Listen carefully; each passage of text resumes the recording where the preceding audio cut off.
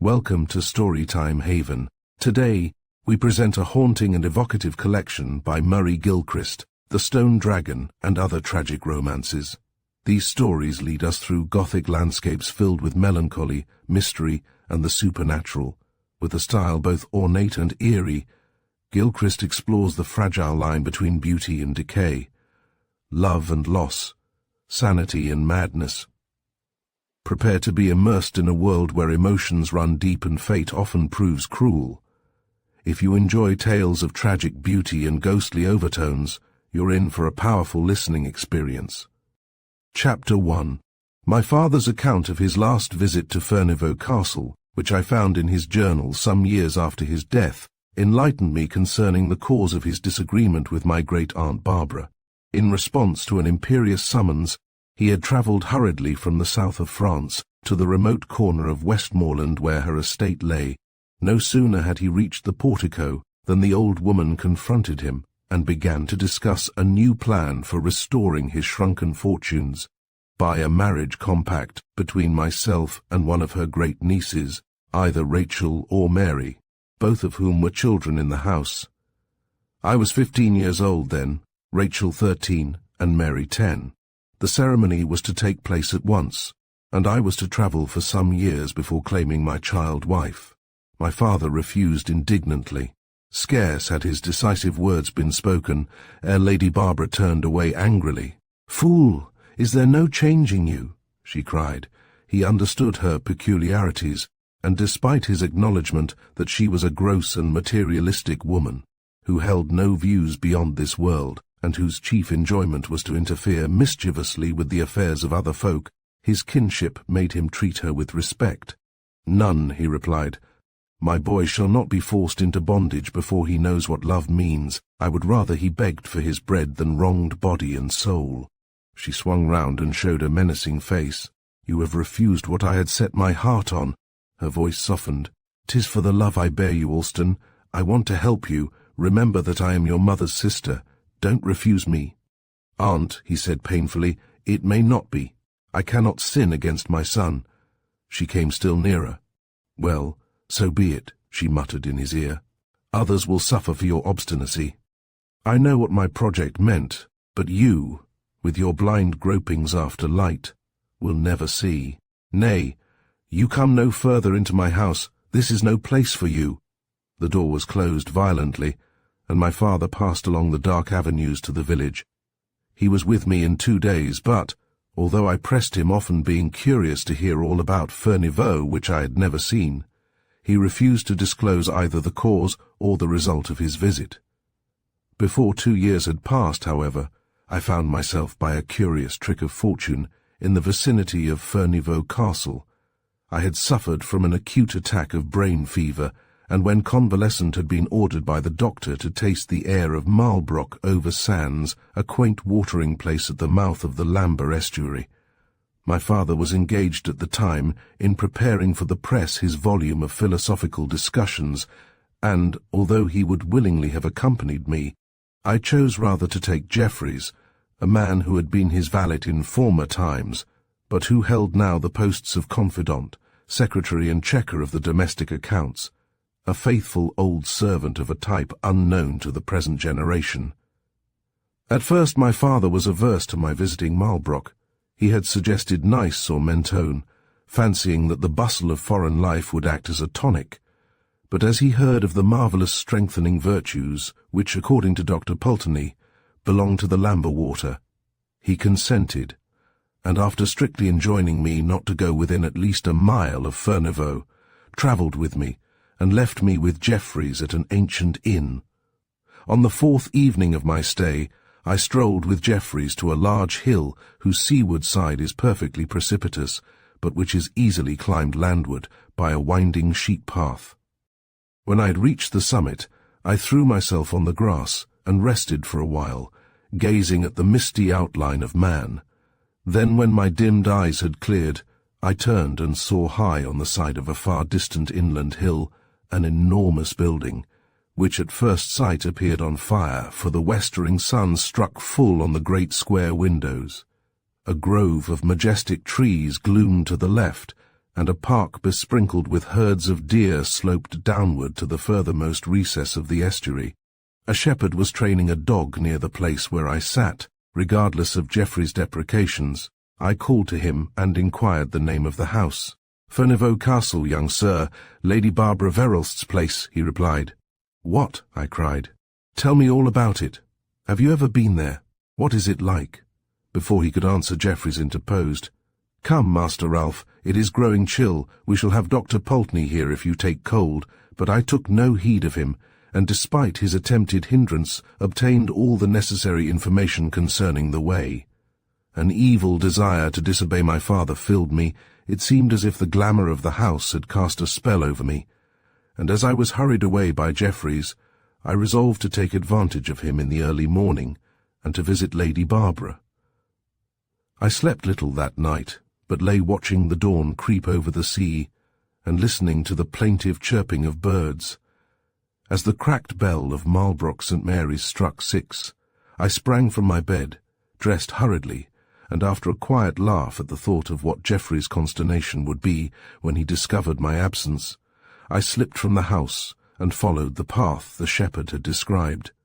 It led through a long wood of small trees, matted with bracken and sedge, and crossed by many rivulets that ran down to the sea. There was much honeysuckle, so sweet that life grew absolutely perfect.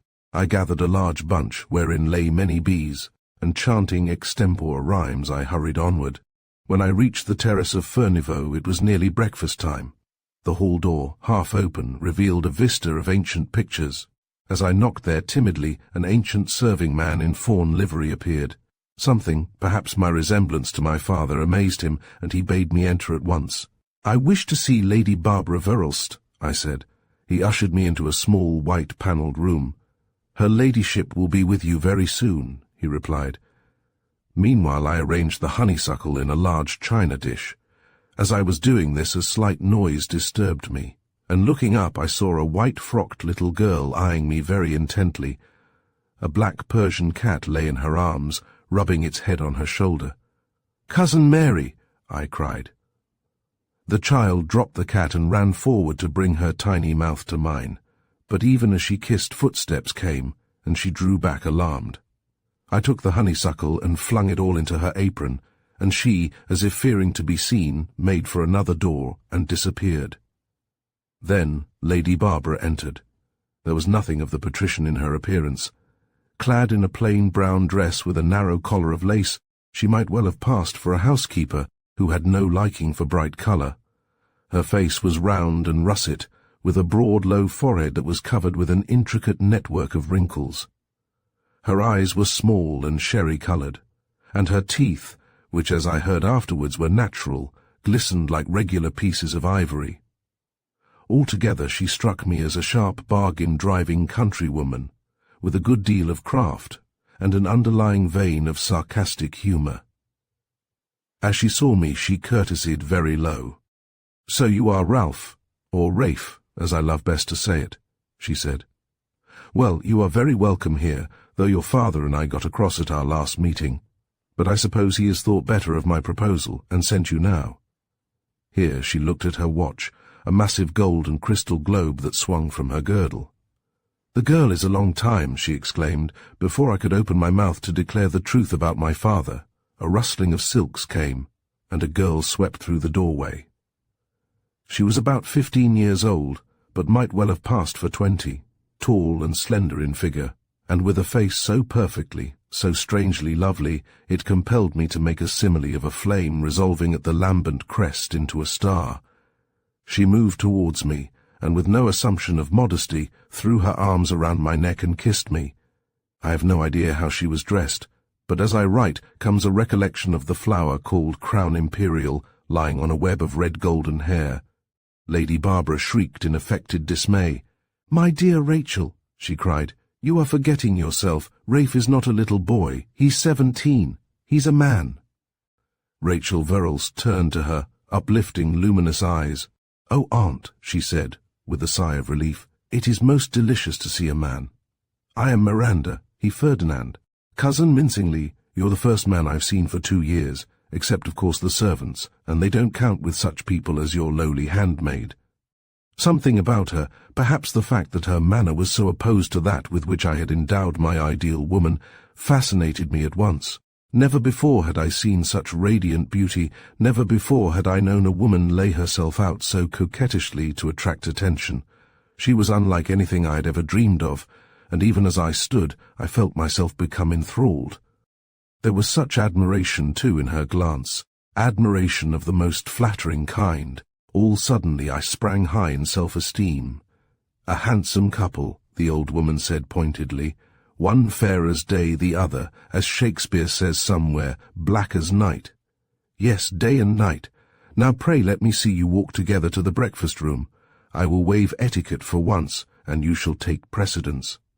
"Ah, yes, sir, your arm was given gracefully. I am quite satisfied with your manner.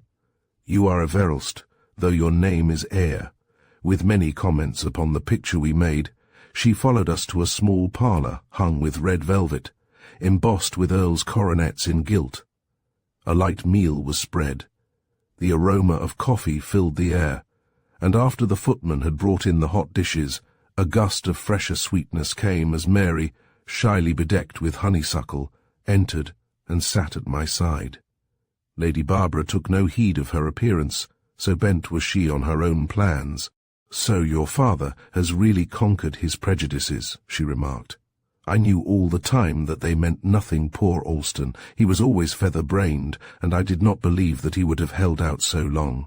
Well, forgive and forget. It does my heart good to see you and Rachel at table together. I am almost inclined to sing Nunc Dimittis at once." Something in the exultancy of her voice suppressed my avowal that, overpowered by curiosity and attraction, I had come clandestinely. It was not from kindness that my tongue refused its office, but rather of a dread of how she might act. "Did he send any message, any writings?" she inquired sharply. I shook my head. "Ah, the rogue," she said. "He's proud of you. He knows that your presence is enough to explain all. Aye, in a very good recommendation to my favour. Alston had ever a little of the diplomatist. Again, let me assure you that nobody could be more welcome." So the meal passed. Often Rachel turned to me with proudly sweeping eyes, and brought her face so near mine that I could see my reflection in each apple. For one so young, her wit was brilliant and sharp-edged, but the vivid outlines of her colouring prevented me from seeing anything unmaidenly in her demeanour. There was depth mingled with unstableness in her character, and although against my will I was allured, I could not help feeling a sort of oppression, as if the air were becoming too heavily perfumed. 2 centuries ago she might have shone as a king's mistress. When I looked at her sister, timid, frail, and shrinking, it was as if a draught of cool air rippled across my temples. Once the child essayed to speak. "Cousin Rafe," she said softly, "will you tell me after breakfast what the world is like? I don't mean the country or the little market towns, but those places that one reads about. Is Venice like Mrs. Radcliffe paints it in the Mysteries of Udolpho?" Lady Barbara began to laugh rather coarsely. "What is the girl raving about?" she said, turning contemptuously to Rachel.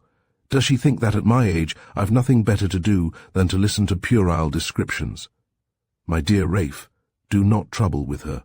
Rachel, I wonder you permit his attention to be distracted." Great tears rolled down Mary's cheeks. I was angered. "I like to hear her talk," I said chivalrously. At this my great-aunt laughed again, but Rachel with wonderful tact rose and embraced her sister. If she had not done so, I believe that I should have hated her. Even Lady Barbara was pleased.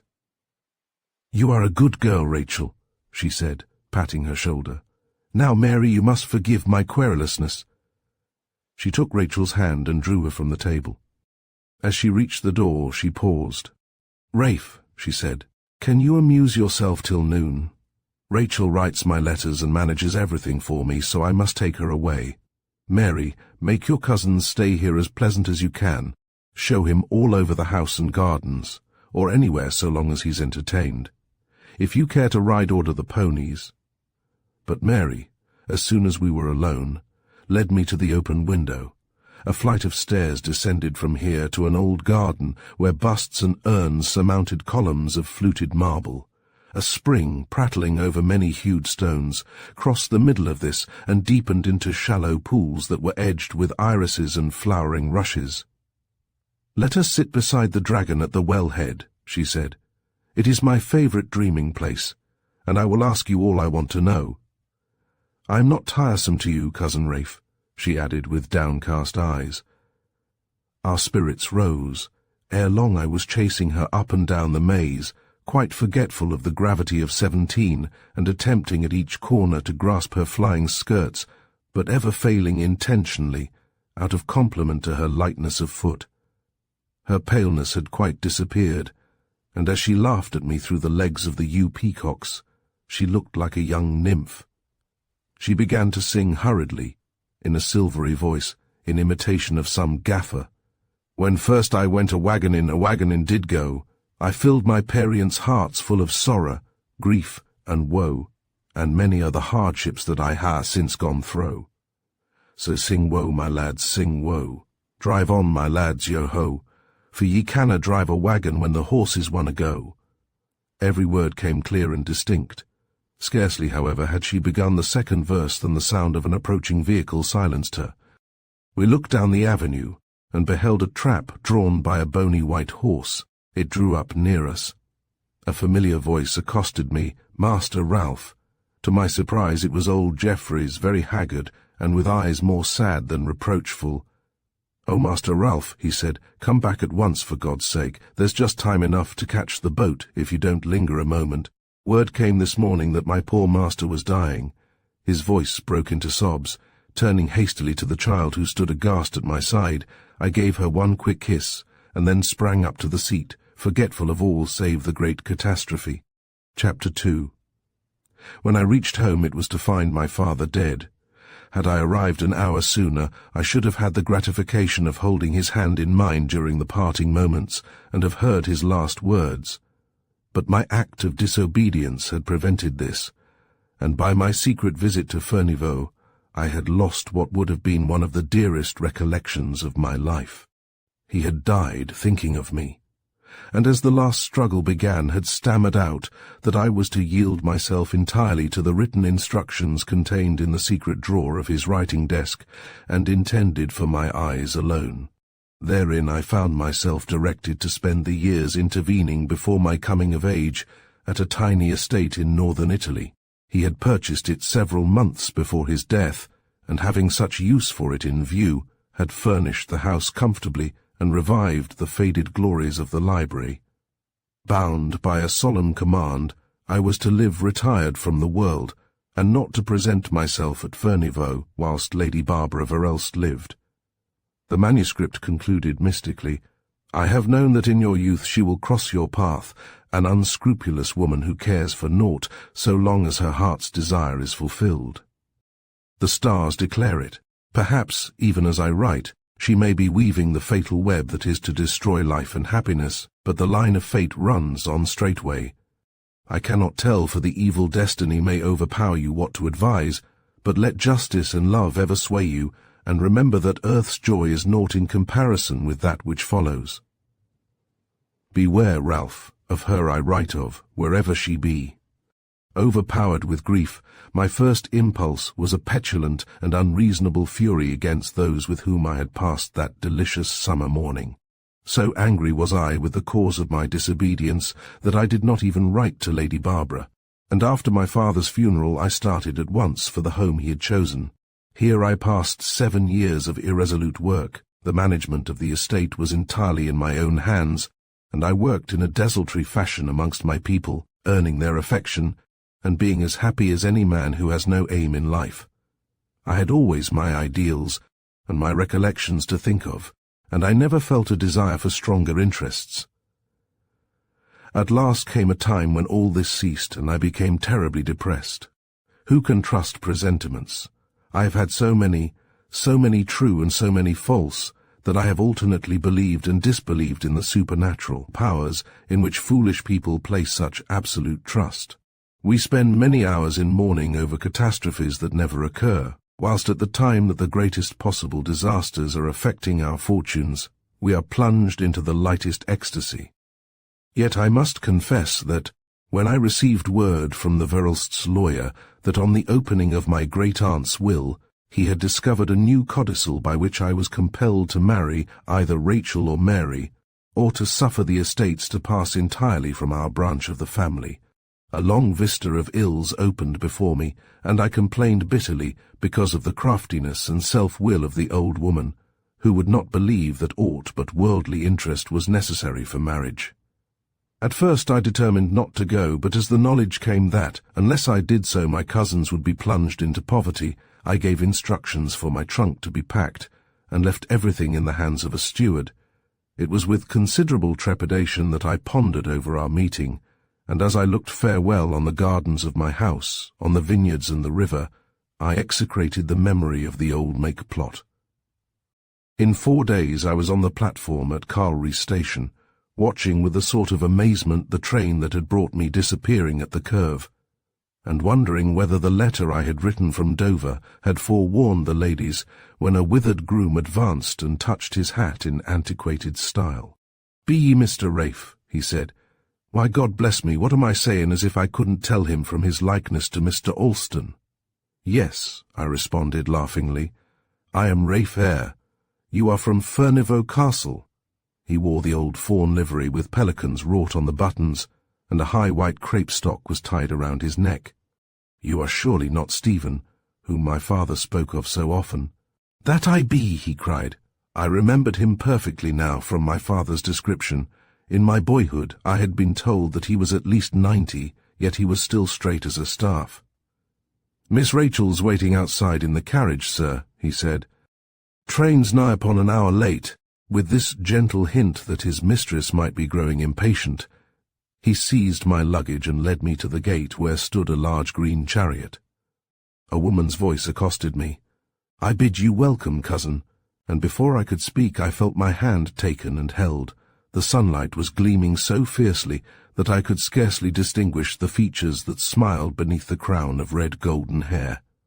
But when I did so it was with a start of astonishment, for Rachel Verhulst's beauty had become transcendent.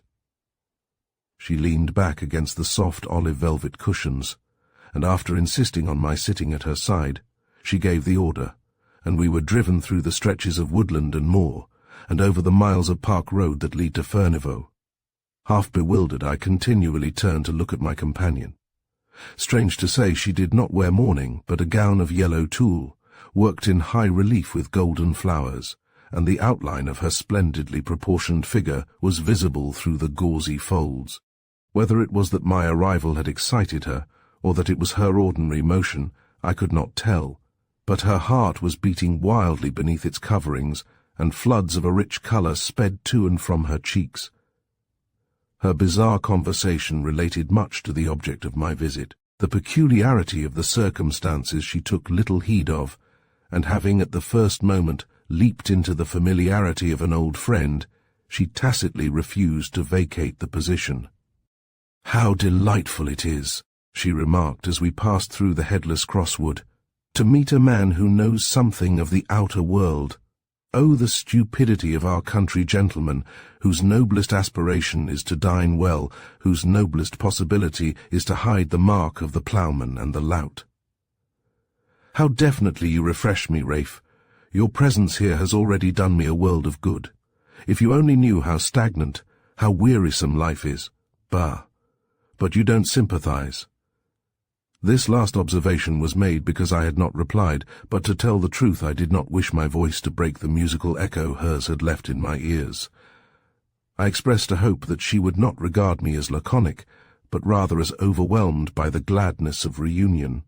Whilst I spoke, the turrets of Furnival, just touched by the purple rays of the setting sun, gleamed above a cluster of gnarled elms. The mists from the sloping woods had ascended to the parapet of the roof and given it the aspect of a terrace in the clouds. A gaily coloured flag fluttered in the giant's tower, and I could distinctly see the crest wrought in flagrant contradiction to the laws of blazonry. "'Twas I who did it," Rachel said, "in your honour. Mary wanted to embroider the pelican, but it was all my own idea, and I would not let her. However, she prevailed on me concerning the motto. See, you can just catch a glimpse of her Norit Pa Son sang, in azure letters. The carriage stopped in front of the portico, and Stephen opened the door. My cousin laid her hand on my arm, and we entered the great hall together. As I paused to look up at the domed roof, with its pargeting of wyverns and cockle shells, a feeling of chilliness made me shiver. "My dear Rafe," Rachel said, "the change of climate tries you. Had I imagined that the place would be so cold, I would have ordered a fire to be lighted. This is the way to the dining room. I wonder where my sister is. You are there, Mary." One dressed in the plainest of white muslins stood in an open doorway. She shrank visibly at the sight of my outstretched hand, and it was only by an effort that she placed her own in it, to lie there for too brief a space. Her figure was slight and insignificant, and she had not a feature worthy of comparison with her brilliant sisters. Rachel had taken away all the awkwardness of my involuntary visit. Mary had forced it back again, and I mentally accused her of inhospitality. Rachel, seeing that I was hurt, turned with the intention of diverting my thoughts. "Pray do not change your clothes this evening," she said. "We are very unconventional here, and it is nearly dinner time. I will show you the state bedroom. It is at your disposal." So saying, she led me to an immense upper chamber, with a gilt bedstead hung with watchet blue. Grotesque lacquered cabinets lined the walls, and in each corner stood a dark green monster from Nankin. Here I made a few hasty alterations in my toilet, and after slipping a spray of honeysuckle from a bowl on the dressing table into my buttonhole, I hurried down to the drawing-room. Mary sat within, her knees covered by a long piece of lawn which she was embroidering. It fell to the floor, and she turned very pale as I entered. "Cousin Mary," I said reproachfully, "why do you treat me so coldly? Have I offended you?" Her eyes were slowly lifted to mine, and I beheld in them, despite her timidity, a look of the keenest pleasure. She held out her hand tentatively, and seemed relieved when I grasped it. "I am sorry that you should have misunderstood me," she murmured. "The anticipation of this meeting has been so painful. I am not as strong as Rachel, and anything disconcerts me." Rachel's entrance prevented any further remarks. She had taken advantage of the short time to doff her yellow gown for one of pale green gauze, of the same hue as the sea where the sunlight falls over shallows. A pair of fancifully worked gloves were fastened to her girdle. They were made of a claret-coloured, semi-transparent skin. With a laughing reminder of the ceremony we had used as boy and girl at our first meeting, she accompanied me to the table, where the meal passed in delicious interchange of thought, during which, although Mary neither spoke nor seemed to listen, I could well understand that she was appreciative. When I returned to the drawing-room, Rachel's look was mischievous. Mary had evidently been reproving her. "You shall judge me, Rafe," she cried, holding up her hands so that I might see what she had done. The gloves she had worn at her belt covered them now. They were awkwardly made, and on the back of each was worked a silk picture of a dagger and a vial. "They are tragic accompaniments," she said. "Mary has been scolding me for wearing them. She declares that they will bring me ill luck. Do you believe in such nonsense?" She did not wait for my reply, but continued, "They were made of the skin of a murderess gibbeted in these parts 120 years ago. Old Barnard Verelst insisted on having a piece. He wanted to cover a book with it, but his wife, whom tradition reports as a real she-devil, insisted on having these gloves instead. Between ourselves, the result was that she poisoned her lord, but as he was very old, nobody was much the worse."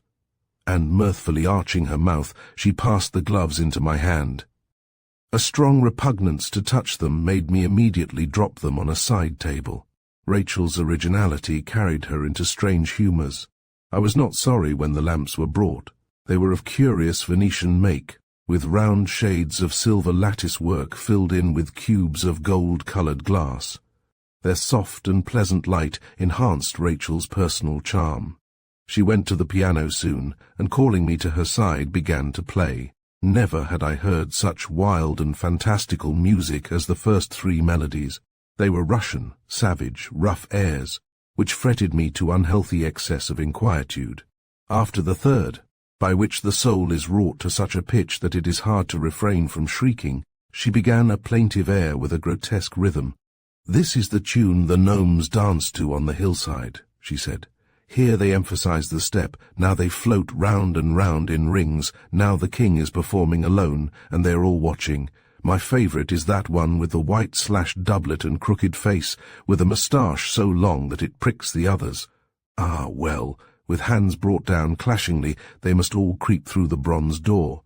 So, then, playing another unfamiliar melody, she began to sing Shelley's Love's Philosophy. I scarcely dare attempt to describe her voice. "Poets have dreamed of its likes, heard them, I may swear never." It was almost unearthly in its pathos, and tears were streaming from my eyes, ere the first verse was ended. How she could sing so purely I cannot tell, but it seemed as if to the accompaniment of music all the dross were purged from her spiritual nature, and an innocence left, unsullied as that of our first mother ere she sinned. As the song went on, a fuller harmony sustained her, and looking around, I saw that Mary's hands swept delicately over the strings of a harp that stood in shadow. I leaned back, delivered to perfect delight, but just as my head pressed the cushion a sob came from Rachel's lips, and rising hastily she pressed her hands over her face and hurried from the room. Mary followed her, but returned almost immediately. "Cousin Rafe," she said nervously, "forget that Rachel has broken down. Her singing often overpowers her. She feels everything too acutely. She begs you to pardon her absence for the rest of the evening.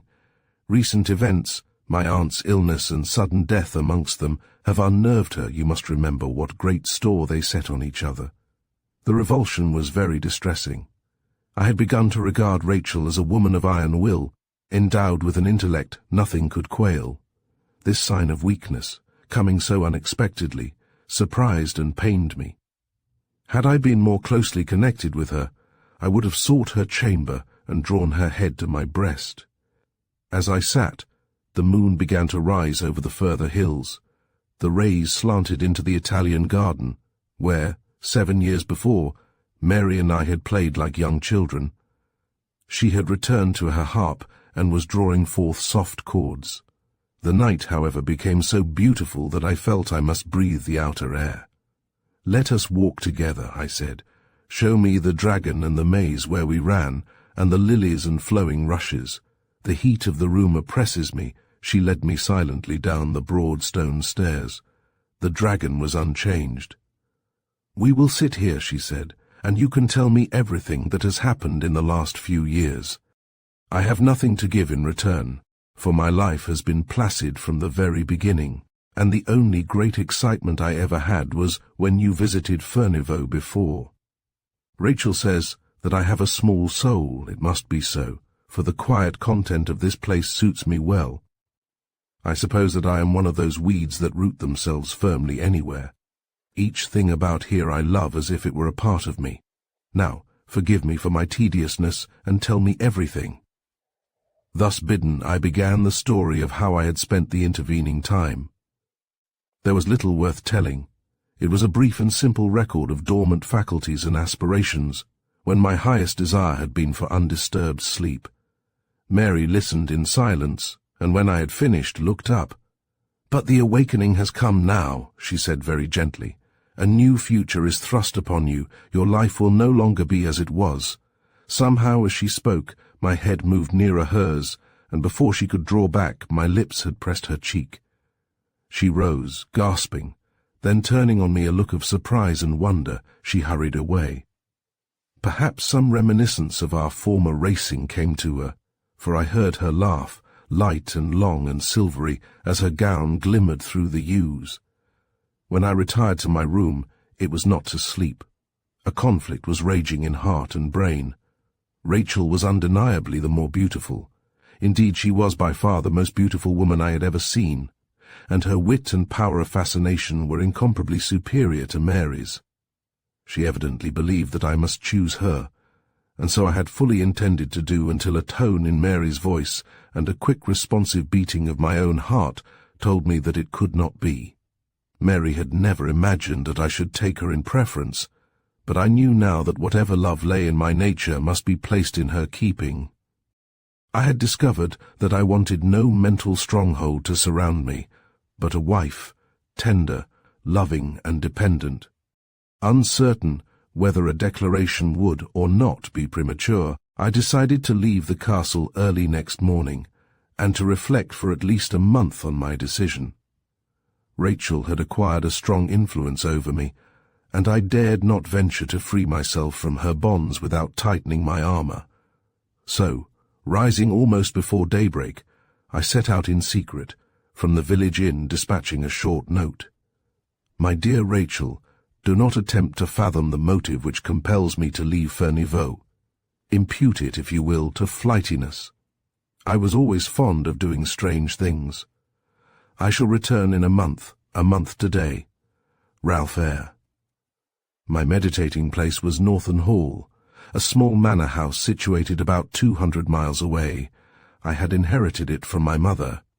It stands in a little park, outside an antiquated market town. I had installed Jeffreys, my father's old friend, and he was living out the remainder of his years in ease and solitude. He was standing in the walled rose garden when I reached the place. Half his time since my father's death had been spent with me in Italy, but the climate had proved unsuited to him, and he had been compelled to return to England. The affection he greeted me with was very touching. Although I had always been very tiresome, I have no doubt that he loved me deeply.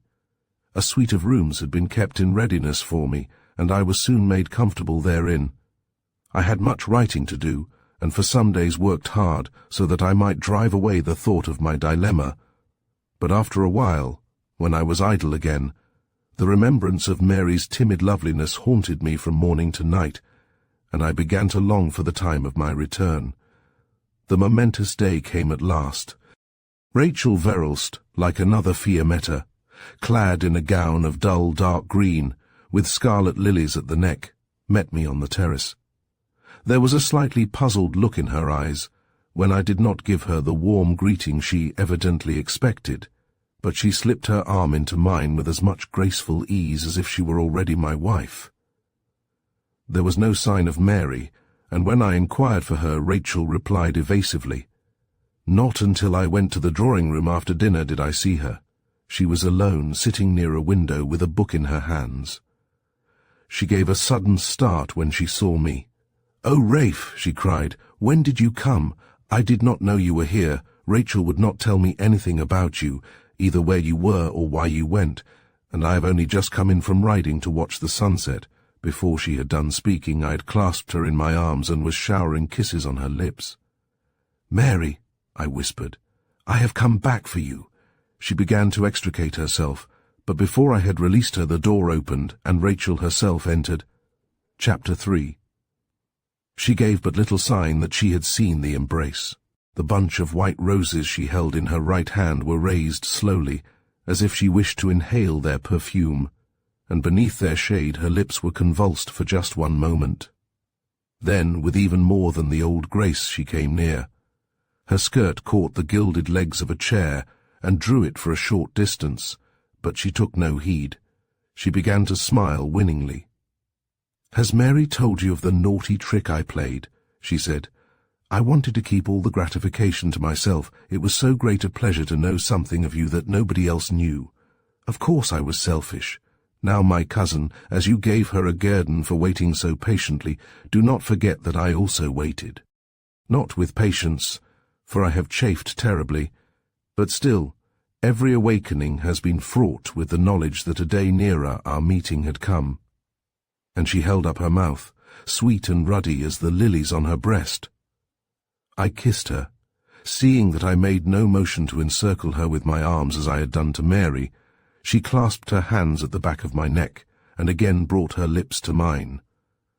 "There is nothing wrong in my kissing you," she murmured inquiringly. "When women kiss, it is mere passionless duty and affection, but when I kiss you—" "Oh, Rafe, Rafe, Rafe, I cannot say it. I saw Mary's reflection in a mirror. She was standing wan and wretched-looking by the window. When she knew that I was watching her, she moved quietly from the room." Rachel laughed nervously as the door closed. "It is well to be alone, Rafe. I never thought that I should feel the presence of a third person such a restraint, but so it is. I cannot breathe freely with you unless I have you entirely to myself. Now, I wish to know what you have been doing away from me. Or rather, for of course I do know all about it. I'm dying to hear the words you have to say to me." Not divining her meaning, I hesitated. "I do not understand you," I said. She laughed again, this time very sadly. Somehow I felt that she was murdering her scruples. She raised her fan and struck me lightly on the shoulder. "Dear Rafe," she said, "I know well that you are overcome with a kind of reluctance to declare yourself. Why then should we temporize? You have not known me for so short a time as not to see that I love you with my whole heart and soul."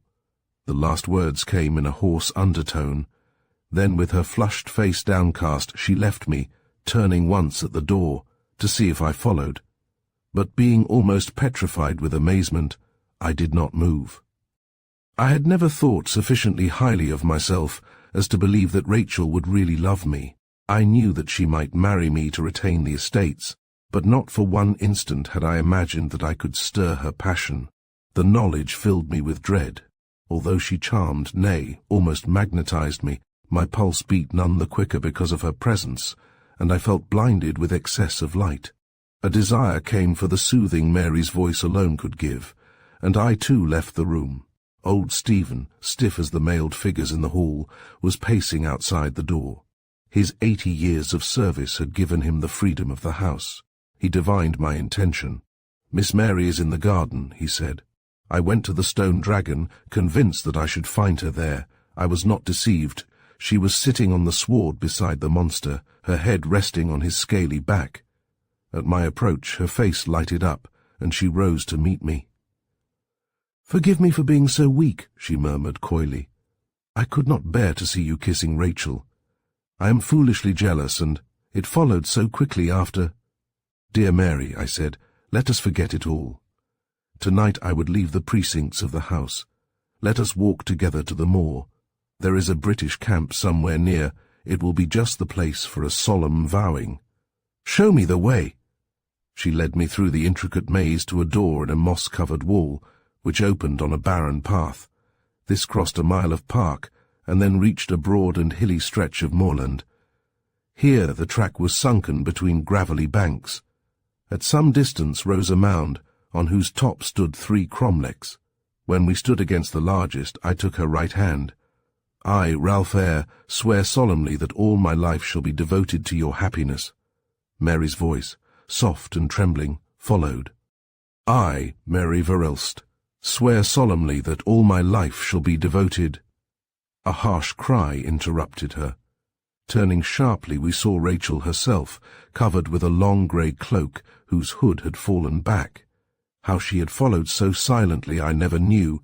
It may have been that she had unwittingly chosen this as a night walk, but whether or no, her presence here was the work of some evil genius.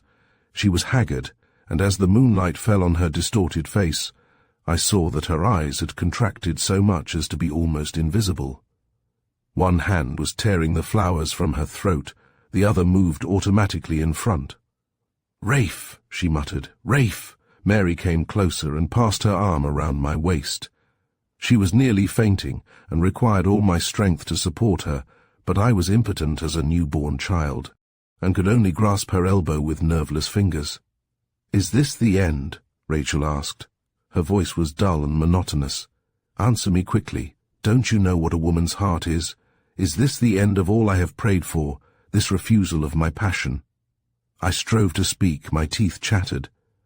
"I am not an heroic woman, noble enough to wear the willow in peace, and to pass my prime in the doing of good deeds. God forgive me, my nature is small, so small that you have consumed its virtue. If only my love would change to hatred, I could endure it better." With this she moved rapidly away.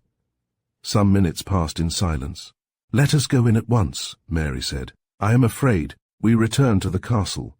As we reached the postern door, Rachel's grey figure rose before us again. Her attitude was threatening now, and her voice clear and loud. She thrust out both hands to show that she had donned the skin gloves. "Am I attired for tragedy?" she cried. "Or is it because of the devilry in my soul that I desire evil things about me? See, they fit better now. My fingers are swollen. With bitterness, if you like." Nearer she came. Mary flung her arms around me, and despite my endeavours and entreaties that she should move, leaned closely on my breast. "She shall kill me first," she said quietly. My body is yours." Rachel's eyes were flaming sullenly. "I am denied," she said. "Had you died before this moment, I should have been a maid all my life. Had you vowed celibacy, I would have loved you still, though the world lay between us. As it is—" With one powerful effort I forced Mary aside and stood facing Rachel. "How can I control my affection?" I cried. "I had not the creating of it." She shook her head ominously. "Since you are lost to me as the completion of myself," she murmured, "let us remain unwed and choose poverty for the future. Who knows but we may rise to greater riches and state? I will be content with little. A pressure of the hand, nay, to breathe the same air, will be enough for me. Only give me your constancy. It is the thought that you will belong to another that hurts so cruelly now." Strung to the highest tension, I replied, "It cannot be." Rachel's hand toyed at her breast for an instant, then making a sudden upward movement, curved in the air and came glittering towards my heart. A moan of horror was the only sound. Afterwards something bore down at my feet, and a fountain of hot blood gushed over the grass. Mary had sprung before me and saved my life. Forgetful of all else, I knelt, and lifting her in my arms, carried her to the house. Rachel was no longer in sight. As soon as the blow had fallen, she fled. The bells rang from daybreak.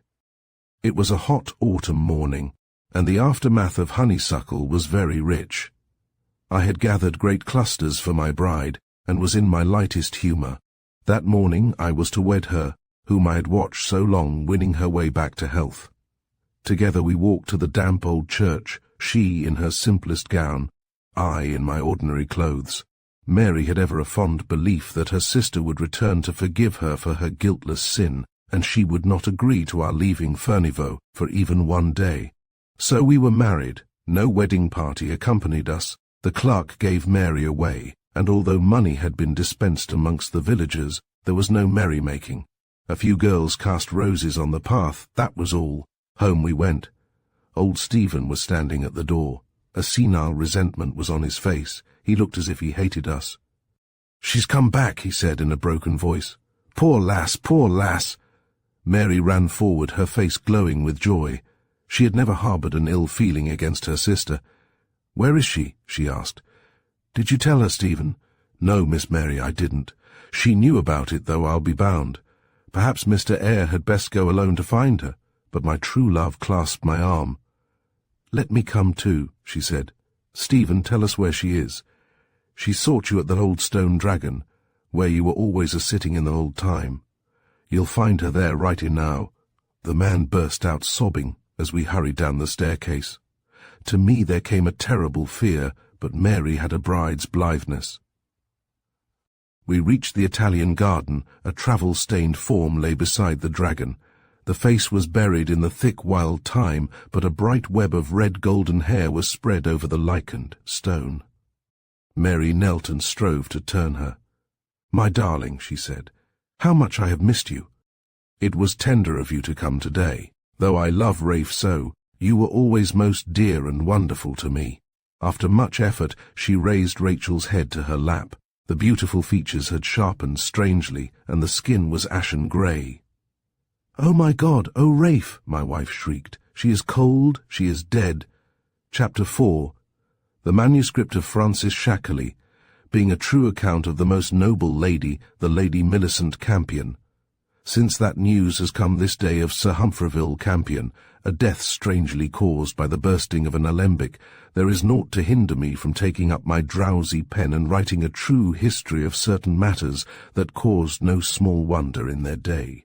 True it is that I would liefer work in my garden amongst the simples and flowers, for since the last affairs to be narrated in my history, all thought has been painful to me, and the world a place rather to endure than to dwell in. There is a quiet joy in the breeding of small cattle and the growth of crops, but to one who has tasted of life's sweetness such pleasure is wondrously pitiable. We met first in 1611, my father's coach, as we were travelling to Sheerness Manor, where dwelt my aunt Bargrave, broke down outside the village of Stratton, the left sling being over-chafed. How it came about I know not, but in the scuffle, when my folks were hastening back to the inn, I stole unnoticed across the road to a mossy wall, and, filled with arrant mischief, leaped over and ran panting along the sward. Monstrous elms, with contorted boles, stood about. It was springtide, and the leaves were freshly green. In the branches overhead squirrels played and squeaked. Soon I heard two sounds, cuckoo and a child mocking cuckoo, turning abruptly past a high jetto, as thin in the lower part as a needle, but towards the top breaking into mist, which the sun made orange and purple and blue. I reached a tennis court, where a girl danced, an odd pretty creature, with a pale face and ringlets so deeply hued that they might have been washed in blood. She was all alone, tripping round and round in a ring, first on one foot, then on the other, and singing to herself in baby language. The cuckoo marked time. At every note little mistress drew herself upright, clasped her hands and cried cuckoo, then continued her dance. I stood by in silence, till, as she passed for the third time, she lifted her eyes, showing how they were hazel and big. "Ah," she said in a proud fashion, "'tis not Humfreville. Day after day have I thought to see him. They said last summer he had flown away with the cuckoo, and I know that with the cuckoo he must return. It is lonely here with no playmates. Who are you?" "Frank Shackerley. My father's coach broke down, and I ran away." She held out a tapering brown hand, on whose marriage finger gleamed a golden ring. "And I am the most noble lady, the Lady Millicent Campion, wife to Sir Humfreville Campion." "You tease me," I said vexedly. "You are not nearly as old as I, so you cannot be a wife."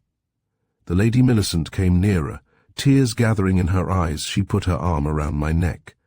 "Dear heart," she murmured, "'tis true. I know not how it came, but in the summer Humfreville stayed here with his parents, and I was wedded to him. At night when I was put to bed they brought him to kiss me, and when I awoke in the morning he had gone with the cuckoo. Why does not he stay with me and keep house like other husbands?"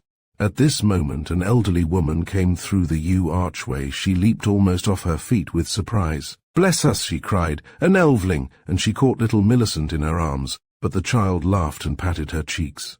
"Nurse Grandmode," she said, "Master Shackerley has stole away from his friends to visit me. Put me down at once, for I must speak with him. At once, I say, dear nurse, do." The woman obeyed, and Millicent came again to my side. "Now let us kiss, for you must go back to your people," she whispered. "'Tis very good to meet you. I shall often think of you when you are gone." She brought her smooth lips to mine, and kissed with evident delight. The nurse separated us. "Madam, your mother will be uneasy if we do not return now," she said. "The bell has rung. We must go at once." Her charge took up the seams of her green skirt and made a courtesy, then with a strange grace walked quietly away. In some manner she made me feel that I was utterly unpolished in comparison. Her gait, her way of speaking, might have been copied in courts. When she had passed out of sight, I hurried back to the coach, where I found the men taking out the valuables. My parents and sisters had gone back to Stratton, imagining that I had preceded them, so I hastened along the road, and soon reached the Bull and Butcher, which we had left only an hour before. In the inn-yard a set of mountebanks was playing the merriments of the men of Gotham, but though I loved these shows, I did not pause till I entered the presence of my mother, who was in high unrest at my absence. My father stood conversing with the innkeeper, a comely, well-proportioned dame, who put me in mind of the portrait of Anne Bullen at Amnest. "'Twas more than strange, 'twas wicked," I heard him say, "the lass to have no choice." Mistress Nappy Ale replied, "A sweet child, if ever there was any." My mother's curiosity conquered. I was sitting on her knee, all fears were allayed. "Pray, husband, what is the purport of your long conversation?" He took her hand lightly. "A pitiful story indeed," he said. "Mistress here is telling me of Lord Dorell's mad freak about his daughter's marriage. Will you not repeat it to my wife?" Dorell's park was where the sling broke. Our hostess then began an account of how the Earl of Dorell, who had lost much of his fortune at the court of Elizabeth, had slightly retrieved his position by selling his child as wife to Humfreville Campion, a lad of 13, his father, Sir Withers Campion, being desirous for him to interwed with one of the purest stock in England. The Earl was old and profligate. He desired to shine amongst the gallants of Scottish James. Lady Millicent was 7 years old at the time. Her mother, a simple creature, so browbeaten that she dared not oppose any wish of her lord. After the ceremony, which was performed by the Bishop of Exeter, Sir Withers took Humfreville away to dwell at Campion Court, until both parties attained ripe years. The act had made Lord Dorrell very unpopular in the country, and since that day, now 8 months ago, he had not once appeared at Dorrell's Park. This story made a deep impression on me. I remember that I was silent about my meeting with the baby wife, not even telling the truth to my mother. When the coach was repaired and we went on to Aunt Bargrave's, my quietness was construed by my sisters into a sense of shame because of my escapade. For some weeks I was dull and heavy. I desired a companionship that was not attainable, and was regarded for a time as wasting. Nature, however, took mistress-ship, and before midsummer, the subtle influence of Millicent seemed to have worn away. Then intervened 17 years, which, since they have little or naught to do with the Lady Millicent, I may pass over without excess of detail. I was educated at Salisbury Grammar School, and in 1617 became gentleman commoner at Christchurch, where in 1622 I took the degree of Master of Arts. My father, dying about this time, left me the estate of Amnest. My 3 sisters were married, one to a French noble, the others to men of position in our own county. Unaccustomed to the use of money, I set to squandering my fortune, and being drawn into the vices of the court, kept wenches and horses, both for myself and my less endowed friends. Time came when I discovered that half my money was dissipated, all my land mortgaged. I had some talent for writing. At Oxford I had composed many satires, so, with some wild view of retrieval, I wrote a play which was often acted with great applause by the high and mighty Prince Charles's servants, at the private house in Salisbury Court. 3 other comedies followed, then a tragedy, then an epic of Mars and Venus, then The Mother, a tragi-comedy, on the presentation of which, before the King and Queen, at the Red Bull in Drury Lane, I first met Humfreville, now Sir Humfreville Campion. His repute had often reached me, for he was accounted one of the maddest men in England. In his youth he had spent some years on the Continent, and had there imbibed a love of occult things. 'Twas even said that he discovered the philosopher's stone. Darcy, my schoolfellow, who was murdered in Italy on his first tour, wrote once from Paris, where he had visited Sir Humfreville, who showed him a richly coloured water, which he declared would turn any metal into gold. Then, doubtless by some sleight of hand, he performed an experiment whereby 2 ounces of the great metal were found in a crucible where lead had been before. Darcy had begged for a piece, but had been denied on the plea that all was not perfected. Seeing that I had often wondered about him, it will amaze none to find that I examined him from top to toe. He was very tall, of at least 6 feet, his frame was thin, his hands and feet were small, the former exquisitely kept, his face was speckled like a toad's belly, his eyes deep brown, the left one with a slight cast, his hair black and crisp, his lips ripe red, very full and voluptuous, and his teeth of dazzling purity. He seemed to favour notorieties. Hearing that I was the playwright, he came to me, and, on the next seats being left unoccupied, sat there and watched. He dispersed a rich smell of violets. It was said that his skin by some artificial means had been impregnated lastingly with their odour. When the play was done, I bade him to a supper I had made for the actors, and there, though his language savoured of the empiric, he discoursed most interestingly, particularly on antipathies. In France he said he had kept a mistress who fainted at the sight of velvet, and even if it were drawn over her face in sleep, she would instantly fall into convulsions. This, and such like information, kept us together till late in the morning. On parting he entreated me to visit him at his house at Hampstead, where, he told me, the Lady Millicent was lying.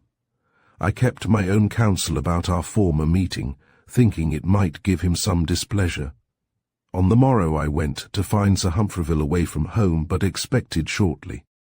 I was shown into his library, a spacious chamber, lighted by a louvre of many-coloured glass, and lined with a collection of books such as I had never seen before in the house of a private gentleman. It consisted chiefly of modern poets and dramatists, memoirs in divers foreign languages, works on witchcraft, chemistry, and astrology, on the whole being of more pretence than worth. As I took up a new copy of Michael Scott's Quaestio Curiosa de Natura Solis et Une, I heard the rustling of a woman's gown, and turning, saw Lady Millicent gazing at me with a mirthful face. She was much changed. As a child she had seemed sad and fantastic.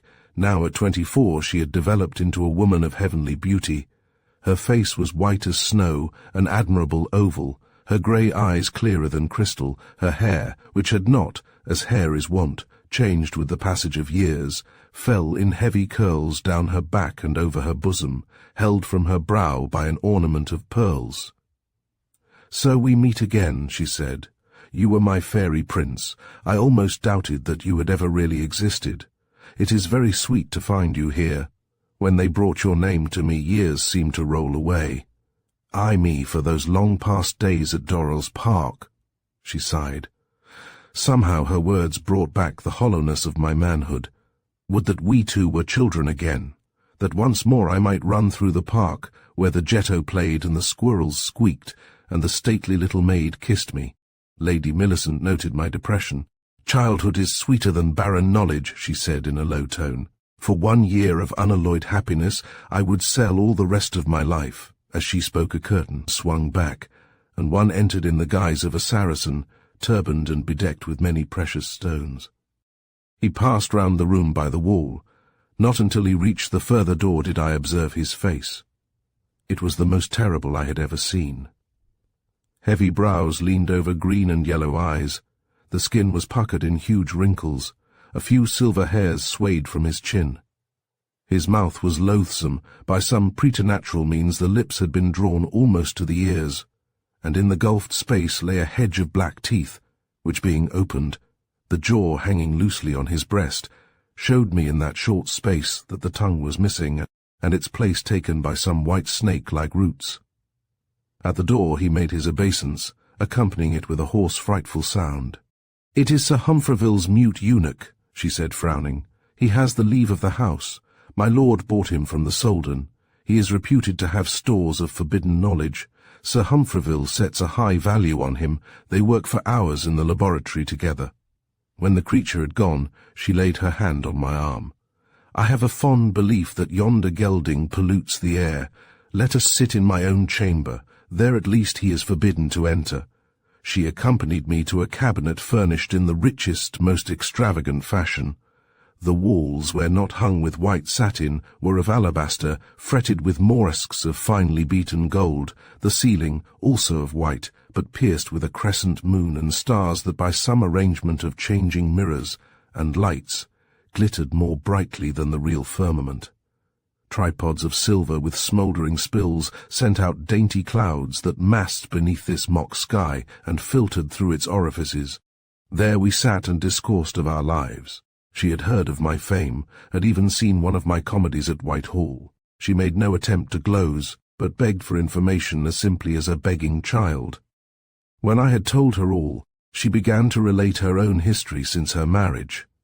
Sir Humfreville, whom, as I had already noted, she spoke of in a constrained fashion, had returned from the Continent in her 16th year to take possession.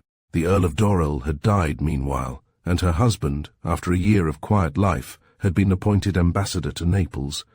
There she had passed 3 unhappy years, the women of Italy not being companionable, and Sir Humfreville overmuch engrossed in his philosophical researches. After that they had resided in England at divers seats of the Campions, and now, Sir Humfreville being called to the court, where he was in high favour because of his proposal to turn all the copper of the kingdom into gold, he had bought the house at Hampstead. Day by day, she said, he worked with the king in the royal laboratory. When she had done, the noise of a coach in the yard made her rise. "He has arrived. We will go back to the library," she said timidly. So we returned thither, and almost before I could kiss her hand she retired. As I turned towards the window, I caught sight of the mute, half hidden behind a heavy crimson curtain, with his foul face drawn into one most filthy grin. A curious fascination, as is felt of him that looks upon a cockatrice, took possession of me, and I stared until Campion's appearing, who came forward with a wry smile of welcome. I heard afterwards that some most precious liquid had been spilled that morning by the king's carelessness. When we had conversed for a while on the matters of playwriting, he himself was one of those discontented characters who aspire to everything, and he would ask much of me concerning the general make and conduct of a drama.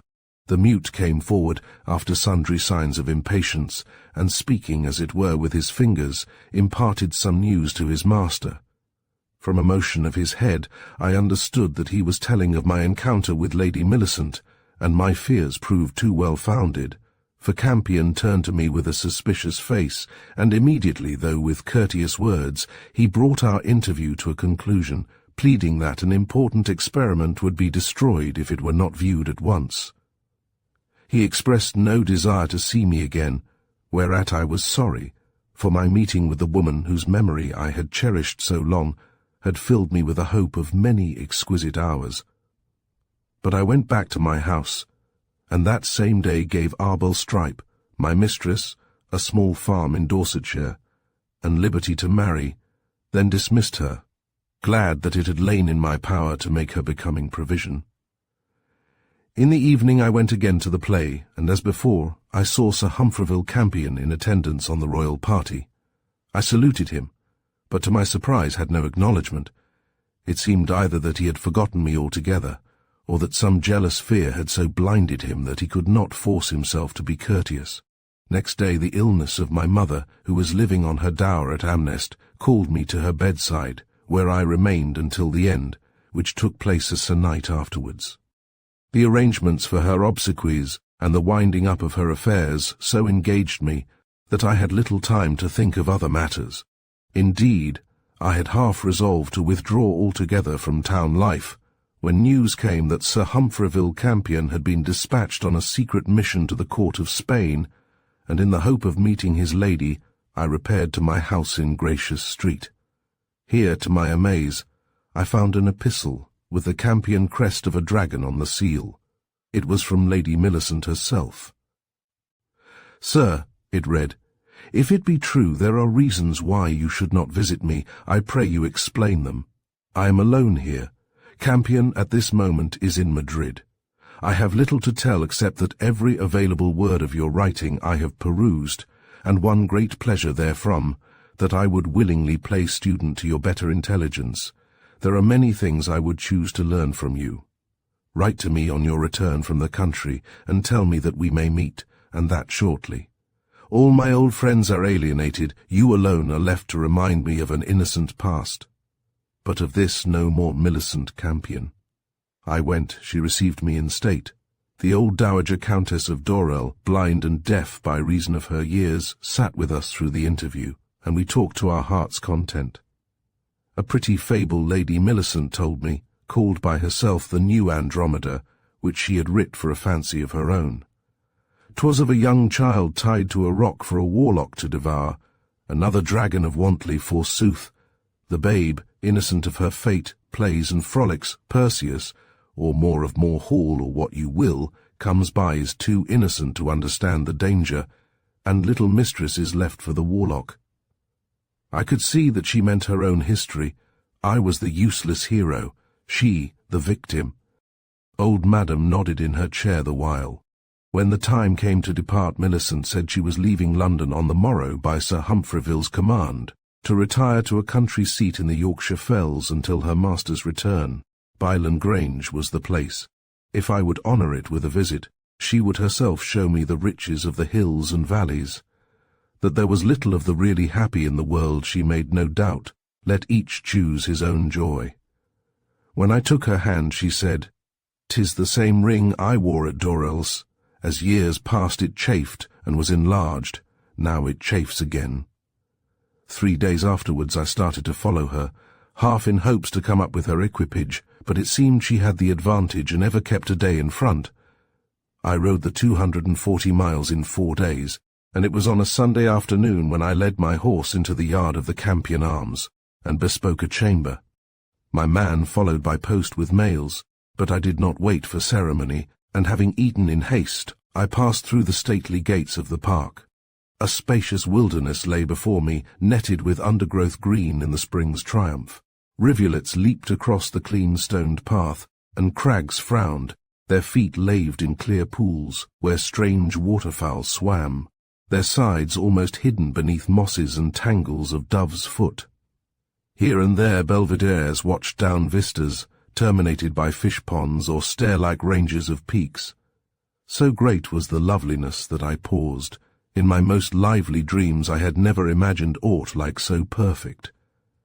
As I stood, I heard the cry of cuckoo, then from the distance the laughing mockery of a voice. Years rolled away like a mist. I was a boy again, she a girl.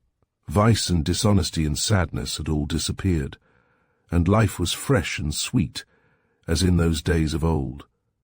I ran clapping my hands to a coppice of firs, which, as firs are used, had caught about its trunks a golden mist, and there I found Millicent, knee-deep in bracken. There is a certain tremulous joy whose remembrance pains me almost too much to describe. When I said before that we were boy and girl again, I spoke rashly, though children we were in a sense. But we were weaker because of our age. Children love for very joy of heart and innocence. Men and women love for love's sake. There was no reticence in either. We gave ourselves to each other with freedom and without shame. Neither had lived so long as to be unconscious that true love, true passion, is the completion of existence. She loitered at my side through the open park, where stands a ruined abbey, and along glades to the terrace of the house. Byland Grange is one of the strangest mansions in our country, standing against an abruptly rising cliff, which mountain ashes and silver birches cover with greenery. The building is of red brick, with 2 wings and a court garden, and so covered with ivy that from the distance it seems like a cluster of rare trees with ruddy trunks and branches. The sun had taken the windows, and the whole front was checkered with glittering lights. The great door stood open. We went into a hall where stood wooden knights in complete panoply. At the end were 2 flights of stairs, which joined to a corridor that pierced the house. In niches fountains fell with pleasing music from satyrs' heads and dolphins' mouths. In a chamber of faded colours we sat together on the same settee, silently, heedless of the hours. Through the window we saw the moon disentangle herself from the treetops, the stars twinkle out one by one. Not until candles were brought did I take my leave, and then I entreated my mistress to meet me early on the morrow. At parting, she looked at me long and earnestly. "We are carried away by some hidden current," she said. "Passion has entrapped us. We must be happy and we must suffer, thus." And she stood tiptoe and kissed me, her warm, sweet tresses falling on my shoulder. At my inn I tossed all night awake, a battlefield of hopes and fears, so that when I arose in the morning, I was haggard and languid. Of that I took no heed, but hastily donning my clothes, I ate, and hurried to the meeting place. I had not waited a minute before she swept down, tired-looking and big-eyed. She wore a royal gown, somewhat like one I had read of, in a description of the Princess Elizabeth's wardrobe. It was of a pure satin, in colour betwixt apple green and rose. Once it shone the one, again the other, and the skirt was embroidered with eyes of amethyst and seed pearls. In our talk we made no mention of Campion. 'Twas as if each were in a little world some genius forbade him to enter. But as time passed, we grew less and less masters of ourselves. This day our tongues were loosened, but neither rhyme nor reason came, and we babbled like hoyden and hobble-de-hoy. In a little arbour near the abbey, she had ordered a collation of fruit and wine to be placed, and at noon we ate and drank together, then strolled on amongst the giant beeches. The heat of the sun overpowered us, and we sat to rest. She unlaced her bodice to breathe the freer, and, like me, weary for lack of sleep, let her head sink back to the green grass. With the movement the kerchief fell loosely from her throat, and showed me, lying upon her breast, a curious miniature of myself. wrought by some unknown hand and framed in rubies. My hand caught hers. I grew drowsier and drowsier until we slept. We lay thus for 3 hours, when both were awakened rudely by the sound of a thunderclap. We sat up and beheld the skies of a uniform blackness. Heavy drops of rain began to fall. Almost ere we had reached the open we felt water on our skin. But the sight of the storm was so terrible and tragical that we took no care for ourselves. My mistress was not frightened. The gods were holding a chariot race, she said, and indeed the rumbling sounded as if it were so. The forks leaped across the fells. When they passed over water, it seemed to hiss. Avenues of flame opened from one end of the park to another. The strong wind caught the trees and made them kiss the ground. The evening was pregnant with inquietude. We sheltered in an archway of the abbey, in mortal peril there, for stones that steamed with the uncooled heat were cast about our heads. It was well nigh dark before there came a lull, and Millicent was so outworn with the strife of the elements that she could scarce move. So I took her in my arms and stumbled across the wilderness to the grange. There the servants, who were old and careless, had not so much as taken note of their lady's absence. She hastened to her chamber, and sent dry clothes to me, some grandsire's garments taken from an ancient press, and heavy with the odour of musk. I donned them, and saw myself a courtier of Henry's time in doublet and hose of slashed velvet. The storm did not abate, and when I descended from the place where I had shifted to a parlour on the ground floor, I had given to me a hasty note. "I am tired," it ran. "Tonight I cannot see you. A bedchamber is prepared. Honour me by spending the night here." My heart sank now at the thought of times apart from her, but I strove to while the hours with a lute I found, and I made verses on my lady's beauty, which I wrote on some tablets that lay in the window-seat.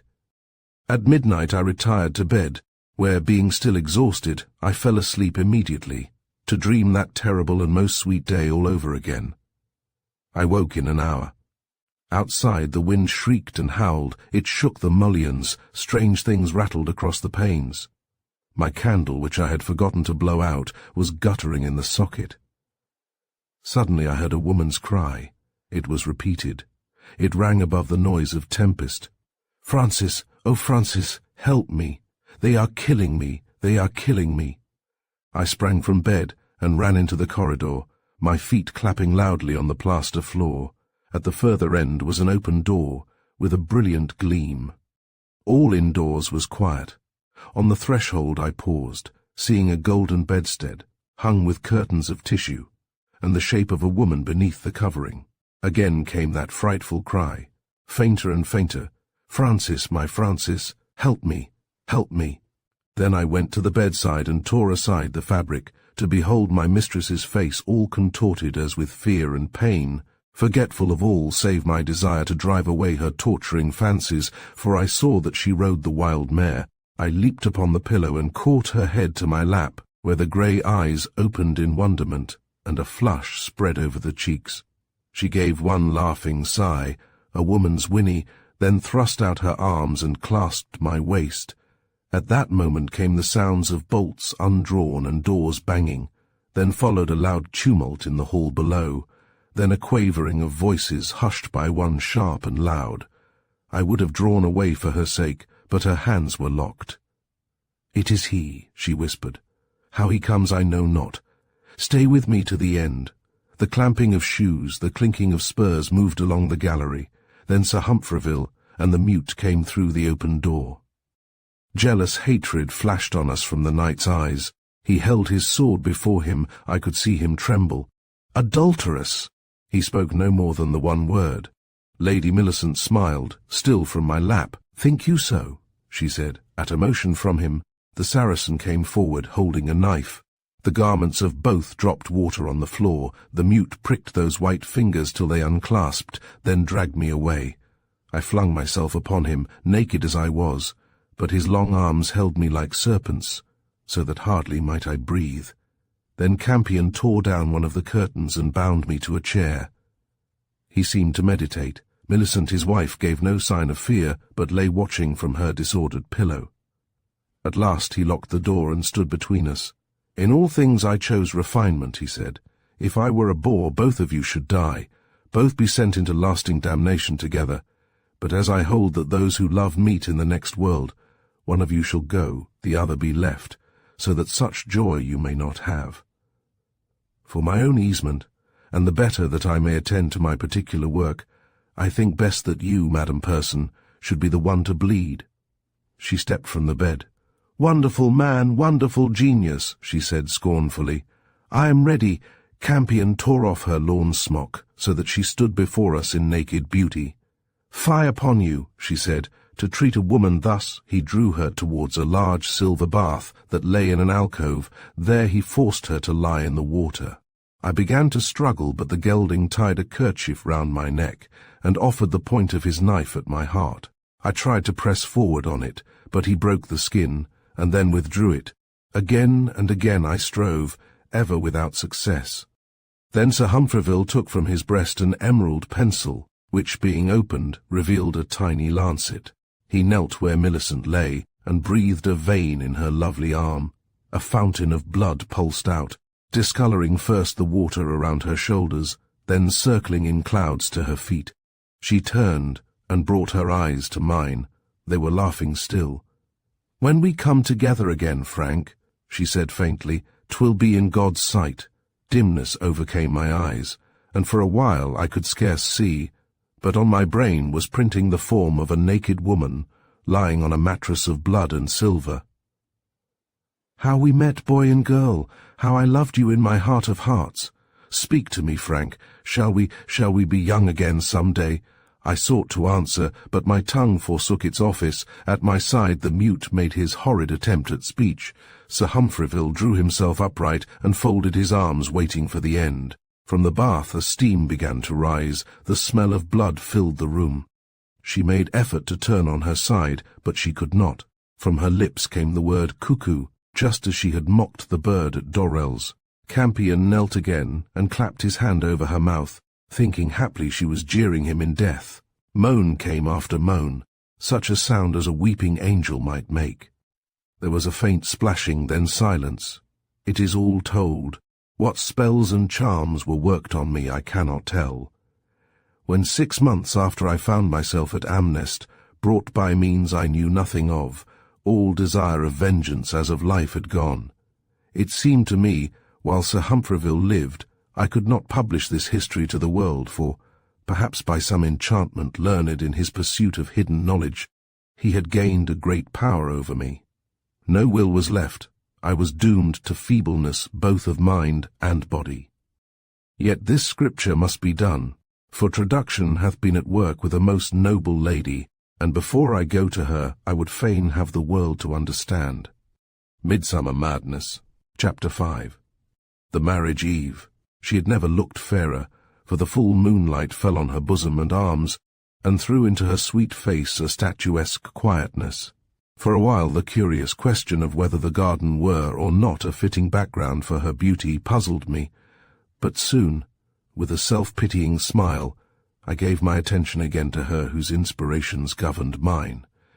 She was leaning against a great vase, from whose margin toads flax and creeping violets, flowers she loved, hung in clusters, with odours floating about in almost tangible clouds. We were to be married on the morrow, and I was excited and was scarce myself. I dared not think of my courtship, for the knowledge that her affection was too great a gift, that I was indeed unworthy to approach that white, delicious creature, whose subtle potency forced me against my will to love her.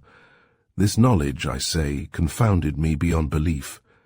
Fate had thrown us together, ironically matching a woman whose story was irredeemably sad with a man wounded in 1,000 struggles, who bore no other trophy to lay at her feet than a dead youth. She had stooped with more than human tenderness, and had raised me to her breast, and pressed my head there until the heated brow had cooled, and the temple throbbing ceased. As time passed I essayed a question. Had it not been desecration, I would have leaned forward and pressed that bare shoulder with my lips. As it was, the purity hindered me. I could as soon have kissed the heavens. "Once more, Phillida, for the last time in our unwedded life," I said, "tell me with all your heart if you love me." I looked for her simple assurance, accompanied by the fond chiding that maddened me, and waited tremulously for answering. None such came, and looking into her face I saw a strange air of abstraction. Wounded by her indifference, I repeated my question. She turned wearily. "Why do you ask?" she said. "I have often said that I love you. Let me be silent for a while, not alone, seeing that I was hurt and that I moved away. Your presence is enough for me to know that you are here and that I may touch you when I will." Vainly enough, jealous perhaps of her thoughts, I now strove to compare Phillida with the splendor of her surroundings, and pained by her apathetic humor, I fancied as my eyes glanced over the landscape that her beauty suffered in comparison. Behind us lay the half-ruined gables of Colmer Hall. Hebe's urn in the terrace fountain was brimful of clear water, and the mantle of scarlet moss that time had spread over the statue seemed trebly luxuriant in the clair obscure of the moonlight. The windows of the morning parlour were thrown open, and the lamplight showed those quaint thread embroideries of fabulous beast and fowl and fish, one outcome of the over-exuberant fancy of Phillida's ancestress, Margot Colmer. In front lay the choked fish ponds, with their pretentious water stairs and sleeping reeds. To the right the beech planting with its vistaed alleys sloped down to a brawling river. To the left, through great elms, stretched the long barren view of fields and hills, checkered by mortarless limestone walls. Then I looked again at Phillida. I cannot attempt to describe her countenance in full. It did not approach any conventional type. White and still and languid, with lips arched in the fashion old poets loved, clear-cut brows and perfect in fancifulness, in the chin power and voluptuous ease combined. Hers was more than a woman's height. Her gown was of snowy silk, one of those ancient costumes of which there was such store in the presses. The style was of the time of Anne. Gorgeous arabesques were woven in metal thread on bodice and petticoat, pictures of woodbine-covered lattices, idyls of cornfields, of spring flowers budding. Twisted about one arm was a long string of glittering sapphires, clasped on the other a Javan bracelet of rich filigrane inwrought with rubies. I stood feasting greedily on the sight, whilst I scorned myself for attempting to compare her to anything earthly. Her bosom had moved more freely since she had discarded the bloodstone heart. I was glad of its disappearance, for she would never disclose, although I had often begged to hear it, the story of how it had become hers, and of late its presence had angered me unreasonably. At last she looked up and stretched her right hand to fondle mine. "Mad genius," she said gravely, "can you burst into no wild ode about me? You are in the humour for tragedy, remote as my thoughts have been, yet I have felt that you have wavered angrily and striven to drive me into nothingness. But after all, I am paramount. What could I do but lift her hand to my lips and press it until I was lost in the ecstasy of touching her flesh so for the first time? She withdrew it, seeing that I quivered from head to foot. "Come," she cried with a mirth that I had never known her affect before. "Come, let us return to the house. Tonight, Rupert, of all nights, I have something to tell, something concerning the past I must make known." And she lifted her eyes to the moon, and held her hands fantastically forward, as if she expected the orb to fall from its setting. When she was wearied, she took my arm within hers, and leaning, walked to the entrance of the hall. There the moonlight fell on the armed figures. The Damascene breastplates worn 4 centuries ago in French battles gleamed like Phillida's gown. The bloody mort cloth with the stained opals that hung dusty and tattered by the door twisted as if a strong current of air stirred behind. The lamp in the morning room had burned so low that the air was tainted. Phillida left me, whilst I gazed at Anne Killigrew's portrait of James II and his queen. Was ever picture more ludicrous? Each crease of the royal draperies concealed a demon of dullness. In each feature of the royal countenances was an excessive wooden minuteness that deprived the dark, ugly faces of the faintest suggestion of life. The lacquer-framed tapestry to the left of the window offered as ever only a conflicting relief, for the enigma of the aureoled woman, who bore in her hand a bag of gold with the inscription "Holy Barbara bringeth help," could never be unriddled. Suddenly a cry of wonder burst from my lips. A bust modelled in red clay had taken the place of the devotional book on the reading table. It was the head of a man in the early prime of life, suave, handsome, and priestly. The brow was high and narrow, the mouth painfully compressed, the tonsure of such curls as would have graced a bacchanal. The crudeness of detail and the luxuriance of fancy showed me that Phillida was the modeller, a fierce murmur, like a wounded animal's, checked me as I laid my hand on the forehead to gauge its lack of breadth. Touch anything but that. Do not let your hands corrupt it. Profane, profane. I turned aghast to see Phillida at my side. Her face was wan, her eyes red and swollen with tears. She seemed a pious witness of some random sacrilege. "What is wrong?" I said. "What have I done? Am I so unworthy?" Without heeding me, she unfastened the bundle of papers she had brought, and having extracted several, she laid them on the table. Then, touching my arm, she motioned me to a chair, and in lamplight that dimmed and dimmed as the moon prevailed, she began to read. Sensuous hopes trampled upon, visionary joys despised. There is no future gladness. Destiny works. What are we more than a handful of faded leaves, tossed by the early winter wind? Some speed, others are checked and lie until corruption. I have reached a splendid goal, you poor flower, poor slugger bed. Alas! Why should I chide, I of all men?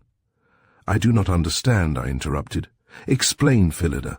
She gave no sign of hearing, but continued, for our love had seemed impossibly great before. O heart of mine, is it that passion is dying, leaping high before burning out?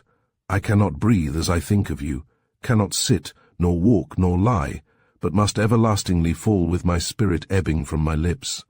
At this I bowed my head and covered my eyes with my hand. What talisman gave Phillida power to evoke such mental agony? The very fragmentariness of the selections maddened me.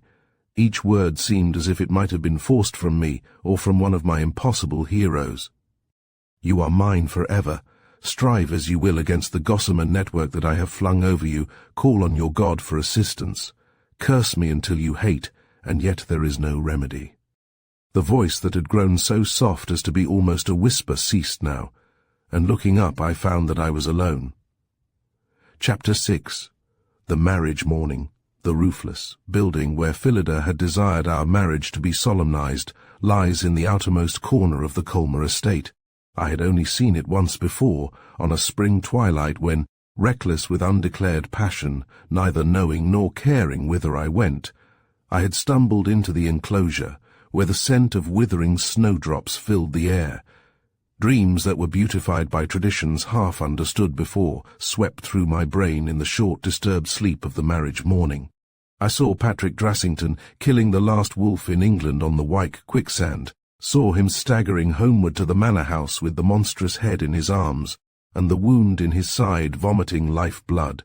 Legends I had gleaned from the Colmer records came on in rapid succession. I traced the histories of the Princess Ursula from Ravenna, who married Elizabeth's favourite, and slew herself, so that on her deathbed she might hear her husband declare his love revived. Of Margot Colmer, who laid down her life for Charles II, of faithful Dryden, the steward, who, like Catherine Douglas, strove to save his master at the cost of his right arm. 1,000 other pictures followed. Indeed, I was just in the act of mounting a pillion to ride before a woman in sea-green paduasoy when I woke to find the sun risen, and the clock in the house-place striking 4. My wedding clothes lay beside the bed. I gazed at them for some time ere I rose, scarcely believing my own happiness. Then, when I sprang to the floor, I drew aside the window curtain and looked down into the orchard. The cherries had ripened in the night. They were large and lush, with wasps a-grovel in the bursting sweetness of their sides. Never before had I been so slow or so proud about my toilet. The waistcoat my father had worn at his own nuptials was held up to the light at least 12 times, so that I might catch the scintillations of the diamond buttons and admire the white roses my mother had embroidered. There was a shade of vanity in my eyes as I stood before the mirror. After all, I was not ugly, for something in my face relieved its grotesque outline, and the change that had come of late, The flush that breathed in my cheeks, and the glad dilation of the eyes, charmed me almost into egotism. I had no friends to attend me to the chapel, for years ago I had broken with all the country gentry, and had lived like a recluse in Drassington Manor. Sometimes, but always vainly, I asked myself the true cause of this isolation, for the charge of infidelity was not of itself sufficient, and my writings, if they corrupted out of the reader's wickedness. God knows that I wrote with a pure mind. The world was glad, but drowsy withal. The songs of the birds were deadened, the chirpings of the grasshoppers less shrill, and even the shallow canal in the Pleasaunce, the canal I had planted with willows, in imitation of the Dean's work at Larricourt, exhaled a sleepy odour. The path lay across ripening cornfields. Poppies were full blown. I gathered a great bunch, for Phillida loved them, and I fastened them in my waistcoat, intending to weave them in her hair. She met me at the east entrance of Colmer Park. I ran open-armed to embrace her, but she drew back coldly. "What do you mean?" she asked, looking into my face. "How?" I cried. "I am not late. I am here at the very moment." "You know what I speak of," she replied coldly. "What do you mean by being at all? I was contented, happy even, before you came. The past had died and you have revived it. I am going to break the most sacred vows." "Phillida," I exclaimed in amazement. "What vows? I know that you have a past. Let us forget all our unhappiness." At this she raised her arm swiftly, as though she would strike me. Then with a dull, heartless laugh she came nearer and caught my hand. "Sometimes," she said, "I am as mad as you. It is well to be mad. We can suffer and enjoy 1,000 times more keenly. Yes, Rupert, dear Rupert, lover, husband, mournful already. I can tell of what you are thinking. You are white now. There are red circles round your eyes." "Hush," I faltered. "If you read me well, you will be silent. This morning I cannot endure at once to see your beauty and to hear your words. If I were nearly mad before, the sight of Phillida, as she stood filled with conflicting emotions, was sufficient to blast for ever the few shreds of reason left me. She no longer wore a virginal colour, but a long rippling gown of flame-coloured silk, whose lowest hem was wrought round with yellow tongues. Her face was more tender, her chin trembled, and those eyes, into whose depths I had gazed for hours, and seen no change in their coldness, were filled with warmth and light. When I had feasted on the sight, I leaned forward, and clasping her neck and waist, drew her to my bosom. There I held her until she cried out, but even then my arms would not relax, and she was compelled to extricate herself with a charming force. Being my first full embrace, it made me delirious. She began to laugh again, childishly, silverily, and taking my hand she paced slowly at my side along the way that led to stony Mountgrace. We reached the ruined doorway, and stood beneath its wealth of carved foliage. The sound of boys singing came from within. Phillida herself had arranged everything with the old vicar of Drassington. How she had conquered his scruples against reading the ritual in a roofless building I never knew, but the place was still consecrated, and the altar tomb of Elizabeth Colmer, which in past days had been used as the holy table, still stood in the chancel under the east window, where the stained glass of St. Anthony, with the human-faced swine crawling up his pastoral staff, cast subtle hues on the broken floor. The words of the marriage hymn were indistinctly sung, the choristers' voices sounded cold and sharp, and the vicar looked almost frenzied with impatience. "How is this, madam?" he said, with his bearded face drawn into the severest lines. "You beg me to come here as a favour, and when, after the considerations laid before me, I agree, you keep me waiting until an hour after the appointed time." "An hour?" I gasped, looking not at the vicar, but at Phillida. "An hour late. Why, we met at the moment." Phillida was triumphant. "Silence," she whispered. "I cannot explain, unless that we have dreamed." She turned to the ascetic. "I am ready to atone in any way for my fault," she said contritely. "Forgive me, sir, it was unavoidable."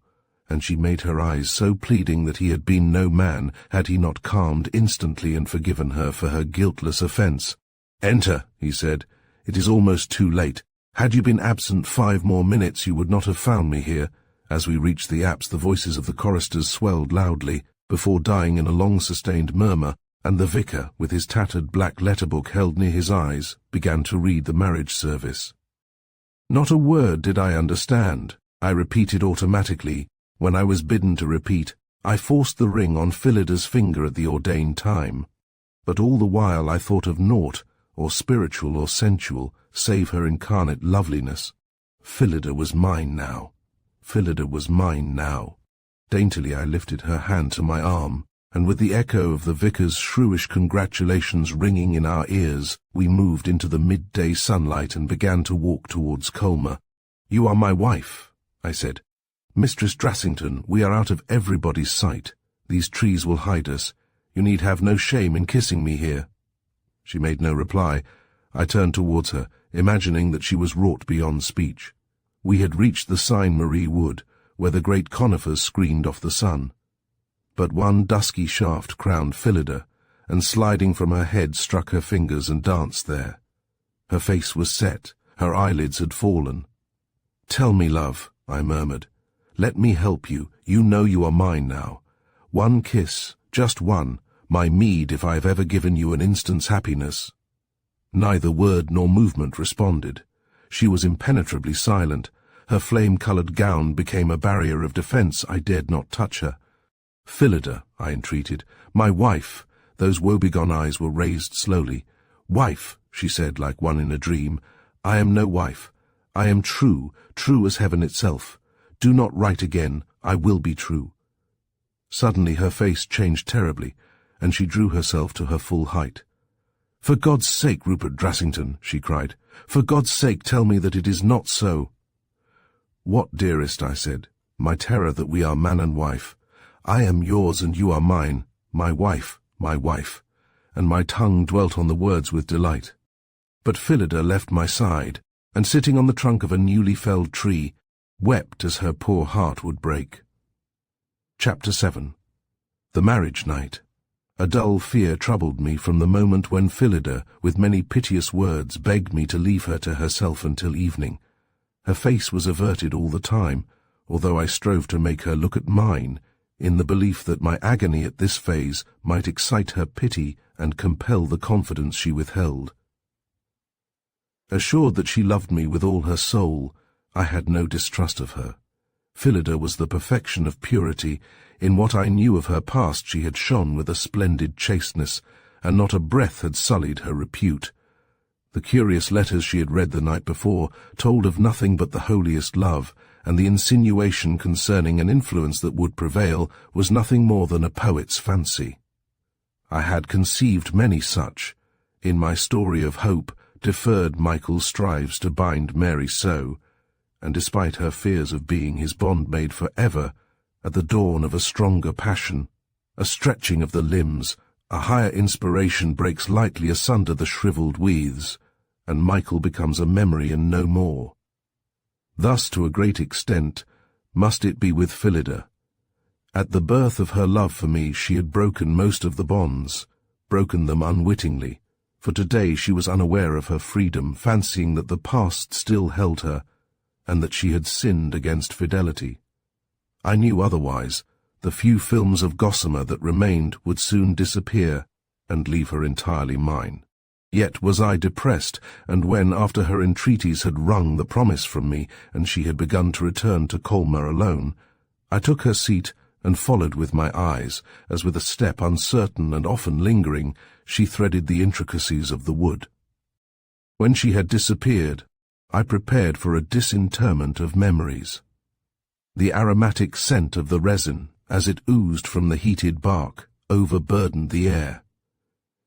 In a distant glade the light played so daintily that I amused myself by picturing seraphims sliding down the beams. I moved there, and rested amongst sun-stricken trees, whose perfect silhouettes fretted the ground.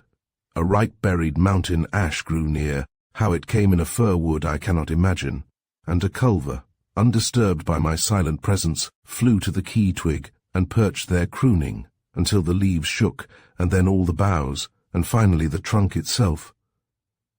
Had I been prophetic in my early writings, Had I suffered in the anguish I felt when writing the last chapter of Hope, Deferred, in which Mary Blakesmoor loses her wifely love and becomes self-concentrated, a foretaste of my own doom? Moreover, in Al-Nasher's Bride, the fairest hopes were blasted, but Phillida was different, was stronger and purer than any of these visioned heroines, and surely I had a firmer purpose than their lovers. Nay, as much as she excelled the women in beauty, I excelled the men in strength of will. I would not be thwarted. Who grapples with fortune conquers, and I would conquer. What folly ramping in my brain made me imagine that such puppets could resemble my living wife. I began to accuse myself of faithlessness, and grew desirous beyond endurance to touch her hands. How slowly the afternoon faded. The day had been too fine for a gorgeous sky, so the sun, contented with his work, descended quietly into the tops of the distant trees, shook himself there for a while, and then sank out of sight, leaving the clouds stained bright yellow. Soon after his departure a grey curtain crept up to the zenith, and blotted out the few stars that had already appeared. I rose, determined to return to Colma at a snail's pace. If I walked speedily I should reach the house before the time Phillida had appointed. I might disturb her in the act of conquering her last few remembrances, and cause the past to rise drossily. My sadness left me, and I grew happy once more. As I loitered I drew one by one from my vest the withered poppies, and detaching the petals let one fall at every step, giving to each flower a verse from some ancient ballad. When all my poppies were destroyed I bethought myself of an image from Spenser's Ruins of Time, and laughed again and again. It was of the ivory harp with golden strings that the poet saw borne up to heaven. Ah, my joy! Mine was assured. No malicious intervention could hold me from it now. In one short hour, Twilight deepened into evening as I walked. Soon large drops of rain began to fall, and the parched vegetation cried aloud with joy, as its fibres relaxed and its thirsty flowers drank their fill. There was a numbness in the air that foretold a thunderstorm before morning. Thrice a light blanched the heavens, showing me the distant avenue that led to the garden. The lime trees were in full bloom, and the heavy shower beat the flowers to the ground. Scarce had my foot touched the velvety grass ere from the distance came the sound of voices in impetuous discussion. My wonder was great at any human creatures daring to walk in these weird precincts after nightfall. The voices were those of a man and a woman, the one commanding, the other pleading earnestly. They were coming rapidly towards me. Indeed, I could already distinguish something black moving beneath the limes. A flood of bombast rushed to my lips. The desire for something discordant almost overpowered me, forcing me to rack my brain for some bizarre sarcasm wherewith to distract the love-making of these country sweethearts. Soon their speech resolved into distinct words. It seemed as if they lingered. "Nay, leave me, take me no further. Was ever woman so tortured?" one cried loudly. "Was ever woman so false? Was ever woman so unworthy?" The other replied, "But I swear, Cuthbert, I will not come. Oh, let me return. I love him. This very moment he is waiting for me. My darling Rupert, my husband, I will return." At these words I felt my stature lengthen, then sight, speech, everything left me save the quickened sense of hearing. Do you remember the old promises? Fool! To think of contending against my influence, to dream of setting that dullard's power against mine. You are mine, planned so by God, joined to my soul in implacable union. Come, Phillida. Silence followed. Phillida was false and I was wifeless. I leaned against the trunk of a lime, waiting for the last sight of the woman who had betrayed me so pitifully. The footsteps approached nearer, and ere long a man passed. He was more fragile than I, and his long form was shrouded in a black cloak. His arms waved from side to side in magnetic rhythm, and his white face and hands shone like those of a corpse. I watched him, spellbound, and when he had gone a little way, I heard the voices begin anew. It was illusion, magic, anything but the terrible thing I had feared. The relief made me fall, face downwards to the sodden grass. In less than half an hour I entered Colma Hall, Hester, Phillida's old nurse, came to me at the foot of the staircase and laid her hand upon my shoulder.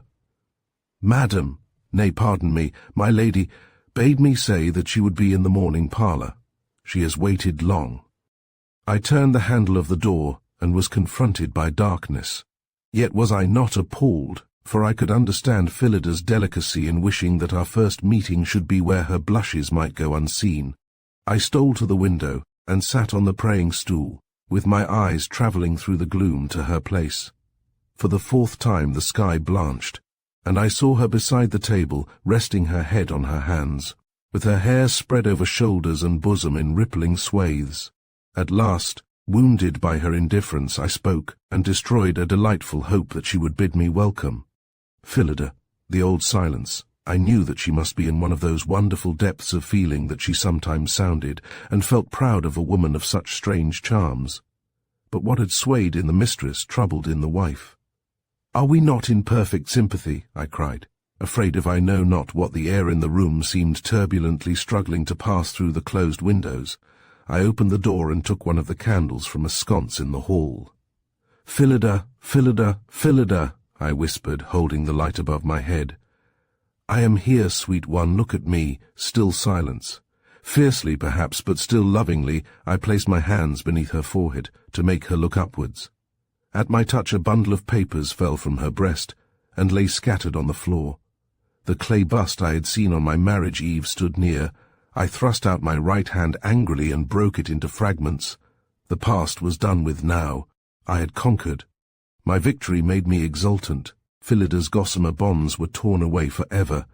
As I drew back the hair and let the candlelight fall softly on my wife's face, she sighed heavily. "Dead love has slain my passion," she said. "The Lost Mistress, Chapter 8, the author's study." A half-dead Spirea japonica stood on the writing table. Reared against the pot was a miniature, which, as the only beautiful thing in the room, and moreover as the work of John Reville himself, merits a full description. Not even the most ardent flatterer of the sex would have sworn that the woman was less than 28. She was reclining on a luxurious, shawl-covered chair, with a background of pale roses and quaintly shapen mirrors. One hand held a frontal of pearls just taken from the light brown hair, the other a letter which she was reading with some tenderness.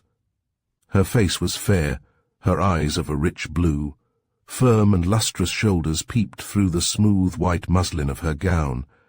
Mother Eve could not have peered her physical charm. John Reville himself was grotesque even to ugliness. Of scarcely the middle height, ill-shapen in body, and husky-voiced, his peculiarities were so marked that it was impossible for him to walk in the streets without exciting unfavourable comment. His complexion was neither light nor dark, and an odd look was given by a bushy copper-coloured moustache, whose ends had never known training. An overhanging forehead with knitted brows and stiff white hair that stood on end completed the list of his most noticeable faults. Despite the marks of age, however, he was as yet only in his 23rd year, and evidences of his youth were visible in his large brown eyes that seemed at times to belong to a young child. Today those eyes were full of terrified perplexity. A change had come into his life. The love that had sapped his fountain of inspiration and hindered him in his struggle for bread had grown more and more absorbing of late, and in proportion, the passion of the beloved one had dwindled. Life had nothing for him save this woman. Fame could never come now, and in his unhappiness he felt himself degraded to the verge of the commonplace. After a while he rose with a heavy indraught of breath, and opening the secret drawer of an old mahogany bureau, took thence a small bundle of letters, each enclosed in its gilt-edged envelope. A band of white paper, whereon was inscribed Flavia's correspondence, was tied round all. This he loosened, and taking the topmost letter, reverentially unfolded the sheet. It had been written soon after their first meeting. Flavia's hand was eccentrically masculine. "Forgive me," it ran, "for being so obtuse last night in not divining the meaning of your words. You stung me somehow when you laughed at my singing. It was not till afterwards that I understood your laughter, strange and harsh as it sounded, as a far greater compliment than any other man could bestow. Truth to tell, I half resented the little speech that followed. Why should I sing only alone, or only for one?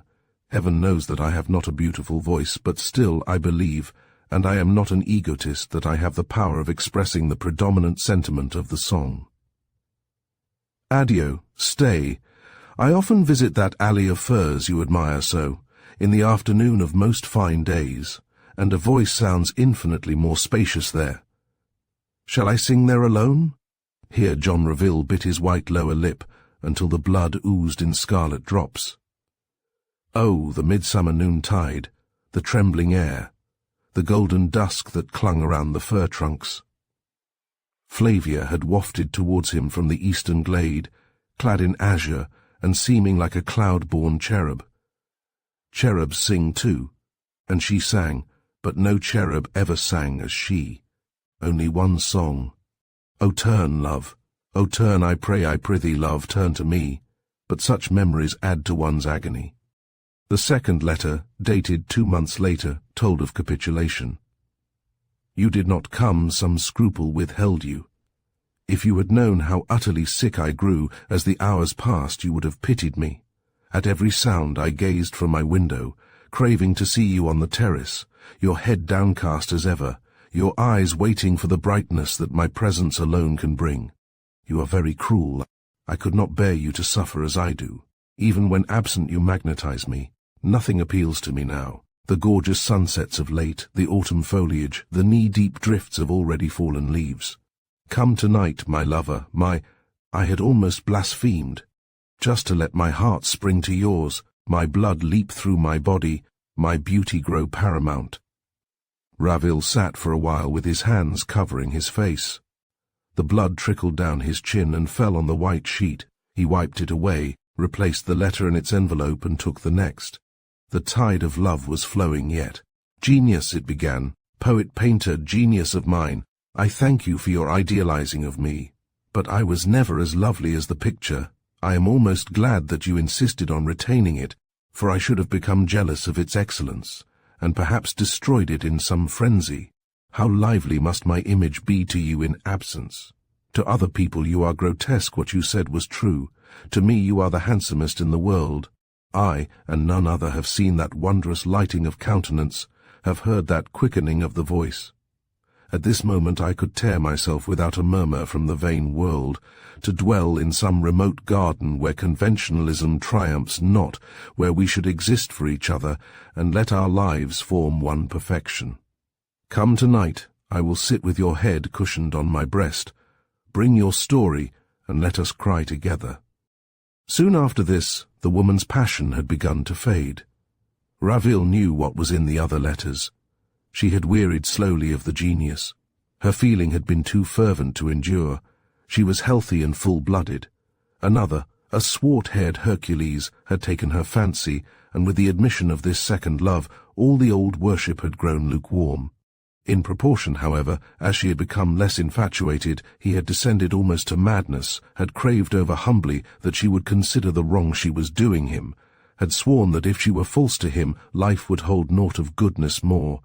Men as highly strung and as unfortunate have little sustaining strength.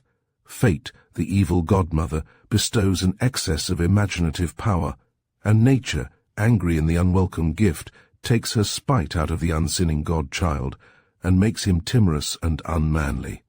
Flavia's last letter must have cost her an effort. Each word was as a dart through his vitals. My love, there is a certain proverb which I am not powerful enough to disprove, that the constancy of women exists more in fiction than in reality. You accuse me of no longer loving you. In a measure you are wrong.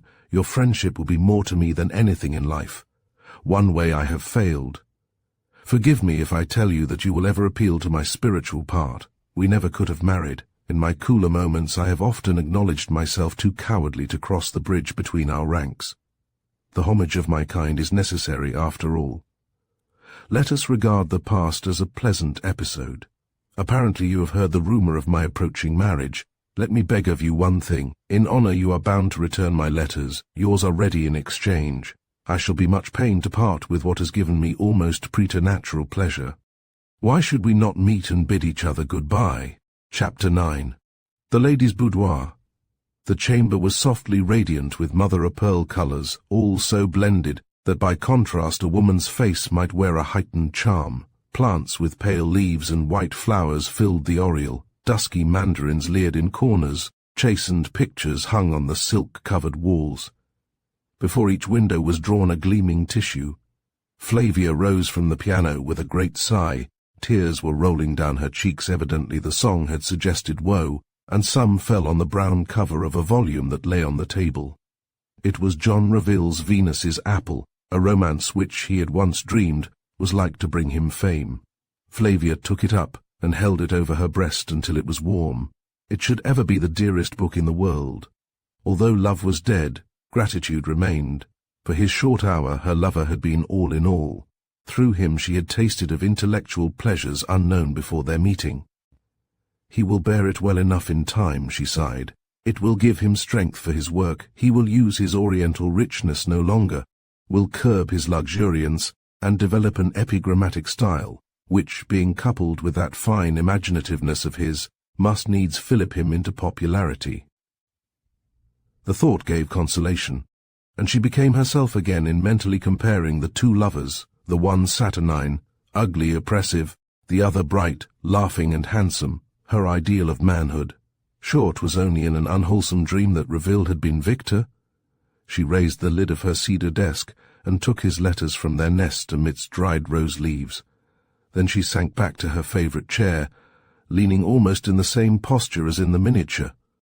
The collection was unfastened and placed in her lap, and soon, with a few more sighs, she raised the sheets for a last reading. Even for letters of passion they were extravagant. The weakness of his nature, his need of a restraining power, was manifest in each. They were almost hysterical. No man healthy in body and mind could have written them. Yet Flavia's face grew troubled, and her lips moved pitifully. "Why did you look at me so?" the first began. "Look at our first greeting as if I had been by your side all my life. You brought a strange fluttering to my heart.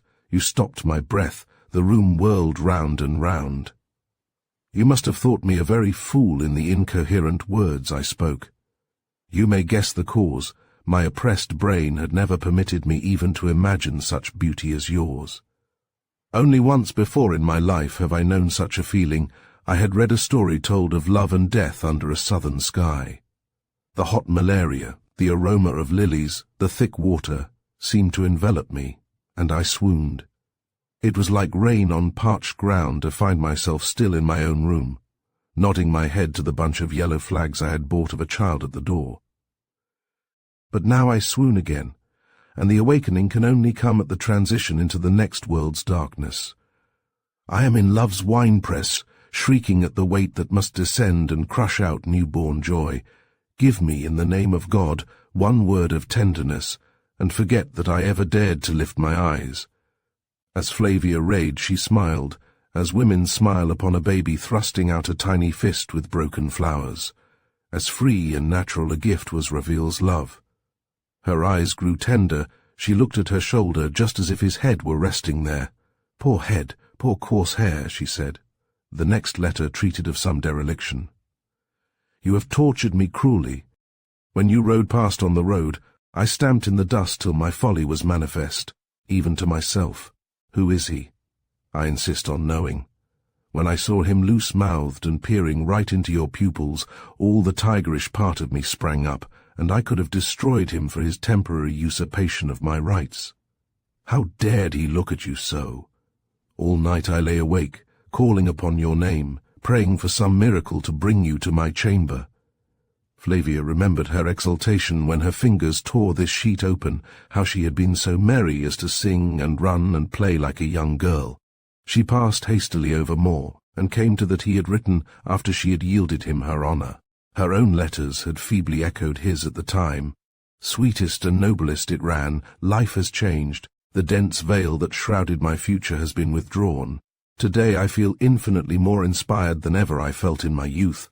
A myriad rich ideas float from my brain, and were it not for very impatience of the hour of our meeting, I would sit at my table and write some grand epic, or some romance that would shake the center of every heart.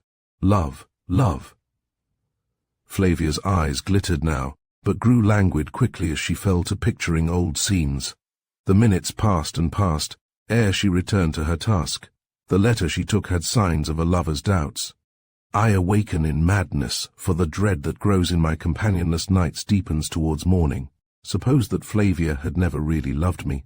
Suppose that I had been only her last dearly paid for whim. Suppose, nay, now I have written it, my fears go in laughter.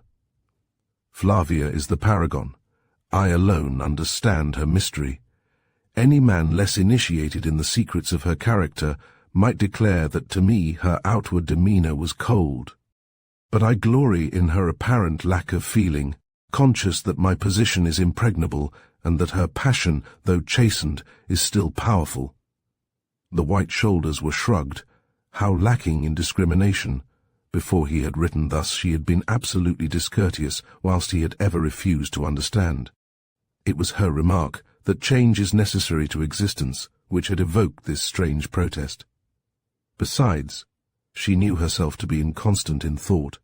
The hours spent in his company, which at first were almost unearthly in their speed of flight, were dull and wearisome now, and she had grown to hail the time of his departure with something akin to pleasure. 6 more letters were passed unopened, much less unread. Then she unfolded the last, his reply to her renunciation. Flavia, it is hard to think that you of all the world should care to jest with me. That your letter is anything more than a jest I am struggling not to believe. After all your vows, breathed as you lay in my arms, whispered in a tone that made me vibrate like a harp string. You should not play with my feelings. You know me, darling, it was unkind.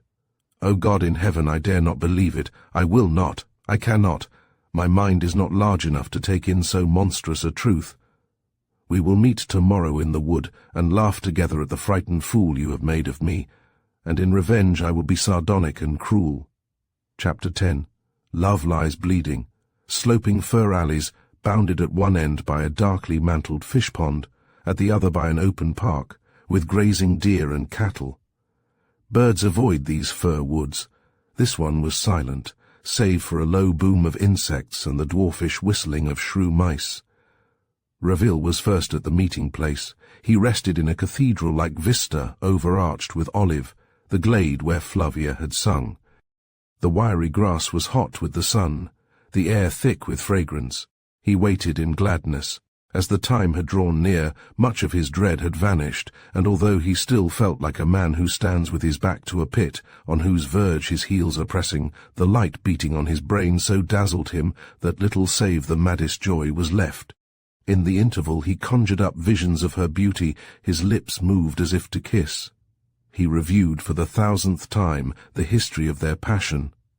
No false humility had ever troubled him, and despite the worldly distinction between noble and plebeian, he saw himself her equal at all points.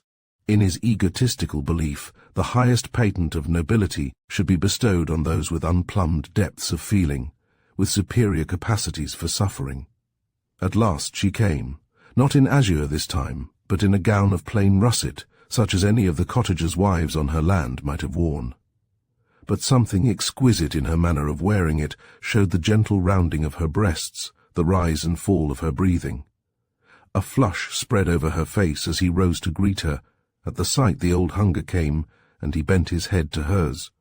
Once, she said very faintly, there was a note of sublime renunciation in her voice.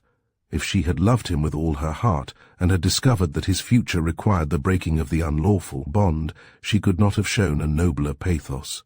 He flung his arm about her neck, and half savagely kissed her ripe lips. Soon she drew apart. "You hurt me," she said. "There is not much time. I must return soon. There are people." He fell back with contorted mouth, for the lash had agonized him with its subtle poison. Pity filled her, and she soothed him with velvet caresses, tried to flatter him with hopes of fame. 'Twould be best for him. In after years they would meet, he jubilant with men's praise, she saddened and broken in by the legal bond. For his sake, all for his sake.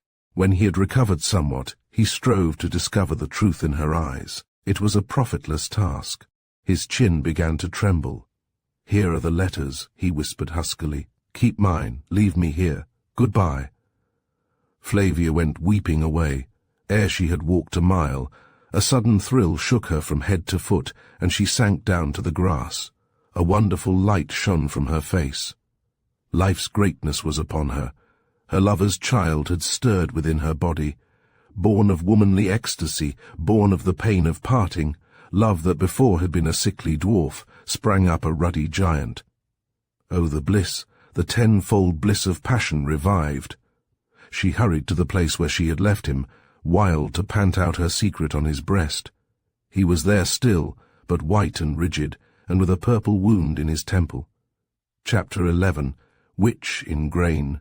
Of late, Michal had been much engrossed in the reading of the black letter books that philosopher Bayle brought from France. As you know, I am no Latinist, though one while she was earnest in her desire to instruct me, but the open air had ever greater charms for me than had the dry precincts of a library. So I grudged the time she spent apart, and throughout the spring I would have been all day at her side, talking such foolery as lovers use. But ever she must steal away and hide herself amongst dead volumes. Yestereven I crossed the roods and entered the garden to find the girl sitting under a yew tree. Her face was haggard and her eyes sunken. For the time it seemed as if many years had passed over her head, but somehow the change had only added to her beauty. And I marvelled greatly, but ere I could speak, a huge bird, whose plumage was as the brightest gold, fluttered out of her lap from under the silken apron, and looking on her uncovered bosom, I saw that his beak had pierced her tender flesh. I cried aloud, and would have caught the thing, but it rose slowly, laughing like a man, and beating upwards, passed out of sight in the quincunx. Then Michal drew long breaths, and her youth came back in some measure. But she frowned and said, "What is it, sweetheart? Why hast awakened me? I dreamed that I fed the dragon of the Hesperidian garden." Meanwhile, her gaze set on the place whither the bird had flown. "Thou hast chosen a filthy mammet," I said. "Tell me, how came it hither?"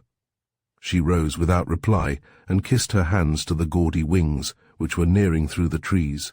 Then, lifting up a great tome that had lain at her feet, she turned towards the house. But ere she had reached the end of the maze she stopped, and smiled with strange subtlety. "How camest thou hither, O satyr?" she cried. "Even when the dragon slept, and the fruit hung naked to my touch, the gates fell to, perplexed and sore adread. I followed to the hall, and found in the herb garden the men struggling with an ancient woman, a foul crone, brown and puckered as a rotten costard. At sight of Michal she thrust out her hands, crying, 'Save me, mistress!'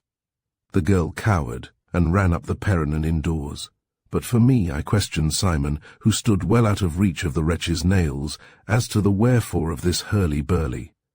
His underlings bound the Runyon with cords, and haled her to the closet in the banqueting gallery. Then, her beldering being stilled, Simon entreated me to compel Michal to prick her arm. So I went down to the library, and found my sweetheart sitting by the window, tranced with seeing that goblin fowl go tumbling on the lawn. My heart was full of terror and anguish. "Dearest Michal," I prayed, "for the sake of our passion let me command. Here is a knife." I took a poniard from Sir Roger's stand of arms. "Come with me now, I will tell you all." Her gaze still shed her heart upon the popinjay, and when I took her hand and drew her from the room, she strove hard to escape. In the gallery I pressed her fingers round the haft, and knowing that the witch was bound, flung open the door so that they faced each other. But Mother Benmusk's eyes glared like fire, so that Michal was withered up, and sank swooning into my arms, and a chuckle of disdain leaped from the hag's ragged lips. Simon and the others came hurrying, and when Michal had found her life, we begged her to cut into one of those knotted arms. Yet she would none of it, but turned her face and signed no, no, she would not. And as we strove to prevail with her, word came that one of the bishop's horses had cast a shoe in the village, and that his lordship craved the hospitality of Ford, until the smith had mended the mishap. Nigh at the heels of his message came the divine, and having heard and pondered our tale, he would fain speak with her. I took her to the withdrawing room, where at the sight of him she burst into such a loud fit of laughter that the old man rose in fear and went away. "Surely it is an obsession," he cried.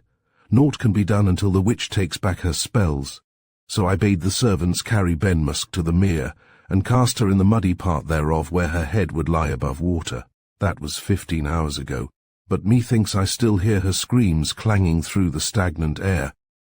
Never was hag so fierce and full of strength. All along the garden I saw a track of uprooted flowers. Amongst the sedges the turmoil grew and grew till every heron fled. They threw her in, and the whole mere seethed as if the floor of it were hell. For full an hour she cursed us fearsomely, then, finding that every time she neared the land, the men thrust her back again, her spirit waxed abject, and she fell to whimpering. 2 hours before 12 she cried that she would tell all she knew. So we landed her, and she was loosened of her bonds, and she mumbled in my ear, "I swear by Satan that I am innocent of this harm. I had none but paltry secrets. Go at midnight to the Lows and watch Baldus's tomb. There thou shalt find all." The beldam tottered away, her bemired petticoats clapping her legs, and I bade them let her rest in peace until I had certainly proved her guilt. With this I returned to the house, but finding that Michal had retired for the night, I sat by the fire, waiting for the time to pass. A clock struck the half before 11, and I set out for King Baldus's grave, whither, had not such a great matter been at stake, I dared not have ventured after dark. I stole from the garden and through the first copse. The moon lay against a brazen curtain, little snail-like clouds were crawling underneath, and the horns of them pricked her face. As I neared the lane to the waist, a most unholy dawn broke behind the fringe of pines, looping the boles with strings of grey golden light. Surely a figure moved there? I ran. A curious motley and a noisy swarmed forth at me. Another moment, and I was in the midst of a host of weasels and hares and such-like creatures, all flying from the precincts of the tomb. I quaked with dread, and the hair of my flesh stood upright. But I thrust on, and parted the thorn boughs, and looked up at the mound. On the summit thereof sat Michal, triumphing, invested with flames, and the shape approached, and wrapped her in his blackness. Chapter 12. The Noble Courtesan. The apology of the noble courtesan was fresh from the printers.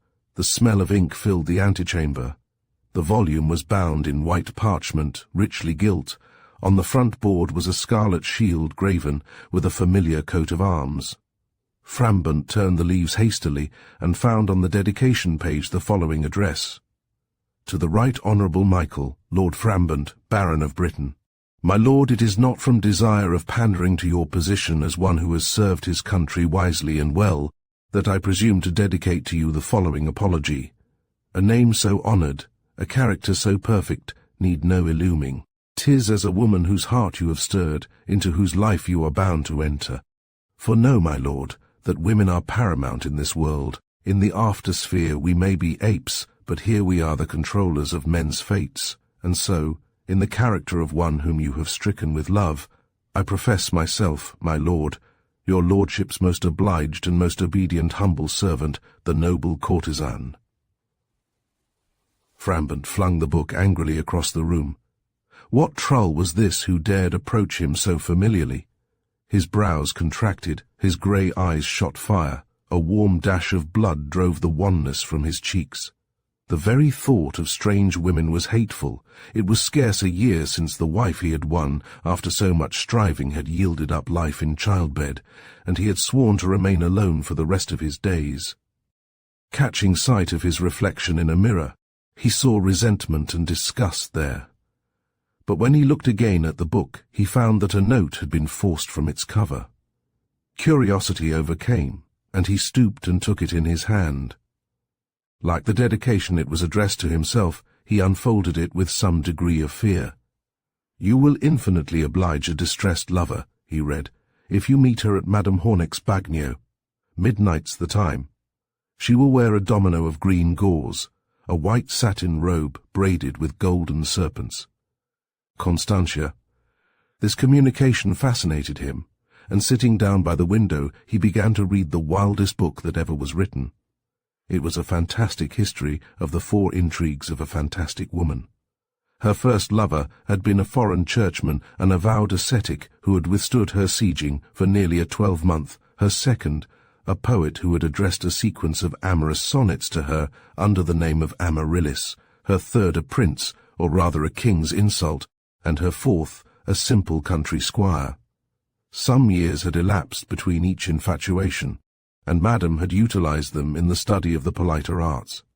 The volume teemed with quotations from the more elegant classic writers, and the literature of the period was not ignored. The ending ran thus: "It has ever been my belief that love, nay, life itself, should terminate at the moment of excess of bliss. I hold secrets, use of which teaches me that after a certain time, passion may be tasted with the same keen joy as when maidenhood is resigned. But, as the lively Lestrange declares, the itch of knowing secrets is naturally accompanied with another itch of telling them. I fling aside my pen in fear." As he finished reading, his brother Villiers entered the room. He was 10 years Frambont's junior, and resembled him only in stature and profile. His skin was olive, his eyes nut brown, his forehead still free from lines. He leaned over the chair and put a strong arm round his brother's neck. "What is this wondrous book so quaintly bound?" he said. "By Venus, Queen of Love, a wagtail's song." Frambont flushed again, and raising the apology flung it on the fire, where it screamed aloud. "It is the work of an impudent woman," he replied. "Tomorrow all town will ring with it. She has dedicated it to me." "Surely a sin to burn such a treasure. Let me recover it." Villiers took the tongs and strove to draw the swollen thing from the flame, but it collapsed into a heap of blackness. The note, however, which Frambont had replaced, lay uncurled in the hearth, and the lad read its message. At that moment, one came with word that Sir Benjamin Mast, an old country baronet whom Frambont held in high esteem, lay at the point of death. The water crept higher and higher, and my lady thought you might choose to be with him at the last. The coach waited. Frambont hurried downstairs, and was soon with the dying man. Sir Benjamin's hydropsy had swollen him to an immense size, but his uncowed soul permitted him to laugh and jest with heart till the end. His wife, a pious, resigned woman of 60, shared the vigil. Darkness fell, and the chamber was lighted. Forgetful of all save his friend's departure, he never remarked the passage of time, and not until after midnight, when Mast's eyes were closed in death, did his thoughts recur to the apology. He took his seat in the coach with a grim feeling of satisfaction at the imaginary picture of the wanton waiting, and waiting in vain. After a time, being wearied with excitement and lulled by the motion of the vehicle as it passed slowly along the narrow streets, he let his head sink back on the cushion, and fell asleep almost instantly. 5 minutes could not have passed before he woke, but in the interval, a curious idea had entered his brain. He remembered Constantia's account of her lovers, and her belief that life should wither at the moment of love's height, and simultaneously there came upon him the recollection of 4 tragedies which had stricken the land with horror. So overwhelming was the connection that he could no longer endure the tediousness of the journey, but dismissed his coach and walked down the Strand. The first case was that of the Cardinal of Castellamare, who had been exiled from Italy, and who, after attending a court ball and mixing freely with the dancers, had been found dead on his couch, his fingers clutching the pearl handle of a stiletto, whose point was in his heart. Then, in the same conditions, Meadows the laureate, the Count de Dijon, and Brooke Gurdam the Derbyshire landowner had all been found dead. No trace of the culprit had been found, but in every case was the rumour of a woman's visit. He reached the old road where stood his house, and stumbled against a weird sedan that waited in a recess by his gateway. An arching hornbeam hid it from the moonlight.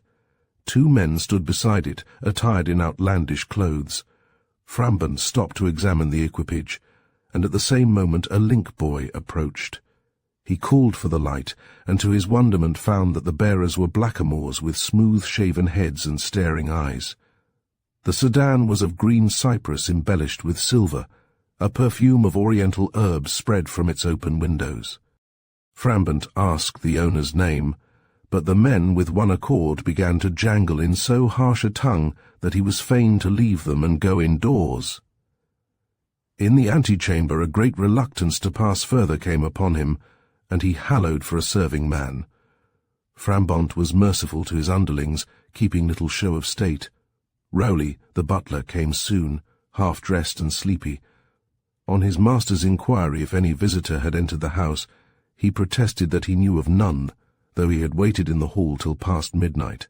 So, at the word of dismissal, he retired, leaving Frambant to enter his chamber alone.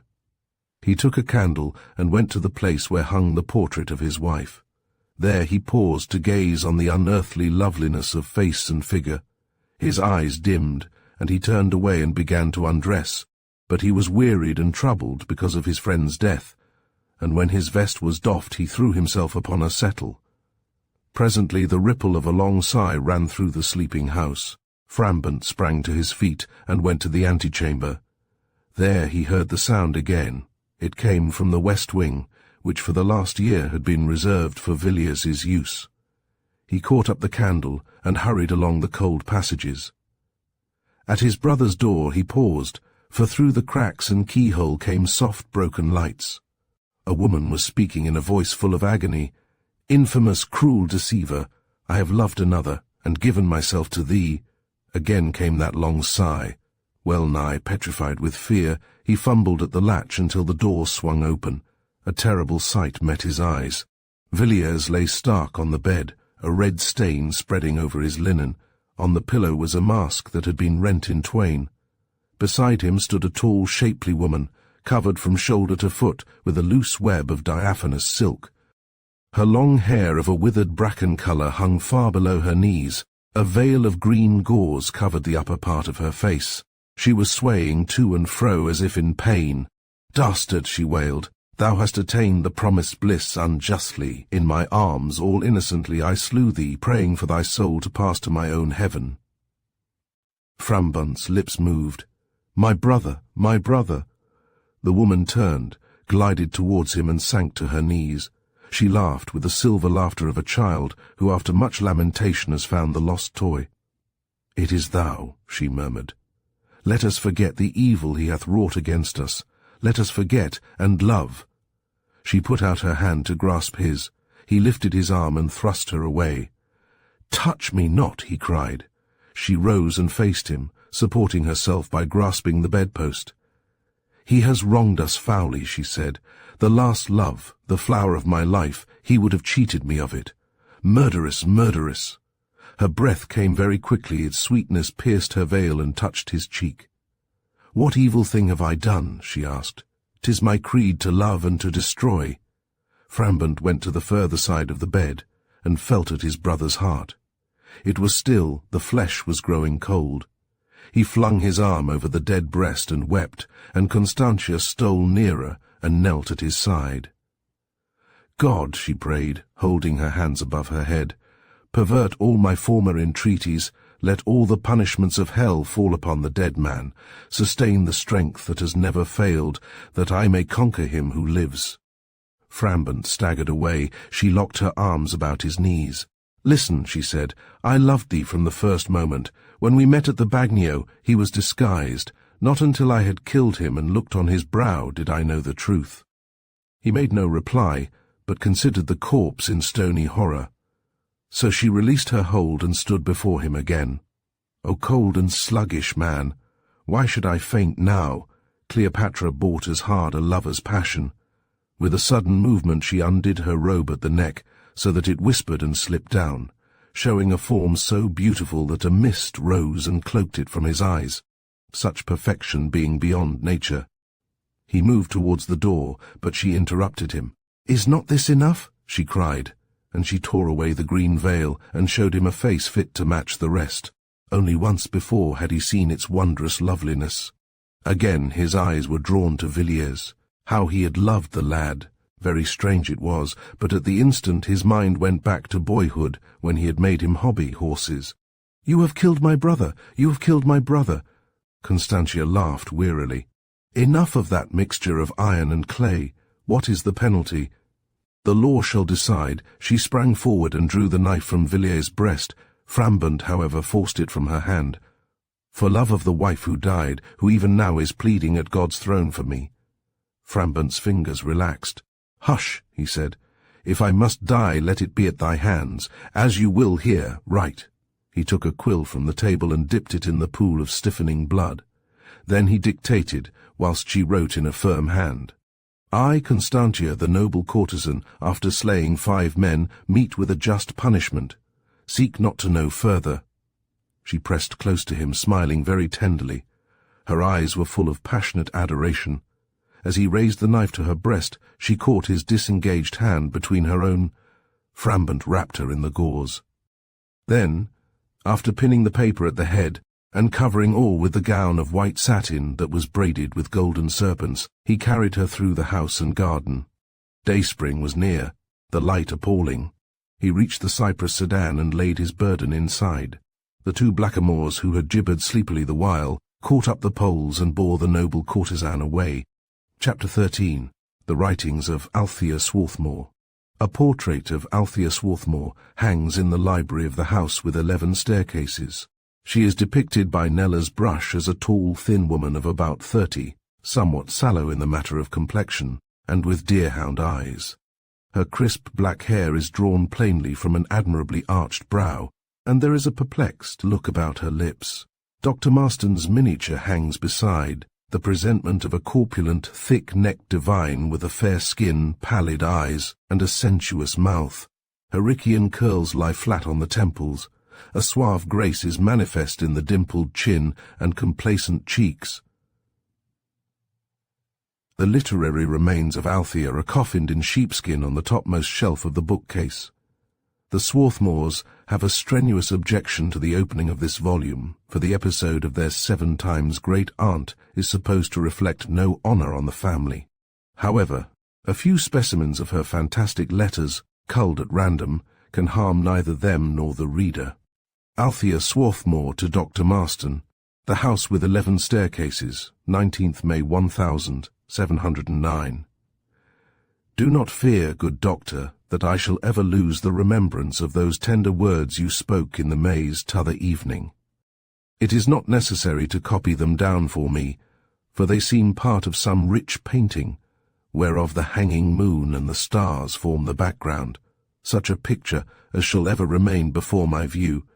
Yet I thank you for your kind proffer, and whilst I forbid you, entreat you to know that I am depriving myself of what would be a most valued souvenir. Commend me to Madam your wife, and understand that I am most cordially your ever faithful friend to serve you. Dr. Marston to Althea Swarthmore, Baldcombe in Lancashire, 20th May 1709. Honoured Madam, I was writing my discourse for the Sunday, when the messenger brought your most gracious epistle. Truly a great happiness hath fallen to me, when I declared myself as one whom the power of your presence and the fascination of your glances conquered. I felt the same spirit as is described by the lover in the Canticles. Turn away thine eyes, for they have overcome me. In the pulpit I shall next hold forth on the Shulamite, and her would-be spouse, a fig for those who fondly believe the church is meant. 'Tis an idyllic cry of passion betwixt real man and real woman, the preparative for as rich a marriage song as the world ever imagined. Yet, madam, to you alone dare I acknowledge this idea. We are both freed in mind from the conventional, but the world is apt to be censorious with those who have strength to think apart from the multitude. Therefore my treatment of the old love song must be in the usual veil of supposed prophecy. How rarely does it befall a man to have such a friend, if I dare think you my friend as you. Let me see you soon. I have 1,000 thoughts to elaborate, 1,000 religious fears to overcome.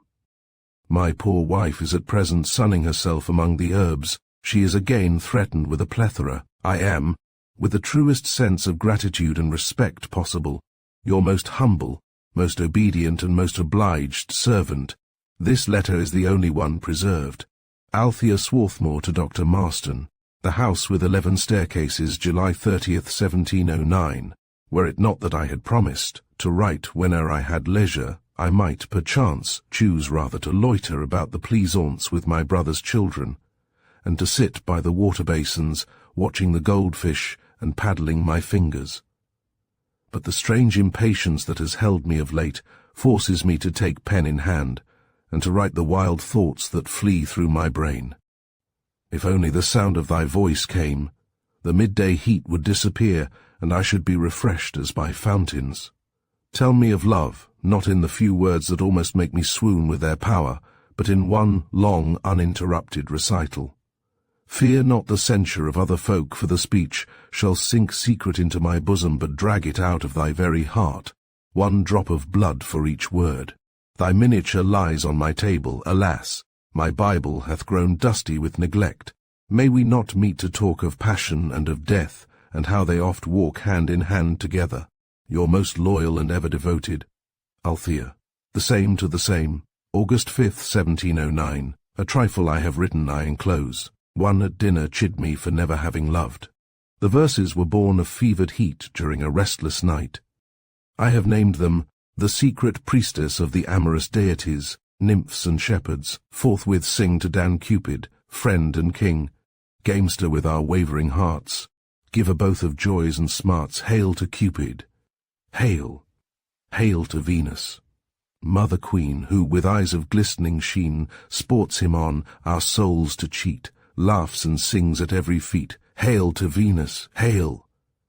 But the love which dwelt inside my heart's core had liefer died than be praised and sung aloud, for 'twas secret, wild and proud, the same to the same, September 20th, 1809. That we should truly admire what you were good enough to praise gives me pure joy. In my girlhood I had dreams of helping another by throwing my whole life into his. Am I really of service to you? Assure me that you did not flatter. Doubting is delicious only when one is certain that the doubts must be resolved. Another walk in the coppice, now that the nights are so sweet and so misty. Another of those fatal delicious hours, wherein love comes at the flood. Dear Marston, best and noblest of friends, believe me ever to be your devoted and very attached servant. A manuscript of Althea Swarthmore, suggested by some dread, written about January 1710. There is nothing in the world more sad than a love that's dying. Profoundest melancholy comes when the gaudily hued leaves drop from the parent boughs in autumn, and leave the trunk gaunt, bare, and unlovely. Those trees are beautifulest whose fruit hangs bright and cheering through the winter, but alack, they are rare indeed.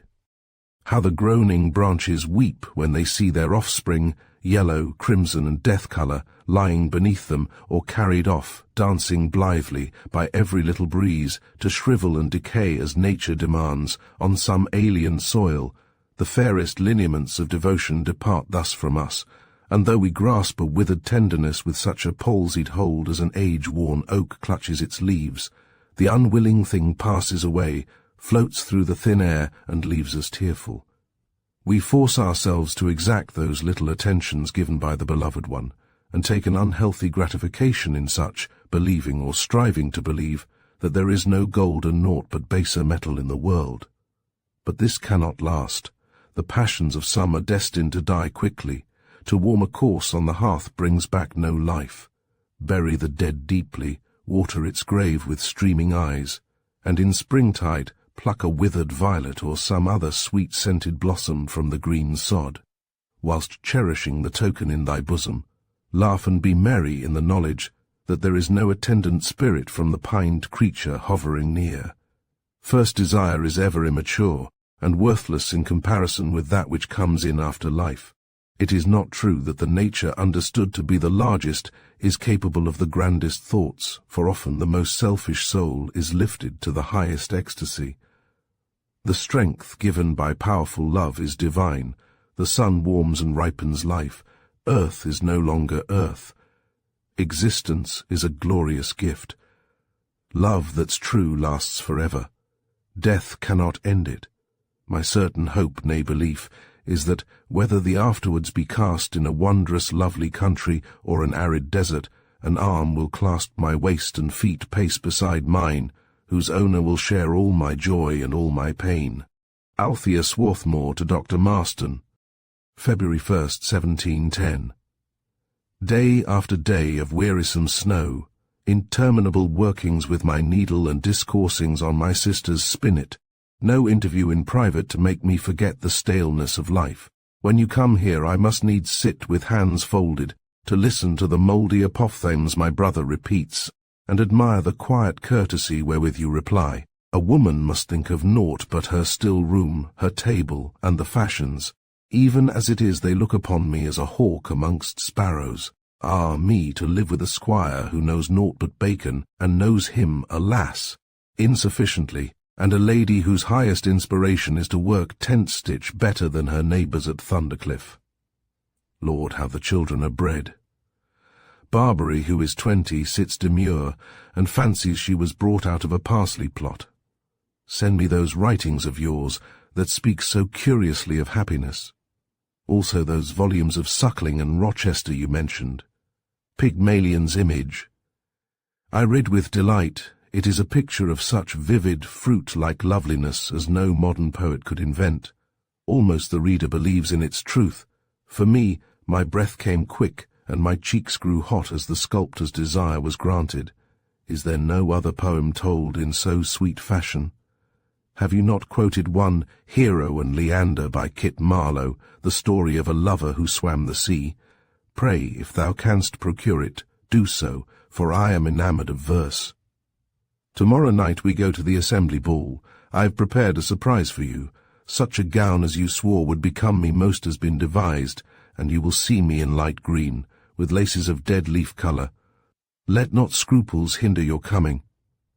Lastly, for I was fain to finish with the taste of this, I am sending you a cravat, wrought by my own hands, of admirable point, of the kind Antonio Moro loved to paint.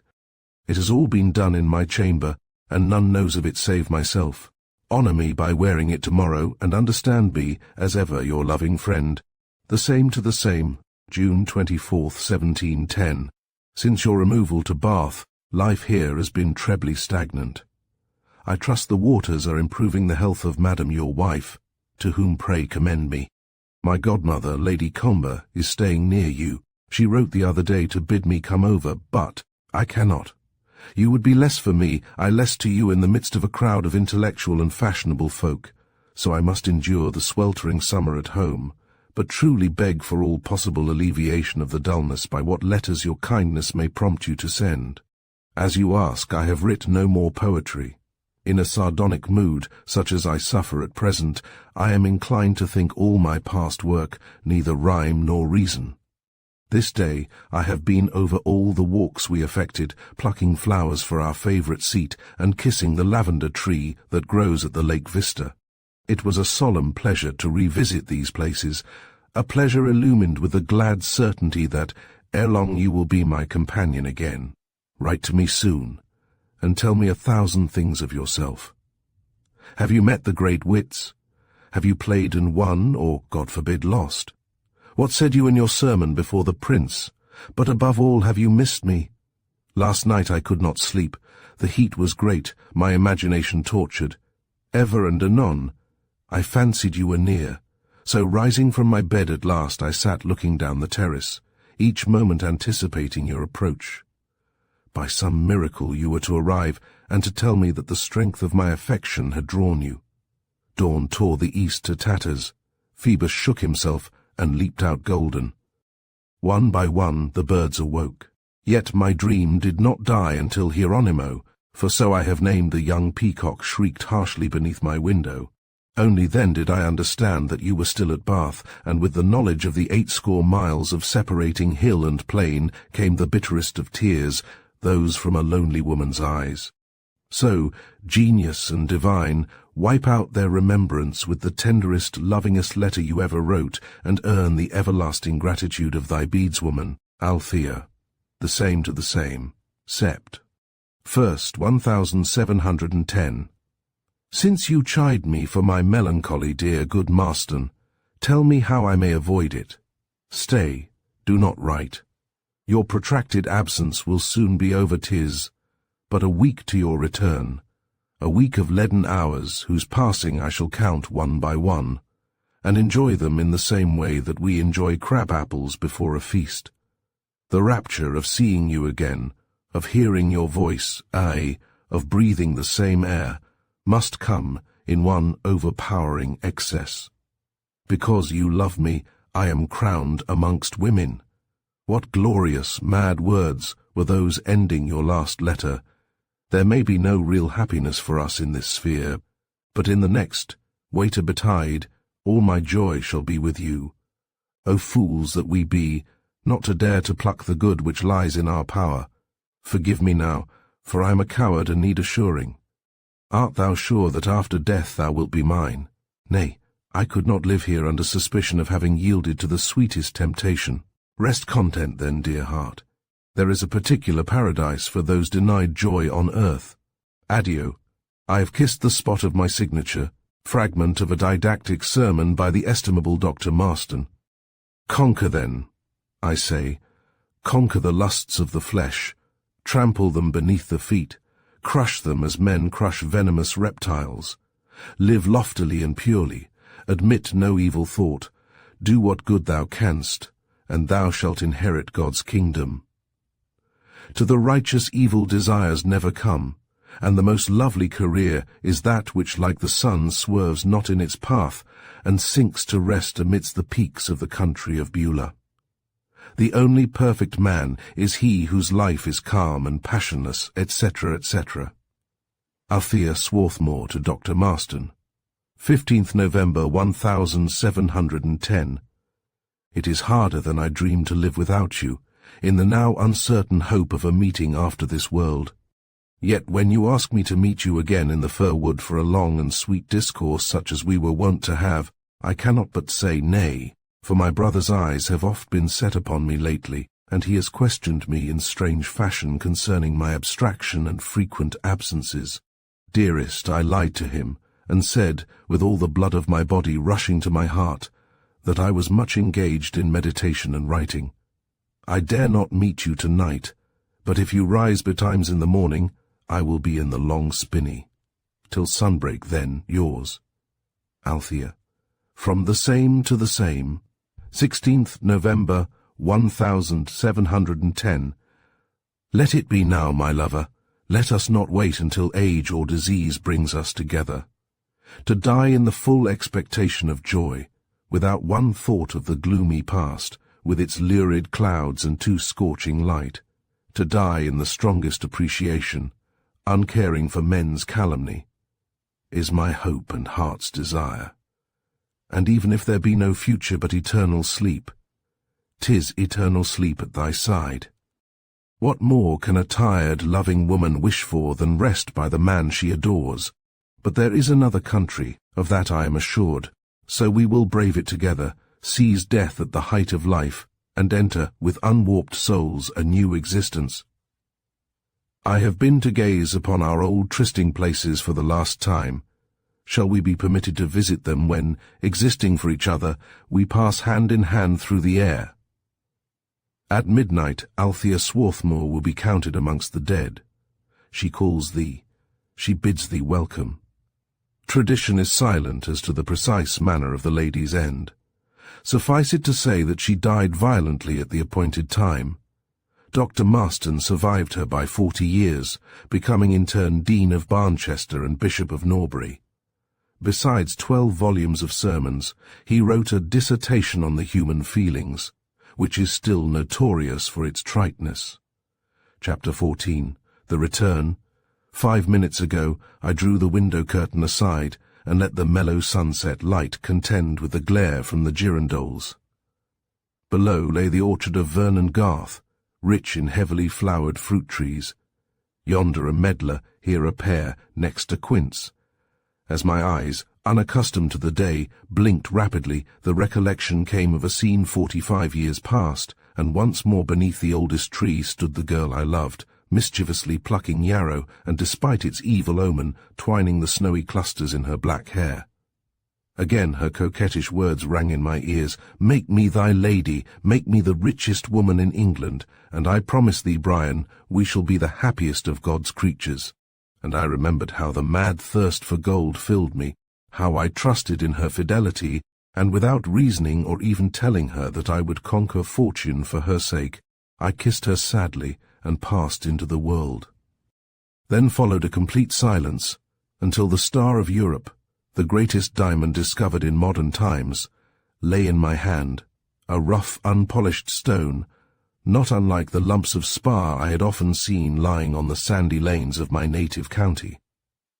This should be Rose's own, and all the others that clanked so melodiously in their leather bulse should go towards fulfilling her ambition. Rich and happy I should be soon, and should I not marry an untitled gentlewoman, sweet in her prime?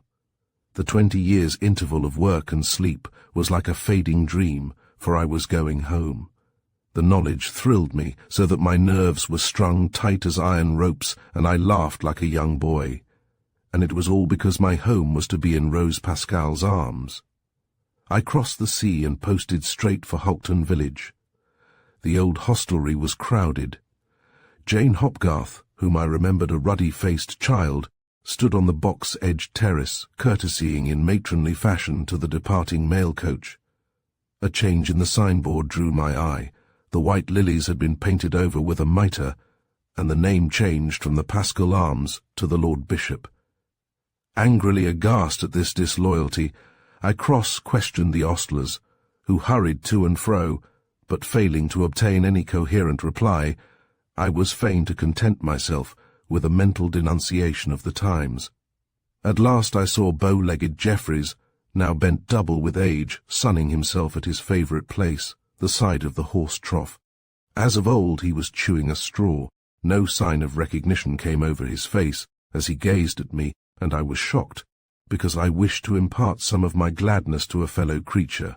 I went to him, and after trying in vain to make him speak, held forth a gold coin. He rose instantly, grasped it with palsied fingers, and muttering that the hounds were starting, hurried from my presence. Feeling half sad, I crossed to the churchyard and gazed through the grated window of the Pascal burial chapel at the recumbent and undisturbed effigies of Geoffrey Pascal, gentleman of Breton Hall, and Margot Maltrevor his wife, with their quaint epitaph about a perfect marriage enduring for ever. Then, after noting the rankness of the docks and nettles, I crossed the worn stile, and with footsteps surprising fleet passed towards the stretch of moorland at whose further end stands Breton Hall. Twilight had fallen. I reached the cottage at the entrance of the park. This was in a ruinous condition. Here and there sheaves in the thatched roof had parted and formed crevices through which smoke filtered. Some of the tiny windows had been walled up, and even where the glass remained snake, like ivy hindered any light from falling into their thick recesses. The door stood open, although the evening was chill. As I approached, the heavy autumnal dew shook down from the firs and fell upon my shoulders. A bat, swooping in an undulation, struck between my eyes and fell to the grass, moaning querulously. I entered. A withered woman sat beside the peat fire. She held a pair of steel knitting needles which she moved without cessation. There was no thread upon them, and when they clicked, her lips twitched as if she had counted. Some time passed before I recognized Rose's foster-mother, Elizabeth Carless. The russet colour of her cheeks had faded, and left a sickly grey. Those sunken, dimmed eyes were utterly unlike the bright black orbs that had danced so mirthfully. Her stature, too, had shrunk. I was struck with wonder.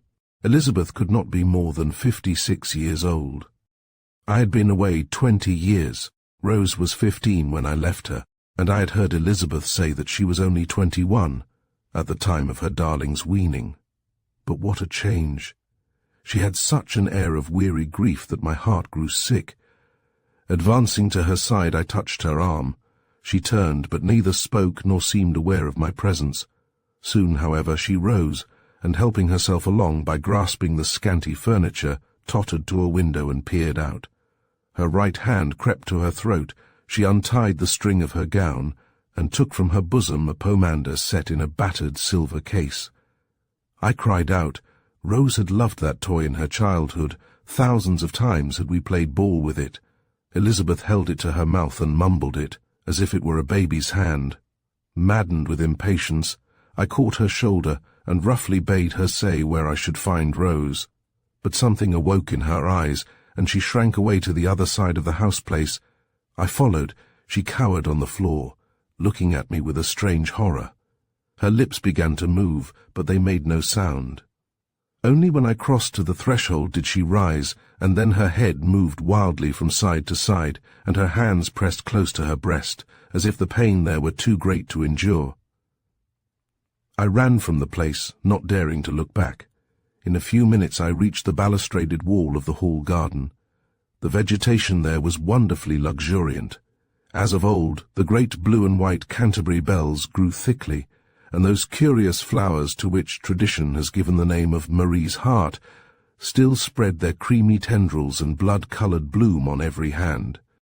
But Pascal's dribble, the tiny spring whose water pulsed so fiercely as it emerged from the earth, had long since burst its bounds and converted the winter garden into a swamp, where a miniature forest of Queen of the Meadow filled the air with melancholy sweetness. The house looked as if no careful hand had touched it for years. The elements had played havoc with its oriels, and many of the latticed frames hung on single hinges. The curtain of the blue parlour hung outside, draggled and faded, and half hidden by a thick growth of bindweed. With an almost savage force, I raised my arm high above my head and brought my fist down upon the central panel of the door. There was no need for such violence, for the decayed fastenings made no resistance, and some of the rotten boards fell to the ground. As I entered the hall and saw the ancient furniture, once so fondly kept, now mildewed and crumbling to dust, quick sobs burst from my throat. Rose's spinet stood beside the door of the withdrawing-room. How many carols had we sung to its music? As I passed, my foot struck one of the legs, and the rickety structure groaned as if it were coming to pieces. I thrust out my hand to steady it, but at my touch the velvet covering of the lid came off and the tiny gilt ornaments rattled downwards. The moon was just rising, and only half her disk was visible over the distant edge of the Hell Garden. The light in the room was very uncertain, yet I could see that the keys of the instrument were stained brown and bound together with thick cobwebs. Whilst I stood beside it, I felt an overpowering desire to play a country ballad with an overword of Willow Browbound. The words, in strict accordance with the melody, are merry and sad by turns, at one time filled with light happiness, at another bitter as the voice of one bereaved for ever of joy. So I cleared off the spiders and began to strike the keys with my forefinger. Many were dumb, and when I struck them gave forth no sound save a peculiar sigh, but still the melody rhythmed as distinctly as if a low voice crooned it out of the darkness. Wearied with the bitterness, I turned away. By now the full moonlight pierced the window and quivered on the floor. As I gazed on the tremulous pattern, it changed into quaint devices of hearts, daggers, rings, and 1,000 tokens more. All suddenly another object glided amongst them so quickly that I wondered whether my eyes had been at fault, a tiny satin shoe stained crimson across the lappets. A revulsion of feeling came to my soul and drove away all my fear. I had seen that self-same shoe, white and unsoiled, 20 years before, when vain Rose danced amongst her reapers at the harvest home, and my voice cried out in ecstasy, "Rose, heart of mine, delight of all the world's delights!" She stood before me, wondering, amazed.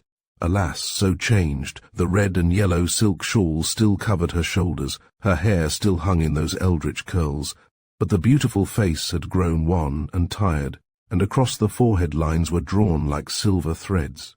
She threw her arms round my neck, and pressing her bosom heavily on mine, sobbed so piteously that I grew afraid for her, and drew back the long masses of hair which had fallen forward, and kissed again and again those lips that were too lovely for simile. Never came a word of chiding from them. "Love," she said, when she had regained her breath, "the past struggle was sharp and torturing. The future struggle will be crueler still. What a great love yours was, to wait and trust for so long. Would that mine had been as powerful, poor weak heart that could not endure. The tones of a wild fear throbbed through all her speech, strongly, yet with insufficient power to prevent her feeling the tenderness of those moments. Often, timorously raising her head from my shoulder, she looked about and then turned with a soft, inarticulate, and glad murmur to hide her face on my bosom.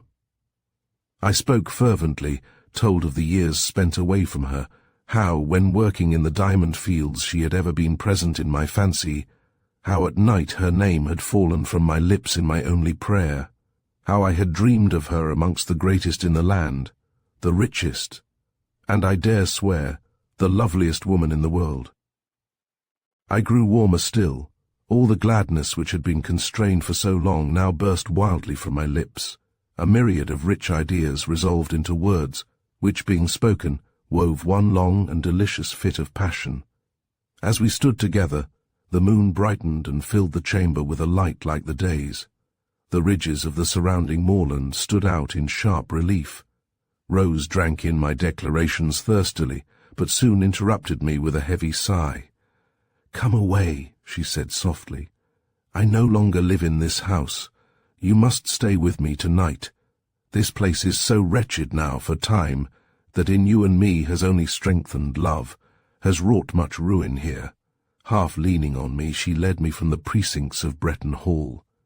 We walked in silence over the waste that crowns the valley of the Whitelands, and being near the verge of the rocks, saw the great pine wood sloping downwards, lighted near us by the moon, but soon lost in density. Along the mysterious line, where the light changed into gloom, intricate shadows of withered summer bracken struck and receded in a mimic battle. Before us lay the priest's cliff. The moon was veiled by a grove of elms, whose ever-swaying branches alternately increased and lessened her brightness. This was a place of notoriety, a veritable Golgotha, a haunt fit only for demons. Murder and theft had been punished here, and to this day fireside stories are told of evil women dancing round that druid's circle, carrying hearts plucked from gibbeted bodies.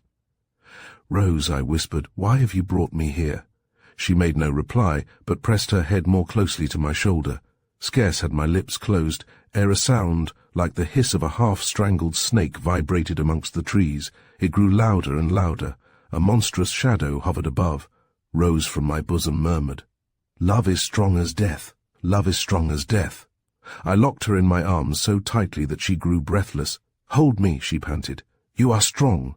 A cold hand touched our foreheads so that, benumbed, we sank together to the ground, to fall instantly into a dreamless slumber. When I awoke, the clear grey light of the early morning had spread over the country. Beyond the Hell Garden the sun was just bursting through the clouds, and had already spread a long golden haze along the horizon. The babbling of the streamlet that runs down to Holton was so distinct that it seemed almost at my side. How sweetly the wild thyme smelt! Filled with the tender recollections of the night, without turning, I called Rose Pascal from her sleep. "Sweetheart, sweetheart, waken, waken, waken! See how glad the world looks, see the omens of a happy future." No answer came. I sat up, and looking round me saw that I was alone. A square stone lay near. When the sun was high, I crept to read the inscription carved thereon.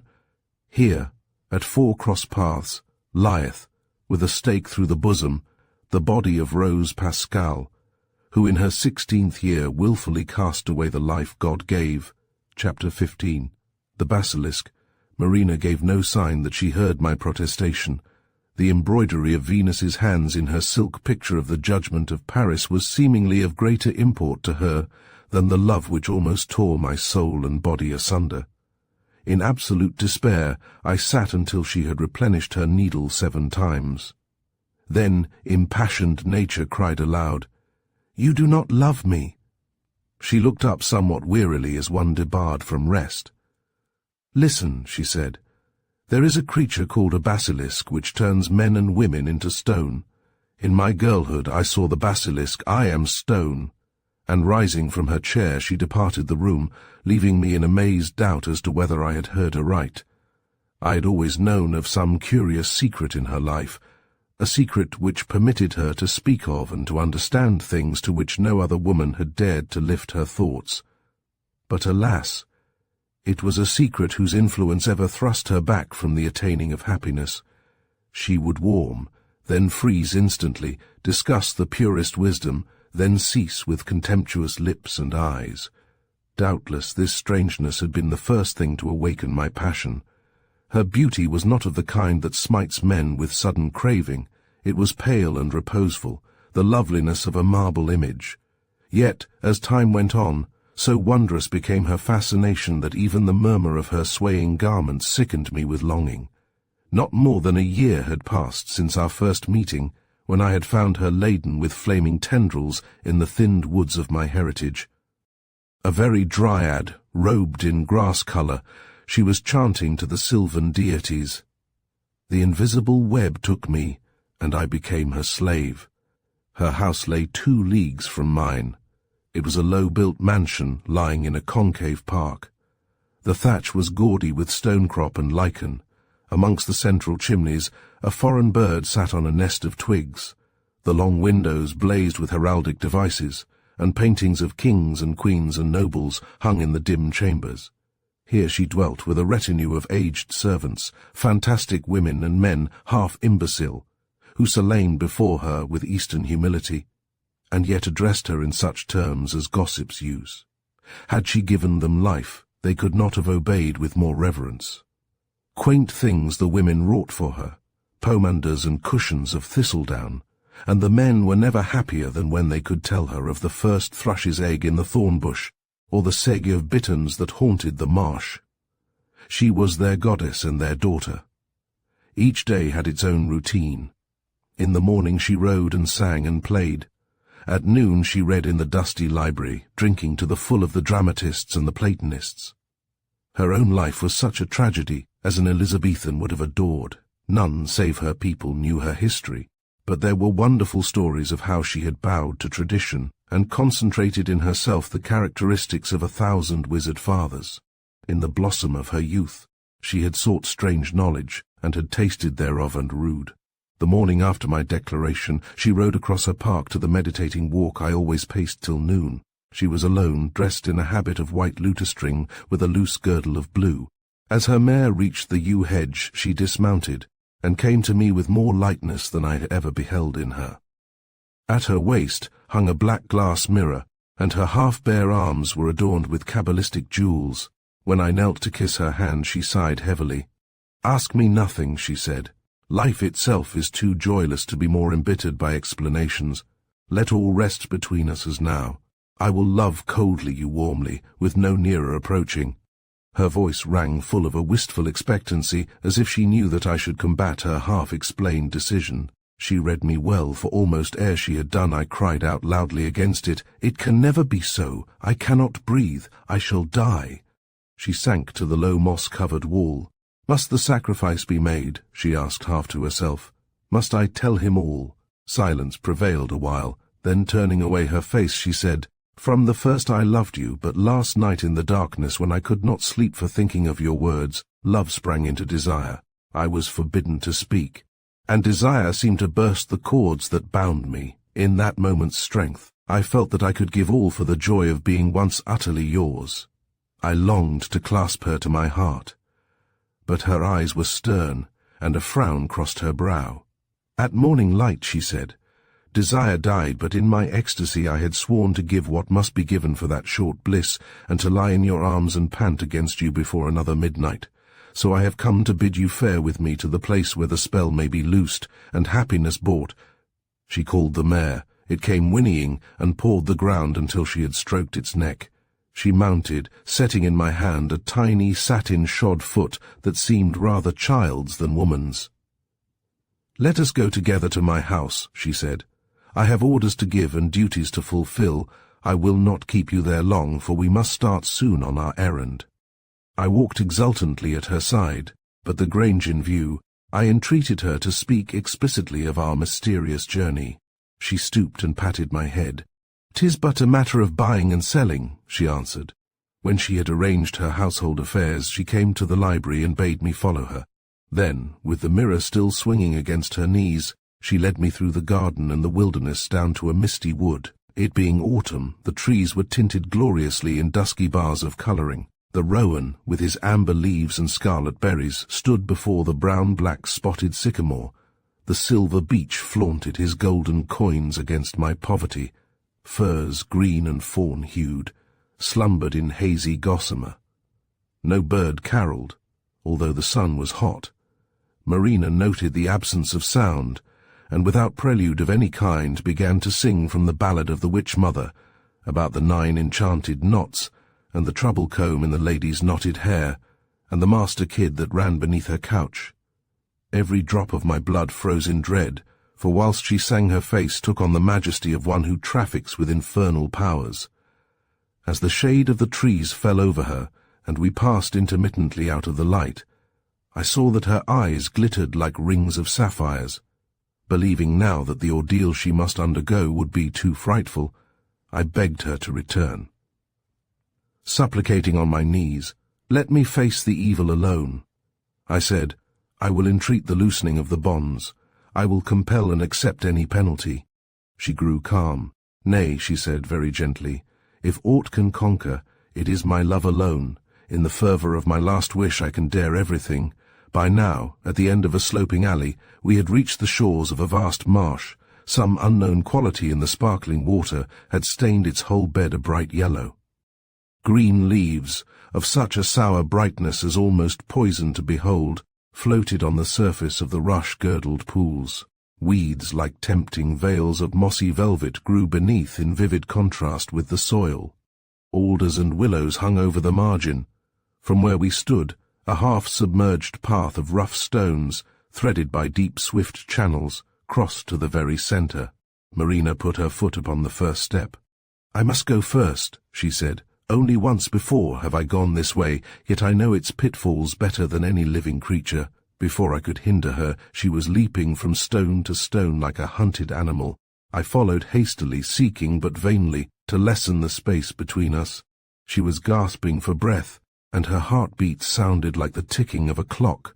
When we reached a great pool, itself almost a lake, that was covered with lavender scum, the path turned abruptly to the right, where stood an isolated grove of wasted elms. As Marina beheld this, her pace slackened, and she paused in momentary indecision. But, at my first word of pleading that she should go no further, she went on, dragging her silken mud-bespattered skirts. We climbed the slippery shores of the island, for island it was, being raised much above the level of the marsh, and Marina led the way over lush grass to an open glade. A great marble tank lay there, supported on 2 thick pillars. Decayed boughs rested on the crust of stagnancy within, and divers frogs, bloated and almost blue, rolled off at our approach. To the left stood the columns of a temple, a round, domed building, with a closed door of bronze. Wild vines had grown athwart the portal, rank, clinging herbs had sprung from the over-teeming soil, astrological figures were enchiseled on the broad stairs. Here Marina stopped. "I shall blindfold you," she said, taking off her loose sash, "and you must vow obedience to all I tell you. The least error will betray us." I promised, and submitted to the bandage. With a pressure of the hand, and bidding me neither move nor speak, she left me and went to the door of the temple. Thrice her hand struck the dull metal. At the last stroke, a hissing shriek came from within, and the massive hinges creaked loudly. A breath like an icy tongue leaped out and touched me, and in the terror, my hand sprang to the kerchief. Marina's voice, filled with agony, gave me instant pause. "Oh, why am I thus torn between the man and the fiend? The mesh that holds life in will be ripped from end to end. Is there no mercy?" My hand fell impotent. Every muscle shrank. I felt myself turn to stone. After a while came a sweet scent of smouldering wood, such an oriental fragrance as is offered to Indian gods. Then the door swung to, and I heard Marina's voice, dim and wordless, but raised in wild deprecation. Hour after hour passed so, and still I waited. Not until the sash grew crimson with the rays of the sinking sun did the door open. "Come to me," Marina whispered. "Do not unblindfold. Quick, we must not stay here long. He is glutted with my sacrifice." Newborn joy rang in her tones. I stumbled across and was caught in her arms. Shafts of delight pierced my heart at the first contact with her warm breasts. She turned me round, and bidding me look straight in front, with one swift touch untied the knot. The first thing my dazed eyes fell upon was the mirror of black glass which had hung from her waist. She held it so that I might gaze into its depths, and there, with a cry of amazement and fear, I saw the shadow of the basilisk. The thing was lying prone on the floor, the presentment of a sleeping horror. Vivid scarlet and sable feathers covered its gold-crowned cock's head, and its leathern dragon wings were folded. Its sinuous tail, capped with a snake's eyes and mouth, was curved in luxurious and delighted satiety. A prodigious evil leaped in its atmosphere, but even as I looked, a mist crowded over the surface of the mirror. The shadow faded, leaving only an indistinct and wavering shape. Marina breathed upon it, and as I peered and pored, the gloom went off the plate and left, where the chimera had lain, the prostrate figure of a man. He was young and stalwart, a dark outline with a white face, and short black curls that fell in tangles over a shapely forehead, and eyelids languorous and red. His aspect was that of a weary demon god. When Marina looked sideways and saw my wonderment, she laughed delightedly in one rippling running tune that should have quickened the dead entrails of the marsh. "I have conquered," she cried. "I have purchased the fullness of joy." And with one outstretched arm she closed the door before I could turn to look. With the other she encircled my neck, and bringing down my head, pressed my mouth to hers. The mirror fell from her hand, and with her foot she crushed its shards into the dank mould. The sun had sunk behind the trees now, and glittered through the intricate leafage like a charcoal burner's fire. All the nymphs of the pools arose and danced, grey and cold, exulting at the absence of the divine light. So thickly gathered the vapours that the path grew perilous. "Stay, love," I said. "Let me take you in my arms and carry you. It is no longer safe for you to walk alone." She made no reply, but, a flush arising to her pale cheeks, she stood and let me lift her to my bosom. She rested a hand on either shoulder, and gave no sign of fear as I bounded from stone to stone. The way lengthened deliciously, and by the time we reached the plantation, the moon was rising over the further hills. Hope and fear fought in my heart. Soon both were set at rest. When I set her on the dry ground, she stood a tiptoe and murmured with exquisite shame, "Tonight then, dearest. My home is yours now." So, in a rapture too subtle for words, we walked together, arm enfolded, to her house. Preparations for a banquet were going on within. The windows were ablaze, and figures passed behind them bowed with heavy dishes. At the threshold of the hall we were met by a triumphant crash of melody. In the musicians' gallery bald-pated veterans stood to it with flute and harp and viol de gamba. In 2 long rows the antic retainers stood, and bowed and cried merrily, "Joy and health to the bride and groom," and they kissed Marina's hands and mine, and with the players sending forth that half-forgotten tenderness which threads through ancient songbooks, we passed to the feast, seating ourselves on the dais, whilst the servants filled the tables below. But we made little feint of appetite. As the last dish of confections was removing, a weird pageant swept across the further end of the banqueting room, Oberon and Titania, with Robin Goodfellow and the rest, attired in silks and satins gorgeous of hue, and bedizened with such late flowers as were still with us. I leaned forward to commend, and saw that each face was brown and wizened and thin-haired, so that their motions and their epithalamy felt goblin and discomforting, nor could I smile till they departed by the further door. Then the tables were cleared away, and Marina, taking my fingertips in hers, opened a stately dance. The servants followed, and in the second maze a shrill and joyful laughter proclaimed that the bride had sought her chamber.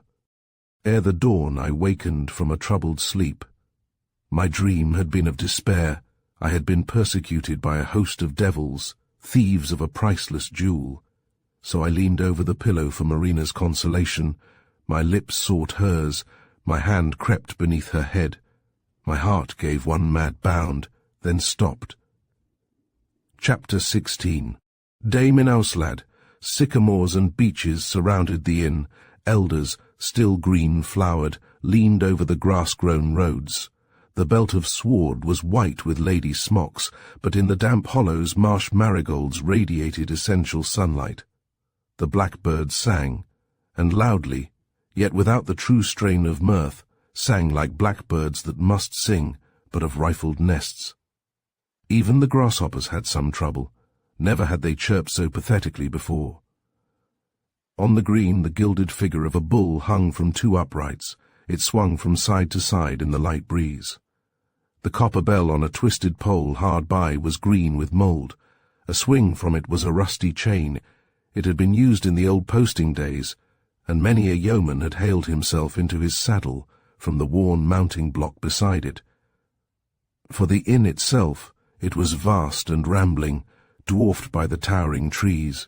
For miles in every direction lay the old forest of Gardenwood, a relic of primeval woodland, rich in glades and brakes, in streamlets and mizzies, hazy in the clearings, where sheer legs, like the trivets of witches' cauldrons, and tents and blue smoking heaps told of charcoal burners and their ever-shifting trade. The Golden Bull with its beautiful precincts took me back to that fading Arcady, whose shepherdesses and swains felt the end of the joy-time coming. It was utterly sad, but I was caught in the meshes of its melancholy, and for the while could not escape. Twilight fell, and I ceased from exploring, and went indoors. In the parlour was a great square piano. Its music, while acidly discordant, was yet plaintive, with the curious speech such old things often own. I played a few Robin Hood ballads, of the outlaw and Little John, of the Bishop of Hereford and Robin's pleasing escape. Then the hostess entered with a great Nottingham jar full of white lilac. She set this down between the fire-dogs, and stood leaning one hand on a chair back and listening to the music. When I stopped, she sighed heavily. I left the piano, and offered her a chair. She was middle-aged and deformed. Her shoulders were humped, her face was shriveled, but she had large grey eyes and a wistful smile. "I thank you, sir," she said. "'Twas the music drew me in. Nobody's played since last summer, when Sir Jake Inhouse lad stayed here. His taste was sonatas and fugues, things pretty enow, but only pleasing at the time. Give me a melody that I can catch, almost grasp in my hand, so to speak. Do you play?" I asked, half hoping to hear some air she had loved in her youth. "No, I cannot play. I was still roommate at Melbrook Abbey, so I never had opportunity." As she spoke, a girl came in with a snuffer tray and candles. She was pale and tall and of a tempting shape. Beautiful she was not, yet the sad strangeness of her face impressed me more than great beauty would have done. Her eyes were like the other woman's, but clearer and more expressive. Her lips were quaintly arched. Long yellow hair hung down her back. She seemed, although she walked erect, to be recovering from some violent illness. When she had gone, the hostess spoke again. "My niece is not strong," she said, laying an unnecessary emphasis on the word niece. "The air does not suit her." "Was not she bred in the country?" I inquired. "Ah, no, she is not without money. Her father endowed her well. Until 2 years back, she was at the convent of the Sisters of St. Vincent de Paul for her education. 'Tis in the hill country, and I think that coming to the flatness of Gardenwood has done her harm." The girl came in again. This time I noted her grace of movement. It had something of the wearied goddess. "Aunt," she said quietly, "I wish to go into the woods. You can spare me? All I had to do is done. The women are sewing in the kitchen." She went to the further end of the room, where a cloak of rose-coloured silk hung, ermine-lined, from a nail in the panelling. She donned it at her leisure. Her long and narrow hands were of a perfect colour. She tied the broad ribbons of the collar.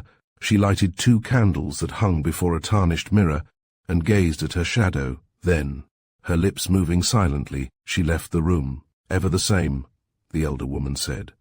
"Night after night does she leave the house and travel about like an aimless thing. Come back, Dinah," she called. "Come back." But the thin voice went wavering through the empty passages unanswered, so the hostess rose and with a half-apologetic good night left me alone. I sat down in the deep recess of the window behind a heavy curtain. A copy of Denis Diderot's Religieuse lay on the little table.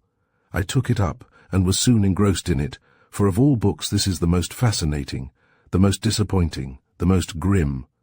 A light came glimmering at the end of the vista before me. It grew and grew, and the moon uplifted herself waist-high above the trees. And when I had watched her thus far, I returned to my nun, and reached page 22 of the second volume, where I read the following sentence. After a few flourishes she played some things, foolish, wild, and incoherent as her own ideas, but through all the defects of her execution I saw she had a touch infinitely superior to mine. Then in the shaded window-seat I fell asleep. The striking of a tall clock near the hearth awakened me. I had slept till midnight. The candles had been removed from the table to the piano. Those in the girandole had guttered out or been extinguished. A young man sat at the piano on the embroidered stool. His back was towards me. I saw nothing but high, narrow shoulders, and a dome-shaped head of dishevelled, black hair, plentifully besprinkled with grey. From the road outside came a noise of horses whinnying and plunging. I looked out, and there was a lumbering coach drawn by 4 stallions which, black in daylight, shone now like burnished steel. The would-be musician turned, and showed me a long, painful face with glistening eyes, and a brow ridged upward like a ruined stair. It was a face of intense eagerness, the eagerness of a man experimenting and praying for a result whereon his life depends. Without any prelude he played a dance of ghosts in an old ballroom, ghosts of men and women that moved in lavoltas and sarabands, ghosts that laughed at Susanna in the tapestry, ghosts that loved and hated. When the last chord had sent them crowding to their graves, he turned and listened for a footstep. None came. He lifted a leather case from the side of the stool, and unfastening its clasps, took out a necklace which glistened in the candlelight like a fairy shower of rain and snow. 'Twas of table diamonds and marguerites, the gems as big as filberts. He spread it across the wires, and after an instant's reflection began to play. The carcanet rattled and jangled as he went. It was as an advancing host of cymbal women. When he listened again, great tears oozed from his eyes. He took up the jewel and played a melody vapid at first, but so subtle in its repetitions that none might doubt its meaning. Thus, and not otherwise, would sound a like wake sung in a worn voice after a night of singing. And whilst he played, the door opened silently, and I saw Dinah, there in her nightgown, holding the posts with her hands. She took one swift glance, then disappeared again in the darkness, and came back carrying in her arms a bundle swathed in pure linen and strongly redolent of aromatic herbs. Holding this to her breast, she approached the man. Her shadow fell across the keys, and he lifted his head. From both came a long murmur, his of love and joy and protection, hers of agony. He rose and would have clasped her, but she drew back and placed her burden in his outstretched hands. "It is the child," she said. "3 months ago I gave birth to her. None knew save myself. She was all that remained of you, all that I had, and I dared not part with her. But now that I have seen you again, take her away. Leave me in peace." "Dinah," he said proudly, "listen to me." "Nay," she whispered, "not again. If I listen I may forget your wickedness, I might be weak again. Leave me, Jake. Dinah, you must hear me. Why, out of all the love you held and hold for me, can you condemn? When I left you I fell mad, for the year I have been mad, and only yesterday did they set me loose. See, I have brought you all the diamonds. Tomorrow you will be Dame Innoslad." And he laid the dead thing on a table, and caught the mother to his bosom. Her figure was shaken with sobs. "Oh," she cried, "it has been hard, but my trial has brought the true guerdon of happiness. Only once have I missed seeing the place where you promised to meet me, the place where you said you loved me, and that was on the night of my lonely travailing." Outside the horses plunged and snorted, a shrunken postilion swaying at the neck of the off-leader. In the hollows of the road lay sheets of mist, and the moonlight turned them into floods. A long train of startled owls left the hollow sycamores and passed hooting, down the glade. "Let us go," Sir Jake said. By morning light we shall be in sight of Camere, where heaven grant us a happy time, a year of joy for each week of pain. Do not wait to dress. Rich robes and linen are inside the coach. I have brought many of my mother's gowns. Dinah extricated herself from his embrace, and went to find her cloak. During her absence a strange and terrible look came into Inoslad's face, and he smote his forehead. He smiled at her reappearing. "Dinah," he said, looking downwards so that she might not see his eyes. "Dinah, I am so happy that I can scarce see. Lead me from the house." He took up the dead little one in his right arm, and carried it as believers carry relics. The outer door closed softly. They descended the moss-grown steps, and entered the coach. The horses leaped forward, half drowning the sound of a chuckle.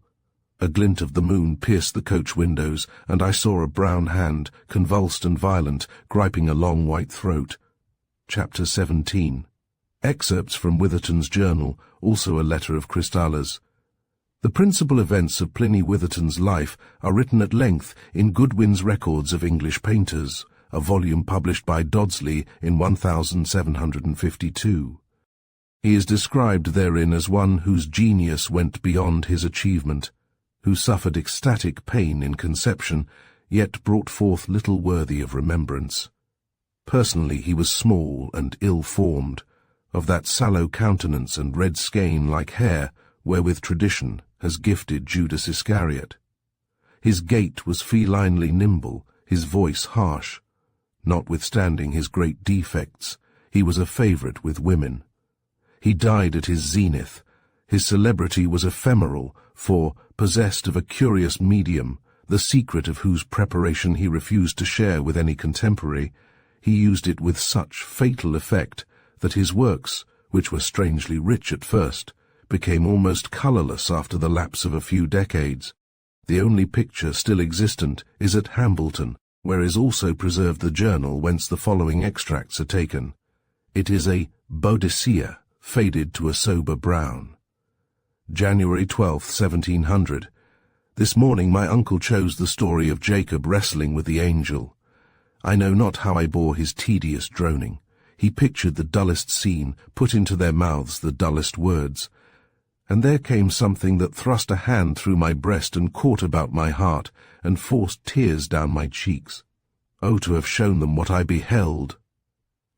Little Anne saw me through the broken panel of the Earl's pew, and put her fingers to my knee to feel the thrilling. But I thrust them away, for the child is an insult, and as ugly as a toad, yet not so ugly neither, but foreign. Her mother came of the Rouvinis, and pale and quiet. She is downtrodden by Madame the Countess. Maybe I was hard upon her. The lass blenched, for had she not but yesternight slyly given me her father's present, a golden guinea, to buy colours for my work? What if she give me no more? Alack! So after the amen was mumbled, I stole with her to the pools amongst the groove hillocks, and showed her rush-tips covered with hoar above the ice. As we stood, she put her arm about my neck and said, "We are both lonely, none loves us." And I fell angry again and struck her face. "I am not lonely, I shall be famous," I cried. "But you, Mistress Craven Spirit, are fit for naught, but nursing Madame's brats." May 1st, 1703. Too terrible fortune, prisoning me in an iron cage, from between whose bars I see thy wheel turning, turning, turning. Today is my 20th birthday, and I have done no work for all these years. Creations enow have stirred my brain. I see heroes in jewelled harness, ruddy-hued and beautiful dames. They play their parts, yet, when I take the crayon, 'tis to depict a crowd of Malkins. God never was being so ill-fated. Anne brought me a purse woven of her own coarse hair. It held 8 crowns and a posy ring. Yesterday I had threatened to leave this accursed house and never send word. She hath now sold all her trinkets. The office of secretary to such a dotard as the Earl I loathe, and the continual buzzing of my hummer-bee uncle frets my very soul. I walked with Anne on Danman's moor, and the strong wind blew a colour into her hollow cheeks. Moreover, her eyes looked very big and lustrous, but she wore such a faded gown as any village alewife would have scorned, and the looseness made her shoulders seem huckled. withal on her lips was such a smile as I shall give Christ's mother in my masterpiece. As I gazed, the rosiness deepened, and she murmured in a voice half moan, "Is there aught worthy there?" So, being malicious of humour, I praised that smile, and saw her bosom rise and fall like a wild beast panting apart from the hunters. January 9th, 1704. At last I have left Hambleton. There was no money there, and my lord strove to repress my ambition with his eternal thy uncle on his deathbed wished it so. For leaving thee not a penny, he commended thee to my care. The chaplainship shall be thine, and I need no secretary work save what thou canst do at odd times. Alas, 9 daughters have I to dower, and Anne had given me all, so I rolled my pictures in a bundle and am come to seek the patronage of our great men, who, as I have learnt, are ever ready to help on struggling wits. July 27th, 1704. O heaven, that this world should be so cruel! Flouted in rich fools' antechambers, turn roughly from door after door. Shame devours me today, for though poverty no longer pricks me, I have sold my honour. 20 golden pieces earned with bloody sweat lie on the table. The signs were delivered scarce 2 hours since. The first I wrought had some solace, for the angel was a careful presentment of Lucy, as sweet a maid as England holds. But 12 years old, and yet with the wit and loveliness of Sheba's queen, how she shrivels her base-born half-sister. 100 times since I came to this town has her proud excellence disquieted my slumbers. The beauty that daunts a man's the beauty for me. Accursed be this vile place where art and genius crouch together in the alleys. Sceptre, 30, 1704. The last page I may write in this poor journal shall contain naught of anger. Once I read that he conquers who strives with circumstance. No greater fallacy was ever writ. The last coin is spent, utter ruin in store. The certainty of my gift hinders me from pandering again to the vulgar. Life and I nearly parted at the great humiliation.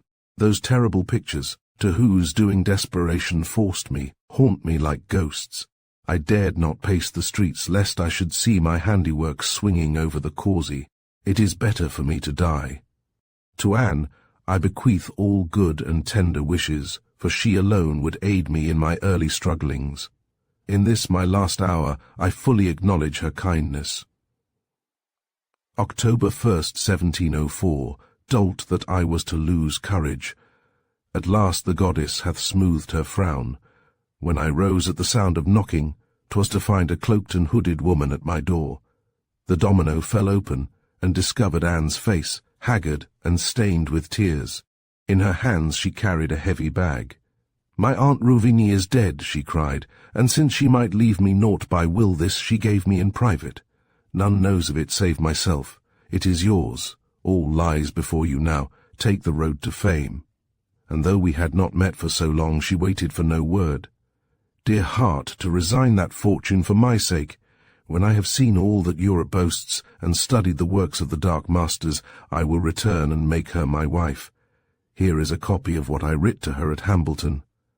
"Mistress, I entreat you would be pleased to receive my very great thanks for the largeness of your generosity. I have warmer dreams of my work than ever, and with travel and the instruction of Italian artists I hope to do wondrous pictures. You have been my staff, and when the day comes that I already foresee, I shall cast myself a willing slave at your feet. I am your humble servant, Pliny Witherton. The journal contains an accurate narrative of adventures on the continent. Anne's gift was 1,000 guineas. The relation of Witherton's amours in France and Italy is worthy of Smollett. Anne's constancy is noted at intervals. Her father and the tyrannical countess had died and left her guardian of their 9 children, and she spent the years at Hambleton fostering the estate. Witherton suffered anguish before the Titians at Venice, and swooned in the Sistine Chapel. English art being what it was, his work won him some notice in Rome. Success strengthened his imagination, and his creations became more virile. At the Russian court, whither he travelled from Italy, he was made painter-in-chief, and found his emoluments so large and his position so vastly improved, that at the end of the 5th year he returned to England, with the intention of fulfilling his promise to Anne. January 1st, 1710. 'Tis no longer the Hambleton of my boyhood, 'tis a centre of wretchedness and parsimony. Then all was lavishness, open house, the whole world welcome. Even whilst the leather hung rotting from the walls, came tons of wine and rare fruits for each season. Now a new order ruleth, to the deuce with such cheese paring. Mistress orders the fish from our own ponds. Mistress orders the gorcocks to be killed on Danman's moor. The meanness of habit that sickened me in earlier times has now reached head. And yesternight I made her understand. In the days before the cognoscenti acknowledged my genius, we had been wont to watch the new year in from the windows of the Grecian temple that lies a quoit's cast from the hill walk. When we had supped together, she rose from the table and courtesied with an old maid's awkwardness. "You play hoodman blind when I am by," she said. "Do you not see my gown? From Ferenczi you wrote that purple becomes pale faces best." But one at table had worn damassen of pale green, woven with gold and silver arabesques. Lady Lucy, a debonair maid, rosy-lipped and eyed like Venus, and I had sight for no other. Mistress drew me to the bay, and pointed to the clearing beyond the pines, where 7 squares of light fell on the frosty grass. "In your honour, O painter mine, a fire has burned there all week, and now 500 candles are lighted. When we went before, 'twas as downtrodden children. Tonight let us sit and watch and listen to the bells." She laid her hand on my arm, and drawing over her shoulders the rich furs I had brought as a spousal gift, passed with me from the house. When we reached the temple steps, she ran forward and flung the valves open, so that, even ere we entered, we were bathed in the glow. Inside much reparation had been done. The walls shone in white and gold, and the ceiling fresco of Aurora pursuing night was newly cleaned and restored. The chamber was warm and sweet with burning logs. We closed the door and sat on the pigskin stools by the fire, the length of the hearth lying betwixt. Drifting against the glass came the noise of Edale bells. The lads were drunk as ever, lashing out the old tempestuous jangle. "We are crowned," she said. "We have ever fought side by side, and now we are victors." I looked at her, and saw that the frost had pinched her face and reddened her eyes. Then I gazed at Aurora, juicy and fresh. On the hearth lay a withered leaf that had tapped in after us, on the table a great yellow rose. And I was moved by these things to speak the truth. "Anne, let it be all over between us. We have grown apart. Life together would be miserable. I have my art, and you would bind me to earth. From this night we will be cordial friends, lovers we have never been. I cannot love you." After a while she turned her eyes from mine and bowed her head. "Better so," she murmured. "I am not worthy." For an hour she sat in silence, flushing and twining her hands. Cristella's letter to the Spectator. January 19th, 1712.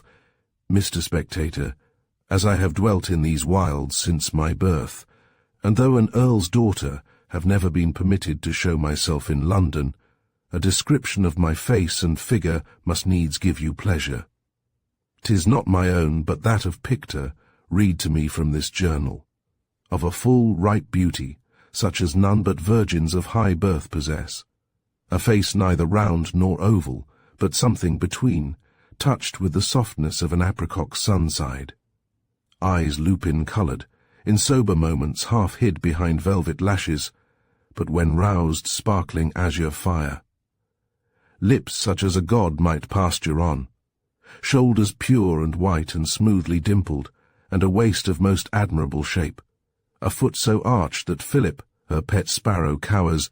Neath the instep, methinks, sir, if you but saw me, spite of your melancholy, you also would fall in love. Though I be modest, I protest that the picture is nowise over-coloured. The simple country folk are so enamoured of my person that the louts line the way to church, and swear when 'tis fine, 'tis Cristella's weather, that your humble servant may receive advice concerning the disposal of her person. She begs to lay her case before you. For 2 years she has been courted by an aged nobleman, who offers her a position of highest rank, and such wealth as only pertains to princes. There are many stains on his character, but he is old and not like to live long. And now Pictor himself comes forward and sighs at my feet. He is a man of great fame, and, moreover, one attached by old kindness to my family. He is strangely ugly, being livid-skinned and orange tawny-haired, but, notwithstanding, it has never fallen to me to meet a man of so many attractions. Maybe his stealthiness charms me, for he is like a cat treading softly and creeping from all manner of places, and I vow I would rather wed him than the handsomest man made since Adam. He hath had love passages with a poor relation of mine, whom my parents, in return for fancied services, made guardian of my sisters and myself. She is a vixen and a shrew, who fancies to keep us within bounds, but I'll have none of her. Pictor, coming from a foreign land, brought her many gifts, utterly forgetting your handmaid, but their meeting was the quaintest and coldest thing on his side that I have yet beheld. When he saw me, his humour changed, and he put himself forward to delight, and his witless creature wept for very joy. With time, however, I saw his distaste grow and grow, till I could scarce forbear twitting both. Now I see her going quietly about her work, but sighing in odd corners, as if her heart would break. So, dear Mr. Spectator, I desire you to inform me whether, being an earl's daughter, it would be great folly in me to choose the painter and flout the duke. The one holds me in chains of fascination, the other, though I don't hate him, wakens no tender feeling. I am, sir, your dutiful and obedient servant and admirer, Crystalla. P.S. I entreat you let me know soon. Chapter 18. My friend, they have just told me that I cannot live beyond midnight, but this is no confession of guilt. Knowing that I was soon to see an unknown land, and that the friend I had won, the first and the last, loved me so dearly that he would be unhappy unless his hand were clasping mine, did I sin in my desire that he should go forth and be waiting for me? A fortnight ago I met him in the street. His head was hanging, his gait dejected, he was talking to himself. I stood watching him. As he approached, long before he really saw me, a change came over him, his figure grew erect, his face sharpened, his lips closed. He smiled strangely as our eyes met, and I felt exultant in the knowledge that such spontaneous gladness should never degenerate. I took his hand, and held it so long that the townsfolk looked and laughed. "Gabriel," I said, "I have been dreaming of you again. I thought we had gone together to spend Sunday on the naze of Blakelow." A warm flush of pleasure spread over his face. "Yes," I went on, "and you said in my dream that it was the last of the vignettes. He had a way of calling our short holidays vignettes, and I replied that this was on a grander scale." He laughed, though I am sure he did not understand. "If only you would go," he made answer. "I feel that I should be so much better for the mountain air. I am out of tune with all the world but you. I can start soon, in 2 hours if you will." So we met later. I looked on his dark face, and my heart leaped out to him. I forgot the acrimony of living with those whose only feeling for me was one of relationship, forgot the Dead Sea apples of my past, and felt joyful beyond expression, often pressing my hand to my heart, where the toy I carried nestled in its scarlet sheath. Something in his face told me that he was sad. "You are not happy now," I said. "I am not," he replied. "I am envious of you. Your life is so free you have no business affairs to drag you to earth, but I shall be happy soon. It is good to be with you. As for myself, I never was happier." My spirits rose quickly.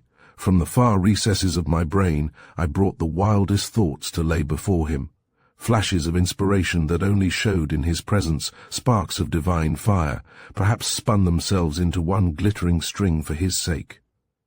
We were to sleep at the Eagle, a hostelry whose prosperity began dwindling with the decline of coaching.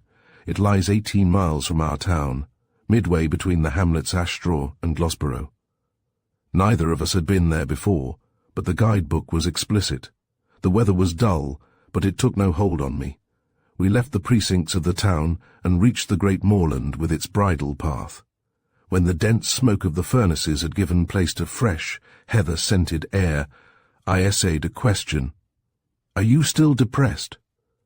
"No," he cried, with his brown eyes full of mirth. "Then you are perfectly happy," said I. "It was always gratifying to be assured of this." "I cannot be otherwise when I have left the town with you," he said, and at this I took his arm, for it was always less painful to myself when I walked close to him. We began to talk of our dreams.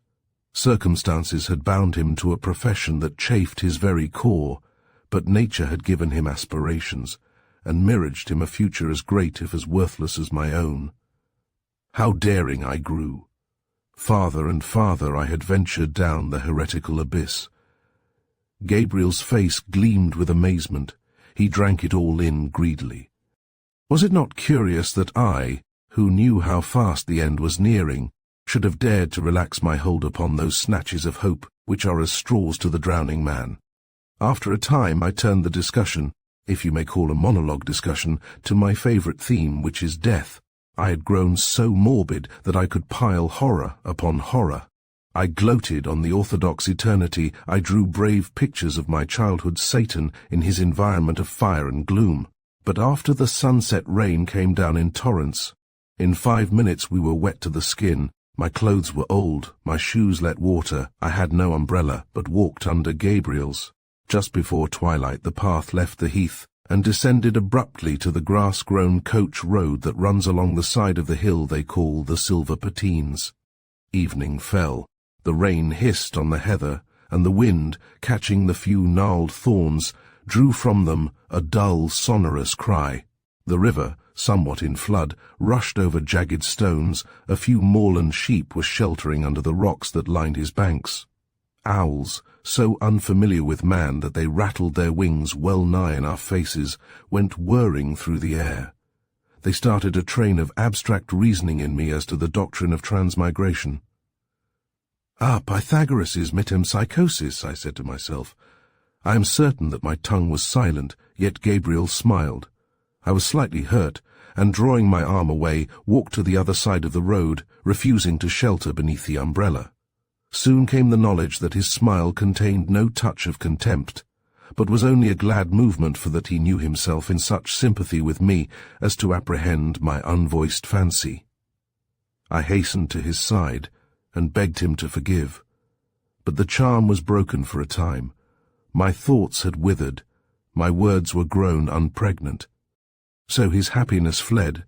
There came a sequence of those drossy moments when silence is loathsome, yet must be. We felt them keenly. My head grew hot with grief. I it was who had snapped the golden cord. We had not walked much further before Gabriel stopped and leaned his cheek on the wet stones of the wall. "I wish that I were dead," he murmured. "I am tired." "Then shall we go back?" I said. "Perhaps it would be best. We are both wet through. The inn may be uncomfortable, the rooms damp." He turned and gave me his hand. "Go back?" he gasped. "Go back? Why, I wish that I might pass all my life thus." "With the shadows and the rain and the winds howling," I added laughingly, "and no home, but inn after inn, strange bed after strange bed. No home, and you with me," he cried. "Ah, I could forget everything if you were with me. By now we could see nothing afar from us." At intervals a sound as of heavy hoofs, a splash on the road, warned us to go warily. Ever and anon we waded tiny gullies. Thrice blasts of warm air, from the airt in which we were going, fluttered about my cheek and my hands. I fancied, and said, that these were disembodied souls hustled by the storm. Gabriel could not feel them, and when I said that another and yet another had touched me, held out his hands without avail. The wind piped with a shriller sound, changing its tone to one that mystified me, for we had passed the region of trees.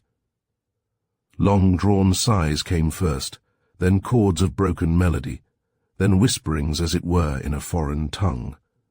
Why, we were nearing some druid stones.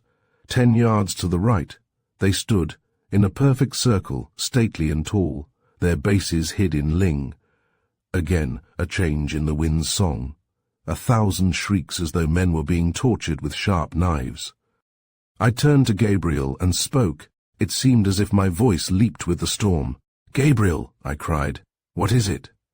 His wan face came near to mine. "I hear nothing," he said. "Come, let us hurry, it is getting late, they may not let us in."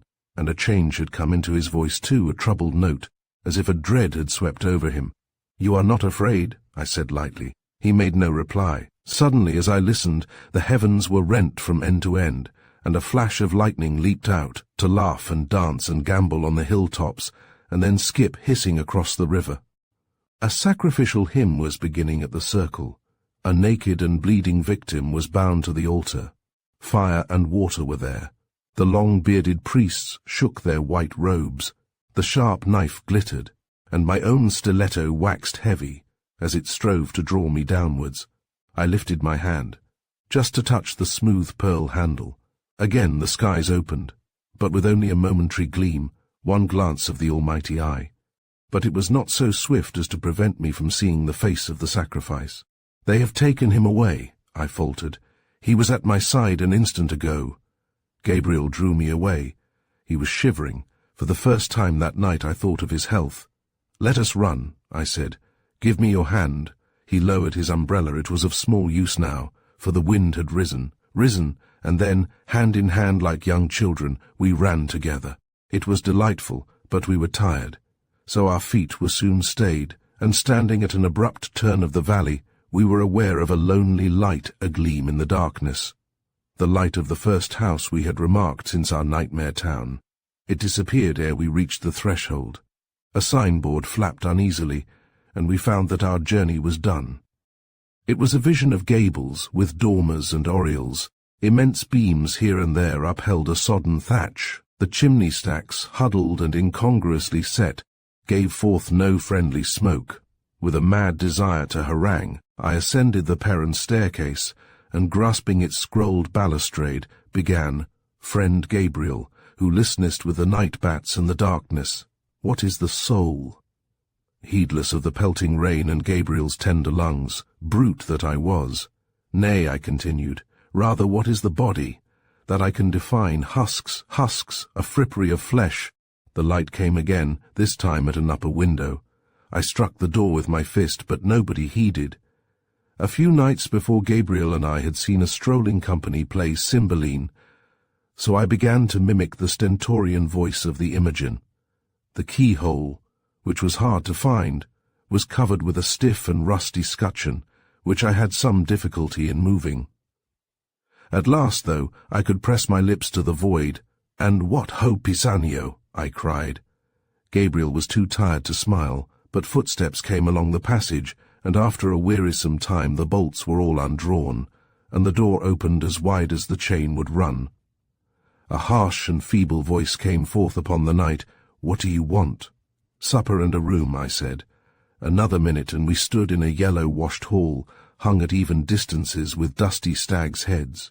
A few paintings of scriptural scenes, done in Guercino's style and framed in black, were fixed between queer oak carvings, the subjects taken from the superstitions of Holy Church, for in the first I saw Christ, crowned with a great golden aureole, descending a ladder into flames that coiled snake-like about the bottom rungs. I showed it to Gabriel, but he scarce seemed to heed. His eyes and mind were fixed on the woman who stood looking at us, the candle held above her head. To tell the truth, I never saw a stranger creature. She wore a long gown of amber cloth, padded voluminously, but unbuttoned at the bosom, and showing her brown, wrinkled throat. Her feet were shoeless, and were covered with grey stockings. Her face was profoundly unhallowed. There were remains of marvellous beauty, unparalleled eyes, pure and light blue, and unfathomably deep, under white, knotted, bushy brows. No other feature did I note, save loose, prehensile lips and rippling flaxen hair that fell, like a young girl's, in great locks over her shoulders. In truth, she had sinned monstrously, and in punishment thereof, nature had gifted the most alluring of her sweetnesses with a perenniety of youth, so making her a frightful anomaly, a terrifying death and life. She stood bowed, her mouth twisting, her eyes falling with inquiry on me. Gabriel she scarce observed, and I know not what in myself attracted her. I was excited, and could scarce repress my mirth. Yet when I think of it, how oddly laughter would have rung along that mildewed passage. How Sarah, in the painting of the angel's visit, would have smiled a grimmer smile. After a while, sighing heavily, she turned and led the way to a great room. Here she lighted 2 candles on the central table, and bidding us wait for a little, disappeared. We could hear her movements grow more and more distant. I sat on a tiny settee. Bah, how cold it was! Whilst Gabriel wandered about, lifting the candle at times to the Italian landscapes painted on the panelling. "The Colosseum!" he cried suddenly, "and not ruined, but in its full pride. See, I can't understand this." He drew me towards the picture. Poor Gabriel was always a lover of art, I looked, and was amazed to see the building I had so often dreamed of glistening in the moonlight. But my gaze was not so deeply interested as his, and, leaving the picture, it fell upon the miniature of a young girl above the mantelpiece. A host of memories came, my eyes grew dim, my chin trembled. Surely the likeness was familiar. Yet it could not be. The woman with the web of flaxen hair, Lenore whom I had lost but never loved, Lenore whom I had forgotten years ago. Lenore with a rose, a lust flower, a flower of volupty, warming the iciness of the breasts it glowed between. Lenore, Lenore, Lenore. I could not show it to Gabriel. It was not Lenore. How should the portrait of the holy witch, who slept so peacefully, encounter me here of all places? Fie! An instant, and I had fallen to speculating as the jack-o'-lanthorn of my folly bade, when the hostess came back. She bore a pan of live coals and a bundle of people. These she threw on the hearth, so that a bright flame was soon leaping giddily up the chimney. "Gentlemen," she said, "your chamber is making ready. Supper shall be laid anon." Gabriel and I went to the fireside now, and stood in the heat. He was silent but not unhappy. Indeed, the gleaming of his sunken eyes went far towards dispelling the passion awakened by the miniature. Again the woman entered, this time with a laden tray. She drew the table nearer the fire, and having spread the cloth and arranged the quaint china, produced from a large press dishes of old-fashioned confections, rose petals, clusterberries, and almond comfits. Also, there were birds dressed in a way that I had never seen before. We grew very hungry at the sight. A sense of possession came over me. I was the host, Gabriel the guest. I assumed the honours. "Pray, make yourself comfortable," I said, and we both laughed until the lamplight fluttered. He could laugh best with the most single-heartedness. Outside the wind cried like a beaten child, and the gusts in the corridors were as mournful as the last breaths of a dying man. As no rain beat upon the windows, I surmised that the weather was fair, and I drew one of the sombre curtains. But I could see nothing but blackness, so with a shudder and a joyful thanksgiving that we were indoors, I went back to the table. The collation done, I rang for the dishes to be removed. When, after a long time, the woman came, her suspicious curiosity was gone, and she moved in apathy. As she left us for the last time, after placing 2 logs across the andirons, she courtesied foolishly. "Gentlemen," she said, "the door of your chamber opens on the first landing. A fire is burning there. You will see the reflection when you wish to retire." Beside the hearth were 2 great leathern armchairs, shaped like sedans. Gabriel took one, I the other. They were padded deep and exquisitely comfortable. I leaned back, gazing dreamily on my friend's face, for I wanted his features burned into my brain. He enjoyed the examination, but soon distracted me by speech. "It seems 100 years since we left the town," he said. "We are in quite another world, in a realm full of romance." "Gabriel," I interrupted, as if I had not heard his remark, "will you tell me the perfect truth if I ask you something?" "Yes," he replied. "I promise seriously." I covered my forehead with my handkerchief. I was fain to hide my look. "Then," I said, "it is this. Do you really care for my friendship?" "My dear fellow," he cried impetuously, "why do you ask? I thought you knew before now. There is nobody else on earth for whom I care 1,000th part as much. Have I been of any use to you?" I asked unnecessarily, for I knew what his reply would be. He reiterated my words. "Any use to me, any use to me. Why, I had sunk into a dreadful slab before I knew you. It had been a sleep of years and years, and you helped me out of it all, and made me human again. You have brought me ideal happiness in our friendship." I was silent a moment, then I said tentatively, "Suppose that I had to take a long journey, one with no chance of returning. What of your friendship then?" His face grew very white. "If you take such a journey," he said, "I go with you." A stillness followed so profound that I was afraid lest the beating of my heart should attain to him and stir his sympathy. The gleaming logs on the hearth were as quiet as if the lapping flames were magical, and a dull, subtle perfume spread from the wisps of azure smoke that came winnowing down the chimney. The mantel was wonderfully wrought, a masterpiece in carven oak. Lilith, the wife of Adam, stood to the left, the Queen of Sheba, her feet on Solomon's mirror. To the right, on the transom, clustering and grotesque, were angels and fiends. It was in accordance with my imagination, wild and fantastic, and with no unity. I bent towards Gabriel to point it out, but seeing that, drowsy with the heat, he had let his head fall back to the cushion and was already well nigh asleep, I strangled my remark, and began conning his face once more. What a curious forehead! It was high, not narrow, but oddly misshapen, particularly above the eyes, where the great black brows, bristling on penthouses, gave a fiercely kind look. His nose was good, his moustache coarse and with bitten ends, his lips were full and unequal, his chin was square. Here was nothing fascinating, save the fact that it was the face of my only friend. Soon, impatient that he should sleep when I was wide awake, I rose from my chair and began walking about the room. Not daring to look at the miniature again, I turned to the opposite wall. A cry of delight burst from me, for standing there was a satin wood spinet with open lid. I read the label of Johannes Pohlmann and the date 1781. I had cherished from my earliest childhood the desire of playing on such an instrument, and I drew out the needleworked stool and ran my fingers lightly over the keys in an attempt to harmonize my thoughts. To my surprise, the tone was neither discordant nor decayed, but echoed with a charming tinkling. In a minor, on a numbed undercurrent of bass, a melody like a thin gold wire began its incantation. I lost myself. I was the spirit of the music, not the fragile fool whose life should be required of him so soon.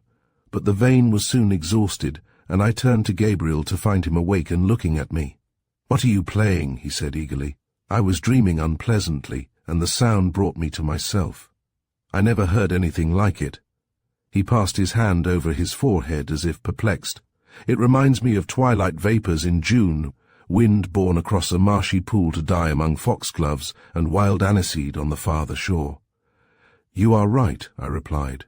"It is a requiem."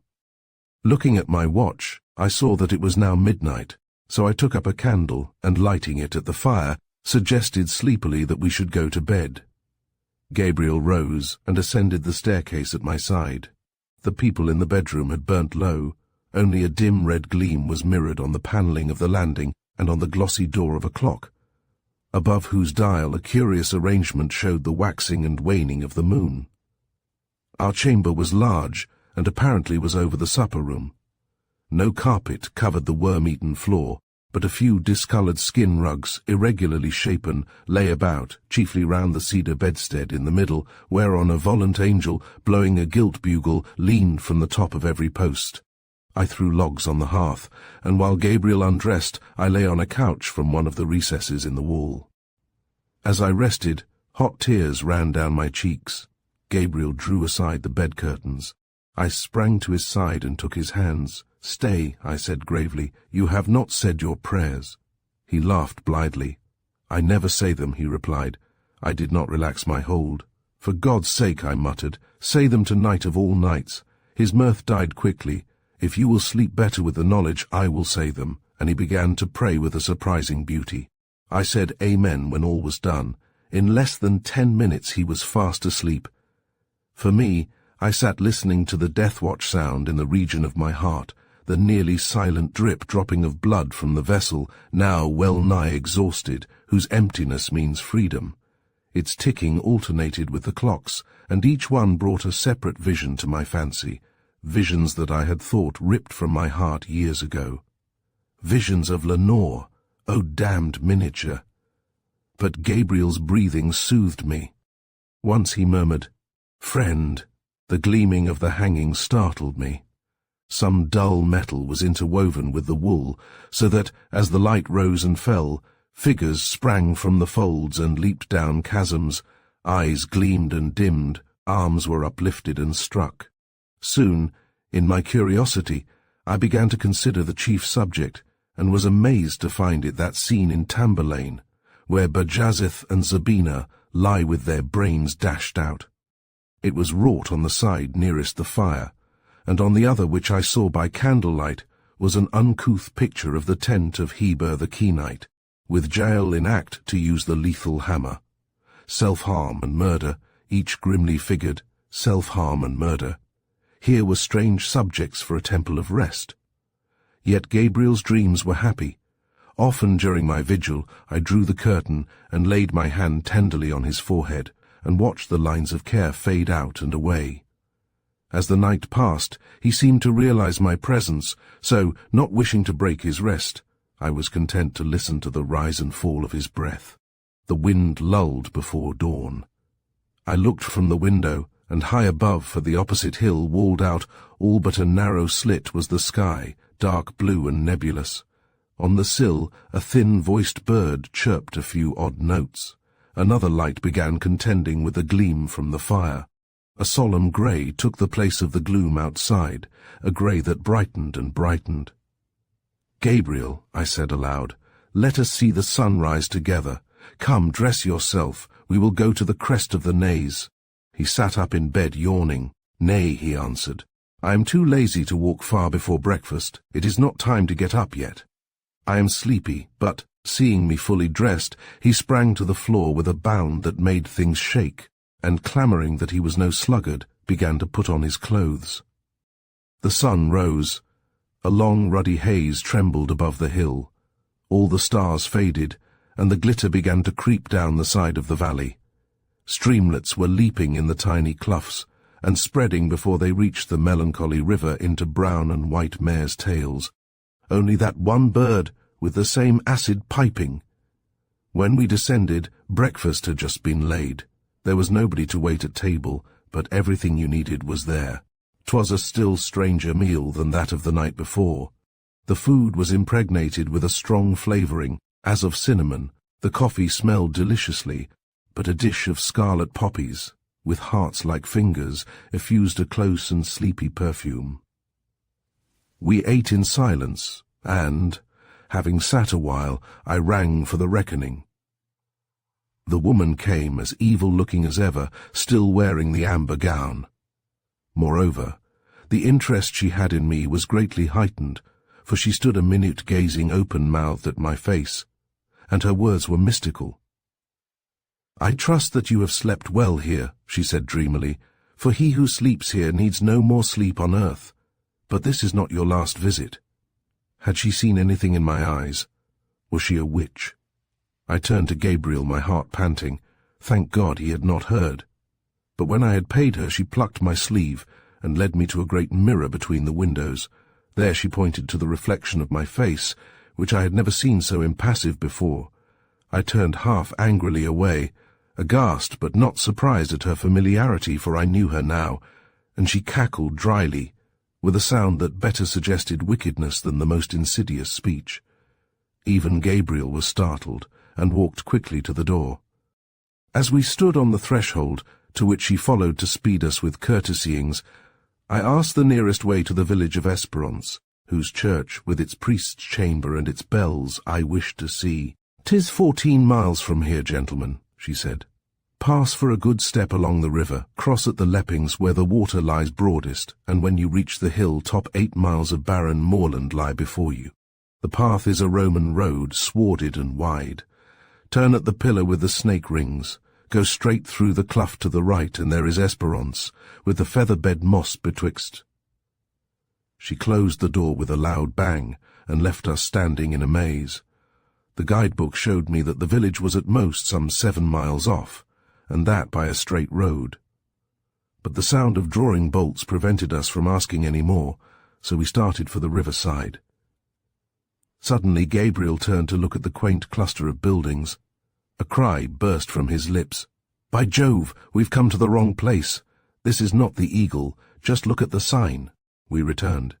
It was a long swinging hatchment, a lozenge with proper supporters, whereon was painted an ungainly mythical creature, half dog and half bird. An inscription, "Ye Gablerach Inn," in faded gilt letters gleamed below.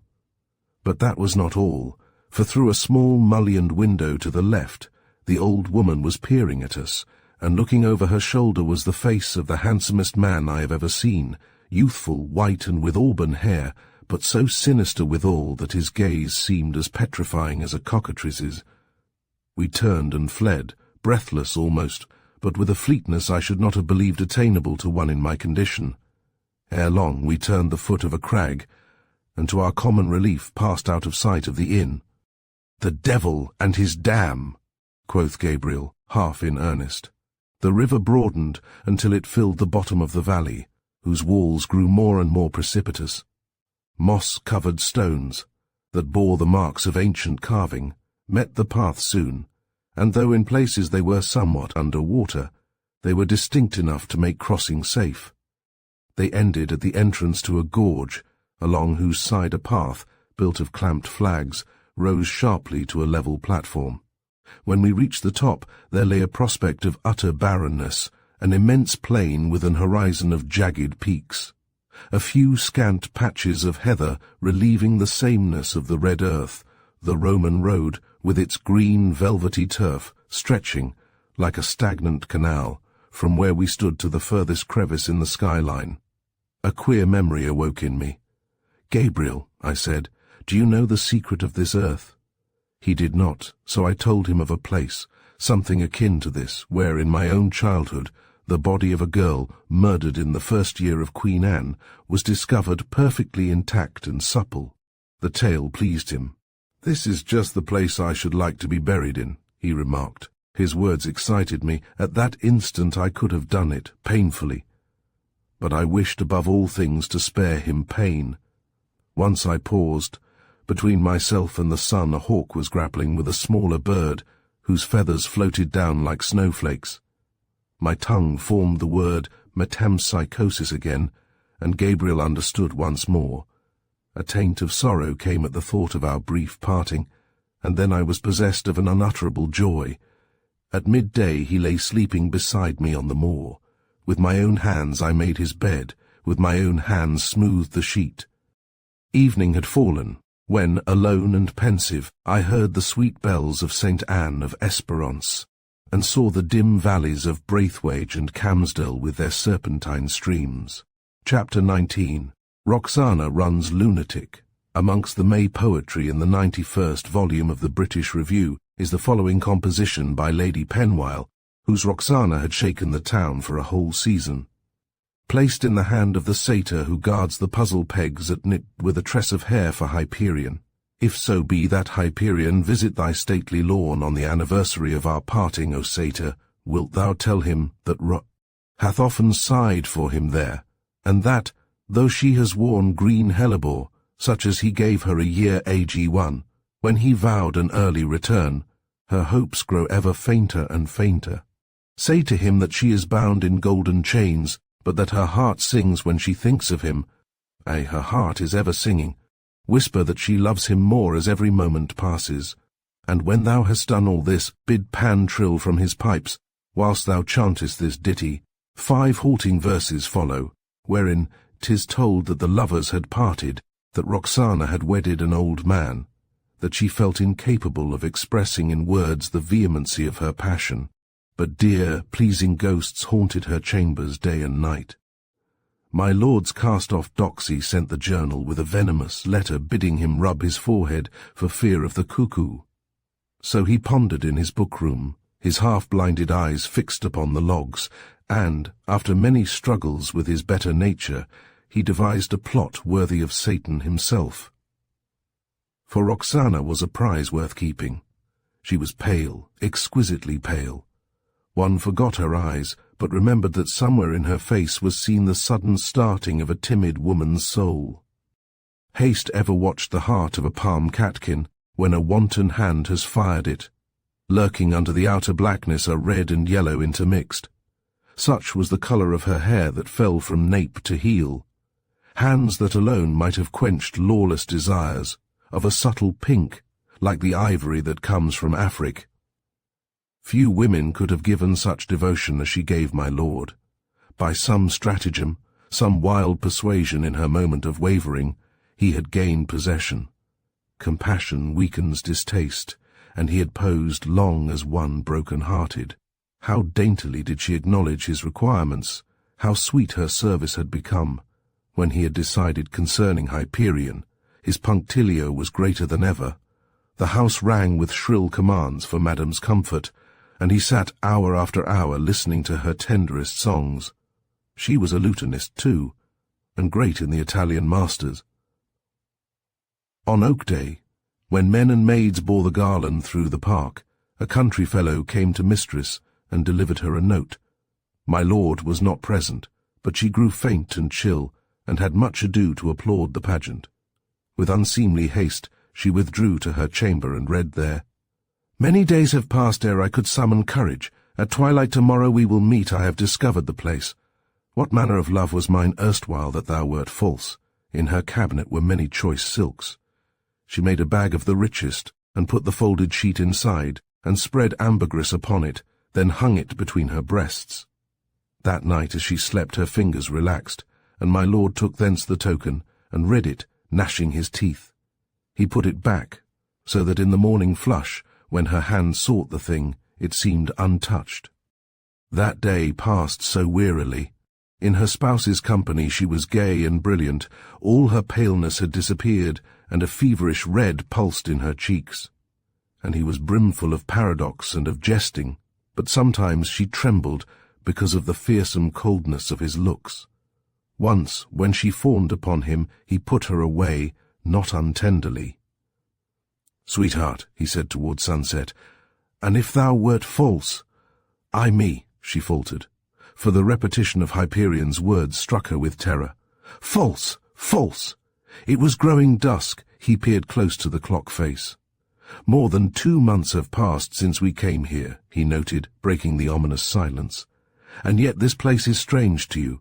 Let us visit the old house. See, here are the keys.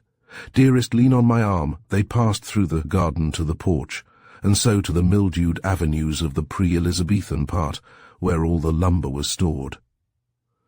My lord saw Roxana's bodice swell as if the threads would burst.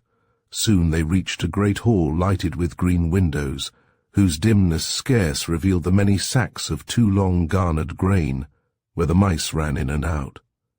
There, near the foot of a staircase that led to the gallery, he left her, and she heard the clicking of a lock. My lord went to an upper chamber whence he could see the outlet of the maze. The belling of his red-eyed dogs as they strutted in their leash tickled his ears. He laughed and rubbed his forehead. The moon rose, and he could hear Roxana clamouring in the hall. After a while he descended by another way, and took out his death-hounds, and went towards the trysting place. Roxana could not know what happened in the darkness. The agony of the man whose every vestige of clothes was torn away, and whose white flesh gaped bloodily, was hidden from her by the 7 feet of masonry that parted them as he leaped madly into the courtyard. Nor could she hear his worn, querulous cry, such a cry as the peewit makes before dawn. Yet withal, her hands began to drum in her lap. When the darkness was intense, my lord came back. He felt for Roxana in the place where he had left her. She was not there, an hour before she had climbed to the gallery. He groped painfully round the walls. In one corner, soft, delicious things like nets of gossamer fell on his fingers. He stooped to the floor and touched more of them. Above was a sound of tearing, but no panting nor indrawing of breath. Another web fluttered past his face. His lips began to quiver. It was Roxana's hair. Chapter 20. The Pageant of Ghosts. A late twilight in June. A woodlark rippling in mid-air. Drowsy, scented lady's bed straw in a marsh that was once a garden.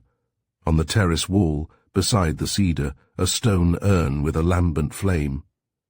The casement hung open, and the excess of beauty and perfume drugged me, so that, with a sigh, I sank back into a moth-eaten sedan that had borne 4 generations to court. Dried dust of lavender and rue filtered through the brocade lining and grew into a mist wherethrough the bird's song waxed fainter and fainter.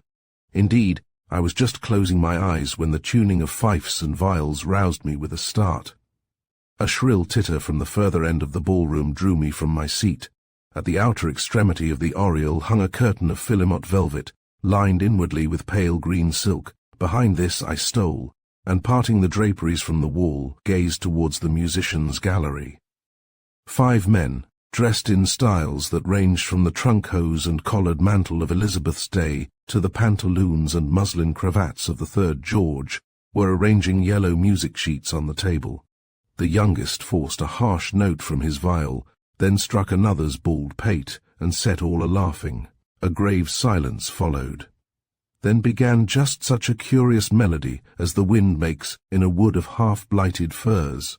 All the sconces were lighted of a sudden, and the martlets and serpents in the alt-relief above the panelling sprang into a weird life.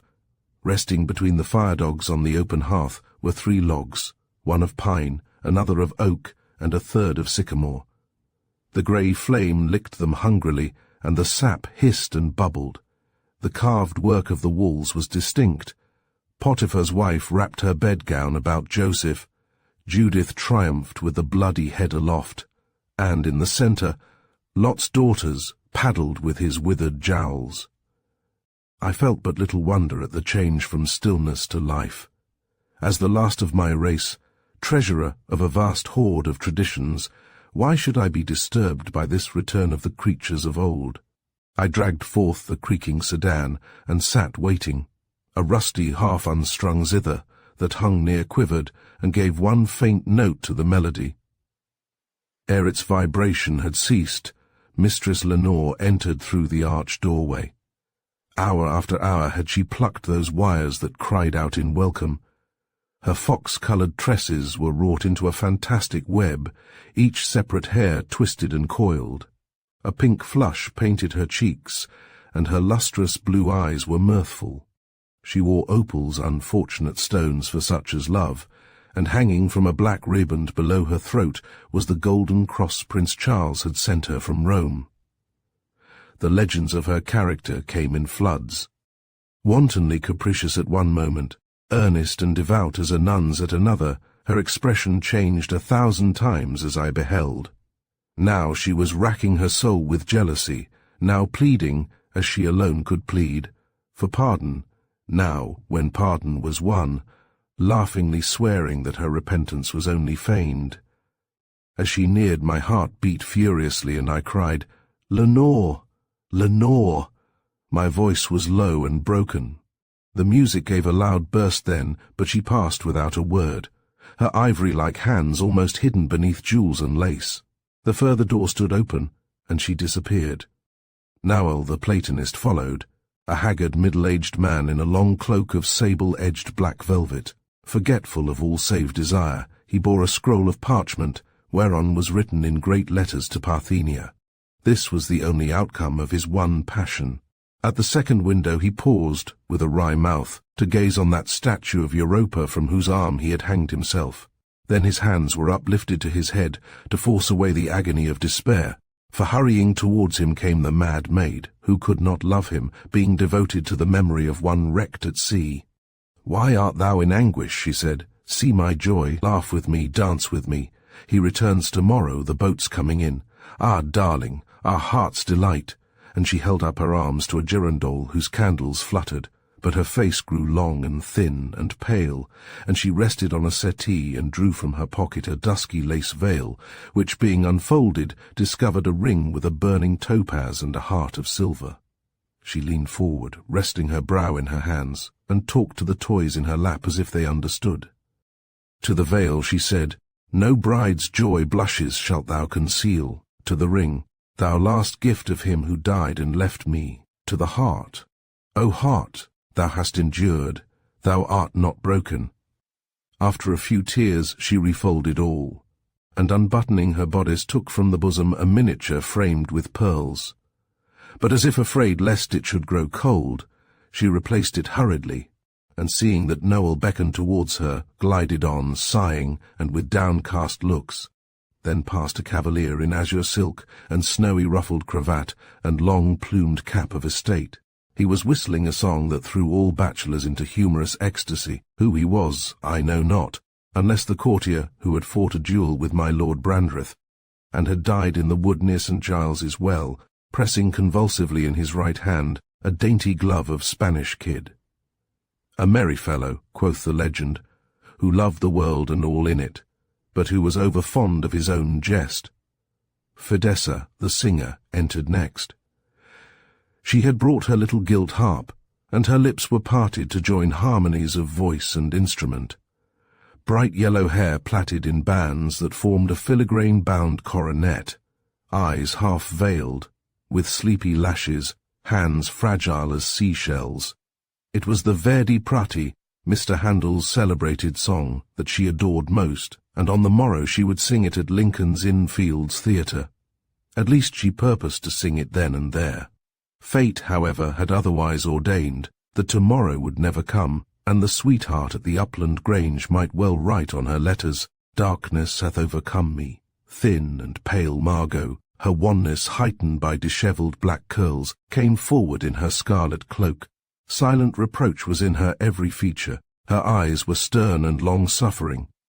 The prophecy that bound up her life with that of her dying twin was rapidly approaching consummation. Another moment and the direst pain filled her, for a loud cry from an outer chamber told her he was dead.